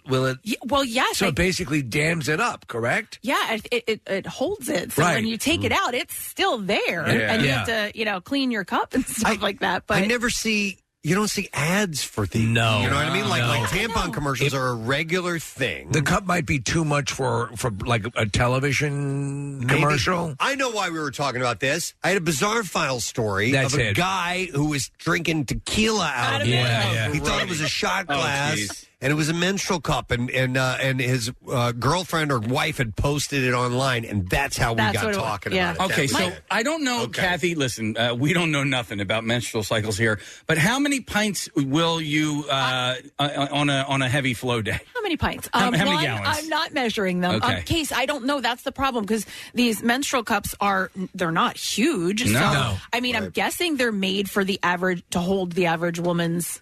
Okay, so in the demonstration we're looking at here, Kathy, the woman dips a tampon down into some which we assume is actual. I don't think it's actual blood. I think it's probably water. It obviously then it becomes larger, and so it basically serves as a plug. I mean, you would do this every. For how many days during your normal cycle? Like the tampons, yeah, like 4 or 5 days. Yeah, I mean, yeah. Excuse me, it depends. And do you pour that into a larger jug that you keep by the front door? But it's so... It's like my belly button lint collection. Ew. I haven't started. Yeah, oh, good. Thank you. Please talk. The other thing is, and I've watched videos and not graphic videos, like the videos that we're watching here of how to put it in place. Right. Mm-hmm. And how many guys do you need to have? I know.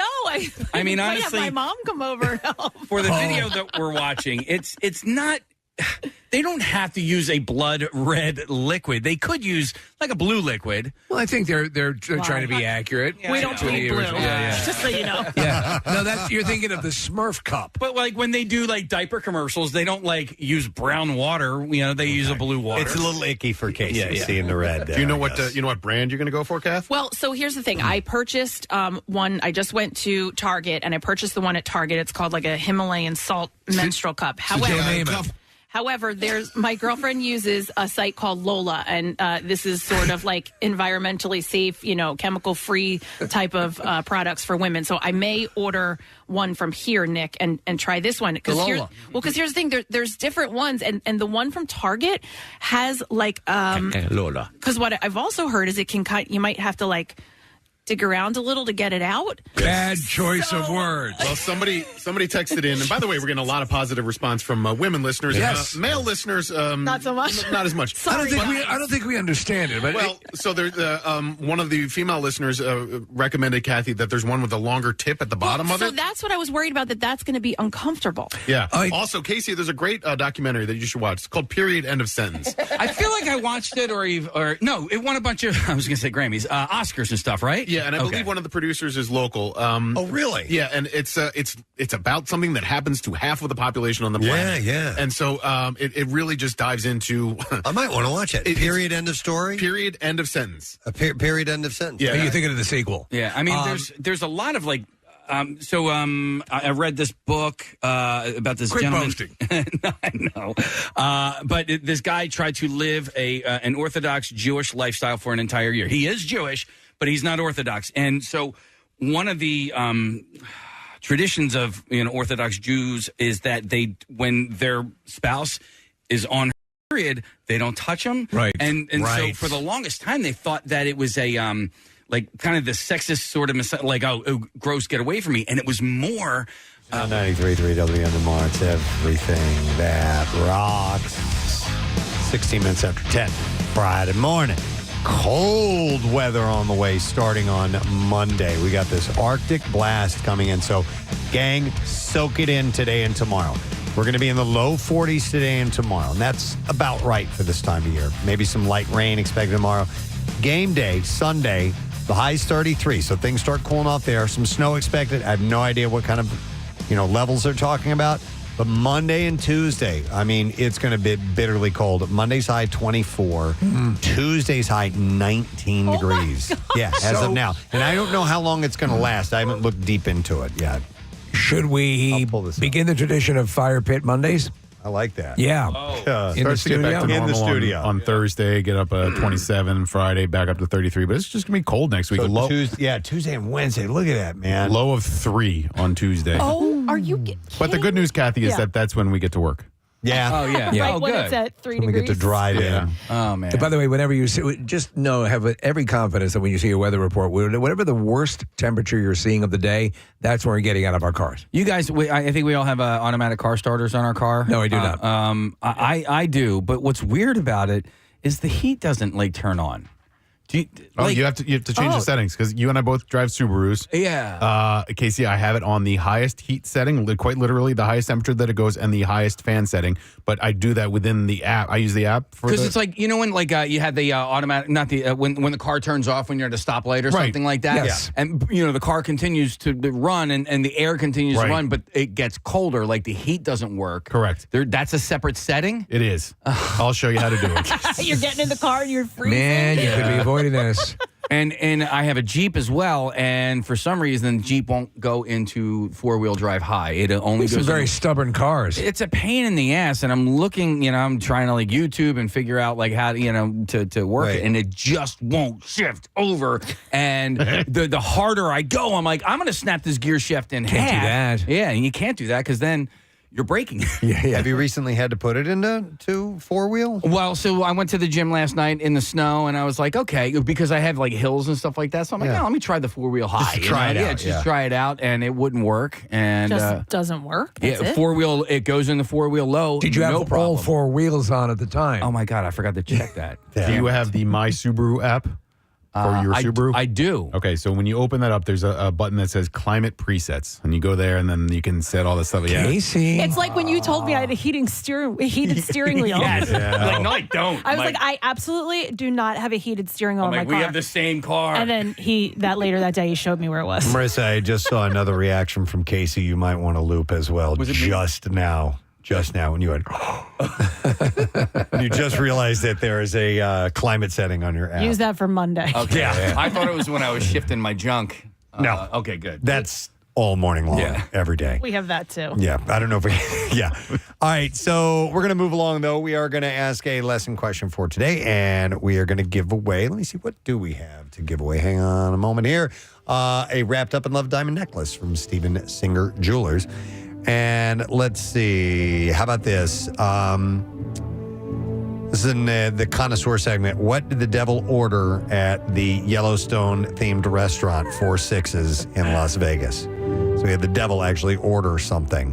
What did the devil order at the Yellowstone-themed restaurant in Las Vegas? 215-263-WMMR. Let's see if you were listening and know the answer. And while you call in, we'll get to the trash. The trash business is a gold mine. 93.3 WMMR with Preston and Steve's Hollywood Trash. All right, we'll get the stories and we'll get the winner. What's going on this morning, Steve? Well, rapper Kid Cudi returning home to find that an intruder broke into his house, robbed him, ate some of his food, and then took a shower. Security footage revealed the intruder to be a little girl with what could only be described as golden locks. Hey! Love Island USA star Hannah Smith has been slapped with criminal charges stemming from her threatening to kill an Atlanta police officer. Smith says her biggest fear is that her actions will sully the reputation of Love Island. Oh, my God. And finally, Kenny Law, best known for starring on Discovery Channel's Moonshiners, has died at the age of 68. Of his unexpected fame, Law once remarked, and that's your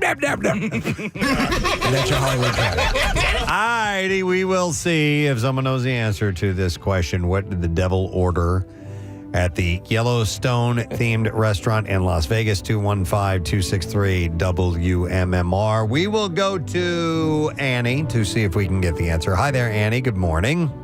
Morning. All right, yes.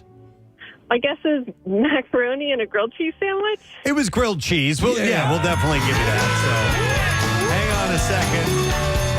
And Annie, we are going to set you up with a Wrapped Up in Love diamond necklace from Steven Singer Jewelers. And Steven's Wrapped Up in Love diamond necklace features a braided circle of precious metals and real diamonds wrapped around a heart. You can get it now at IHateStevenSinger.com for just $148. Hey, before we move on, I want to mention this. Chuck wanted to make sure that everybody knew about this. Our big friggin' deal with Camelback Mountain is like really close to selling out. Oh, no. So, yeah, if you're interested, we want you to move on this right now. And it is open to close lift ticket. One open to close lift ticket to Camelback Mountain for $40. And they have that cool nighttime stuff, the lights and everything. It's usually about half price, so it's a sweet deal. 12 hours to enjoy 39 trails, fully lit night skiing, and high-speed lifts at the largest ski resort in the Poconos. And you can get the exclusive offer while supplies last. WMMR.com/deal. So move on that now. Now, Preston and Steve's Music News on 93.3 WMMR. I can handle things. I'm smart. So the lineup for a show we mentioned yesterday, Fire Aid, the benefit concert supporting Los Angeles wildfire relief, has been revealed, and it is a biggie, as you would imagine. It includes music's heavy hitters in L.A., like natives like Billie Eilish and Red Hot Chili Peppers, as well as Lady Gaga and Jelly Roll and more. I'll run down a longer list at the end of the information, but the packed event is set to take place January 30th at 2 Inglewood venues, the Kia Forum and the Intuit Dome, with more artists and special guests to be announced. Fans worldwide can stream and donate through various platforms like Apple Music, Netflix, and Prime Video. The concert's official release says proceeds will go toward rebuilding communities devastated by wildfires and supporting efforts to prevent future fire disasters throughout Southern California. Tickets will go on sale on the 22nd at noon Pacific time. The benefit concert will be broadcast on January 30th, 6 p.m. So here are a few other names besides Billie Eilish, Red Hot Chili Peppers, Jelly Roll, Lady Gaga, Dave Matthews and John Mayer, Earth, Wind and Fire, Green Day, Gwen Stefani, Joni Mitchell, Katy Perry, Pink, Rod Stewart, Stephen Stills, Stevie Nicks, Sting. So a whole lot of biggies and more are going to be on the way. So it's one of those events where they're really coming out of the woodwork. Yep, to support this. So just wanted to give you a heads up on that. Two more stories. For the first time in 7 years, is a new Mumford & Sons album on the way. And the first single is arriving today. Rushmere is the band's fifth full-length record. It's set to be released on March 28th. The first album from the band as a trio after banjoist Winston Marshall left the group in 2021. In social media posts, the band says, "We are excited about this one." He was doing the music for Ted Lasso. Yes. Marcus Mumford. That is correct. I didn't really care for their plugged-in departure. I really liked the bluegrassy acoustic sound. There were a couple of songs, that they did that I really did enjoy. So I will be listening to the Rushmere as soon as we get off the air this morning. With cautious ears? Yeah. Well, no, with optimistic Guilty ears. feet? Guilty feet. I got no rhythm. So one last thing, intern James, who will be leaving us soon. He's running out of time. It's very sad, here. But he's got a band called Double Vision, and they have a show tomorrow night. They are playing the legendary Stone Pony in Asbury Park. Tickets are on sale at thestonepony.com. And if you feel like road tripping, May 22nd, he and the band are going to be playing at the Whiskey A Go-Go, speaking of legendary places. So you see Double Vision there. Tickets for that are available at Ticketmaster.com. And you can stream their new record. It's called Piece of the Action, wherever you get your music. So that's from our intern, James Barnes. Nice. One more plug. All right, and that is what I have in music news. All right, we're going to take a quick break. When we get back, we will wrap up the program and give away our Word of the Week prize. Stay put.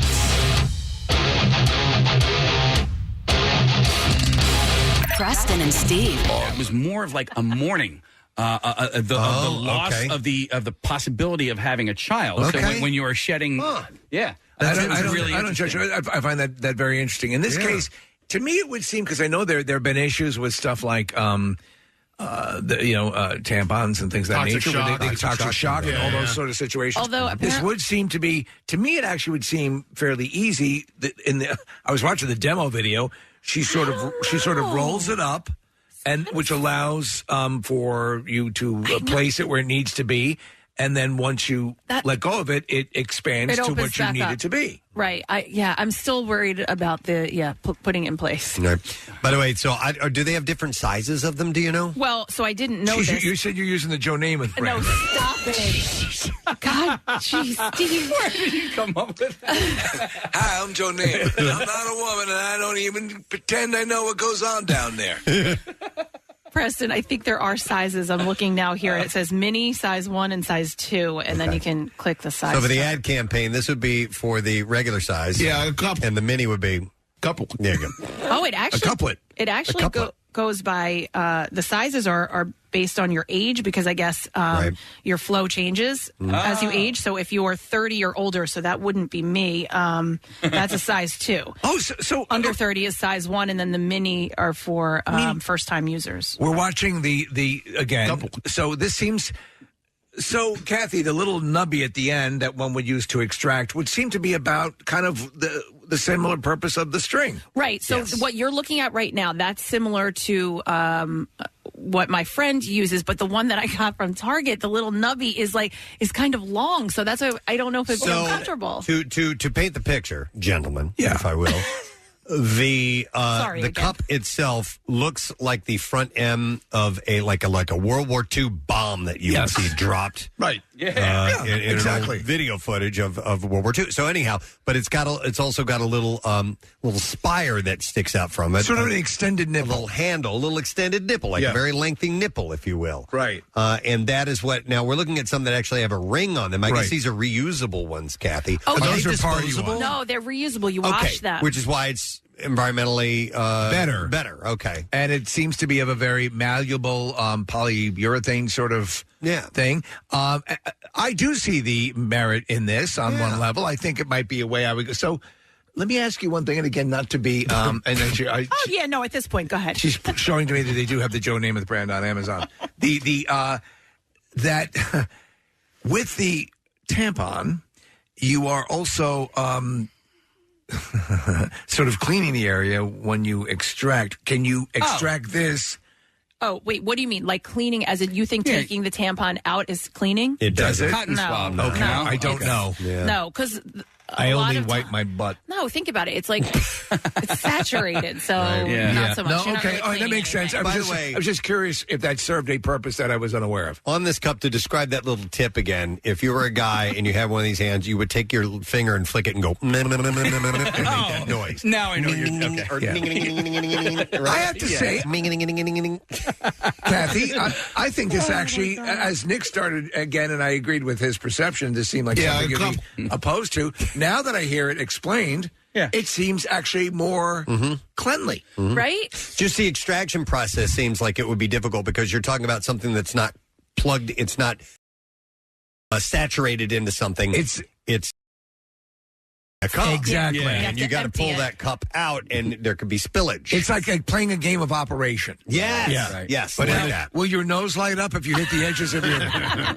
But you want to do it in the shower, right, Kat? I think in the shower, of course. I think the shower is a good idea. You Now- wouldn't do it while standing on the console here in the studio, I right? mean, no, I think I'm not going to go that far. But if you were at work and you didn't obviously have the shower, would you then have two cups, like take one out, put the other one in? Because I don't know how these things work, but like if you took it out and then you had to like clean it in the sink, right? You couldn't do that because you're still. I think expelling also things, right? True. But I think also the point of this is you can go much longer than a tampon. So you're not going. You can go to work for the day and then come home and change. And if you have three of them at work, you could set up like a little 3-card Monte game with a little ball underneath one of the cups. Ooh, watch the ball. Which one has the ball? Two more and you have a flight. That too. Yeah. I have a flight of menstrual fluid. Hey, Kathy, what does an ablation do? Because I hear like some women after having babies will have an ablation to help with the flow. Jerry Lewis invented that, right?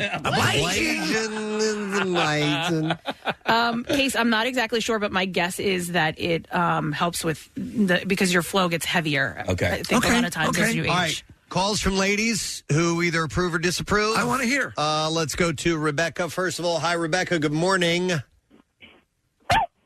Good morning. Oh, that was well done, Rebecca. Hey, Rebecca, what's up? So I have been a cup wearer for many years. I actually started with the disposable soft cups, which are really easy to use, and you can actually wear them during sex. All right, so let me just ask again, as a completely ignorant to this. So they make them in both disposable and reusable. Yeah, so the disposable ones I just kind of wanted to start out with to try them out, but they do also work for 12 hours, so like you get that long-term use out of them. Okay. Versus a tampon, you know? Yeah. And you prefer it? I absolutely do. So it's super easy to use. So the new one that I use, the Diva Cup, there is like a suction that forms to prevent it from leaking. So I typically change in the shower.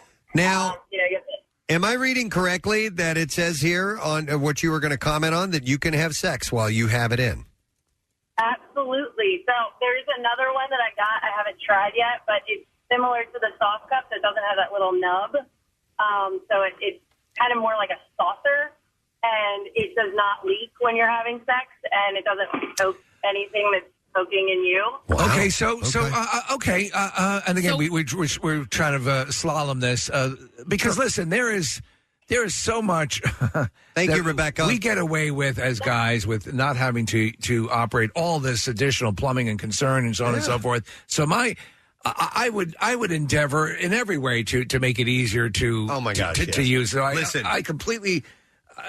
My heart and my accolades go to anyone who's attempting to juggle that kind of stuff. Rochelle has had difficulty with it her entire life. Oh, my God. Okay, so it's not easy for her. No. Every single time. Yeah. So she's got some above and beyond issues. And it can be it's very tough. And I feel horrible for her every time that it happens. And it's just she's been going to doctors for years to try and figure out what's wrong. Yeah. And they can't figure it out. And you know that here no pun. It's like the clock is ticking to your next encounter with it, and that's it's coming no matter what. Yeah. So my friend who uses it just texted me, and she said, "No way, I would not have sex with it." Okay. Well, I guess she said there's a different kind that's like a saucer. So Okay. What say as far as the under the Joe Namath specs there? Stop. But wait, I read about putting it in place, but there's also you can read about removing it, and the first step is wash your hands. The second step is relax. Okay, it's a picture of Joe Namath holding a football guard with my cup go deep. Yeah, a couple. Hi, I'm Broadway Joe. Oh, my God. I'm not saying I know a lot about lady parts, but I do know. All right, let me go to Kelly. Hey there, Kelly. Good morning, it. Good morning, Kelly. What's up? I love this conversation so much. I've been encouraging my friends to switch for months now. Okay, and are you being met with deaf ears, or are they opening up about it? So I think they have the same concerns as Cappy with, inserting, removing, and then how much it holds, too. Mm-hmm. I think it's so much better than tampons. Well, many people it say does that, make sense. And once you go to it, you're never going to go back. Like when people who switch, they are committed to it. Kelly, how long ago did you make the switch? So I'm actually pretty new to it. I just switched over the summer. Oh, okay. And I'm actually... WMMR Walls Come Down is the tune. It's 10:35 on this Friday morning as we are wrapping up our program for the week. I would like to spread some thank yous amongst the airwaves because we had a lot of people join us on the program today. It was nice to check in with Matt and Tam from 6ABC earlier on. Then we had the saxophonist that performed the national anthem at the wild card game last week and the Eagles game.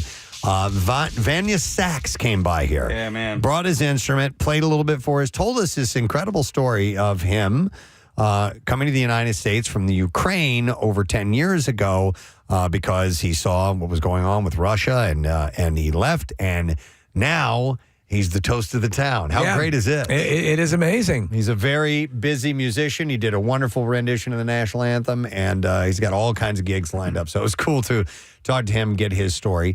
Thank you to Ben Bailey, who's on the program. Colonial Theater, Phoenixville, tomorrow night. He's got a gig. And then our buddy Jake Mattera. Stop by, and he's performing at Punchline tonight. And that show is at 9:45. You can get tickets at punchlinephilly.com. And thank you. She went through so much this morning.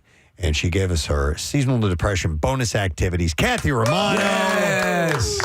And that list is available at PrestonandSteve.com. It sure is. You can see all of them that are listed there, and it's a bunch of stuff you can do even when it's cold out. Yep. And thank you to Acme for sponsoring that as well. And speaking of PrestonandSteve.com, when we did talk to Matt and Tam earlier today from 6ABC, we were talking about that Spielberg movie that's going to be filmed in Cape May. And, they are having an open casting call. And so if you're interested in that, all that information is at PrestonandSteve.com. Excellent. Yeah, and you might be just right for it. I mean, you may have those dates open and go and might be the next Tom Hanks. Check out the stars while they're in town. All right, Ray Koob is here with us once again, and for Pierre Robert today. How you doing, man? Good morning. How you guys doing? We're doing great. It's Friday morning, so everybody's a little itchy to get out. Maybe. Yes. Yeah. I am. Time has come. Fired up for 2 minutes from now. But no, happy you're in here once again. You're going to be filling in for Pierre. But of course, we need to get the letter of the day from you. You ready? Yes. All right, here we go. Preston and Steve on 93.3 WMMR. Now, the Daily Letter. The Preston and Steve Show is brought to you today by the letter R. All right, letter R. I will take caller number 8 at 215-263-WMMR. and see if you know the word of the week because we got some cash to give away today, which would be sweet to give to you. Before we dive into what you've got going on today, pretty nice out today. It seems like the nicest day that we're going to have of the weekend, maybe, or tomorrow, maybe. I was able to leave the house without freezing in place, so that's a big positive, But it's feeling warmer. All right. Stuff's melting on the cars. That's good. It's going to get very, very cold next week. I don't even want to think about it. I may not leave the house for days. Yeah. So what are you going to do with today being a Friday on the radio program? Well, I'm going to pick up the ball and run. And then, of course, we'll do the coffee break music marathon on a Friday. It's always special on a Friday. And the workforce blocks. Got a couple of real good ones planned for everybody, of course, to get them through their Friday so we can bother them at work. I love that. All right. Well, Ray's going to take good care of you in just a moment. And I will get ourselves a winner here in mere moments for the Word of the Week prize. Let me mention real quick, though, Cardboard Classic. And the signups have been engaged now. So if you are interested in entering yet again this year, that'd be great. If you are new to this whole thing and it seems intriguing, I urge you to go to WMMR.com/Cardboard Classic because not only is there a description of everything that is taking place, but there's also some instruction ideas from the teams that participate regularly and successfully, and maybe give you some ideas of what you might be able to pull off on your own. So that is coming up on Friday, February 28th, and we'd love for you to be there, of course. And more than that, we'd love you to participate and actually build sleds. And we got great prizes. It's so much fun, and there's a party afterwards. The world's largest 80s party is happening with the M80s. And then the next day is Mountain Fest with Tonic and Better Than Ezra and all kinds of stuff taking place. So WMMR.com/Cardboard Classic for all of the information that you need for that. We will go to our 8th caller. It's Jim, who is joining us. Hey, Jim, good morning. Jimmy! Good morning, guys. All right, Jim, what is our word of the week? The word of the week is ruler. Ruler, yes.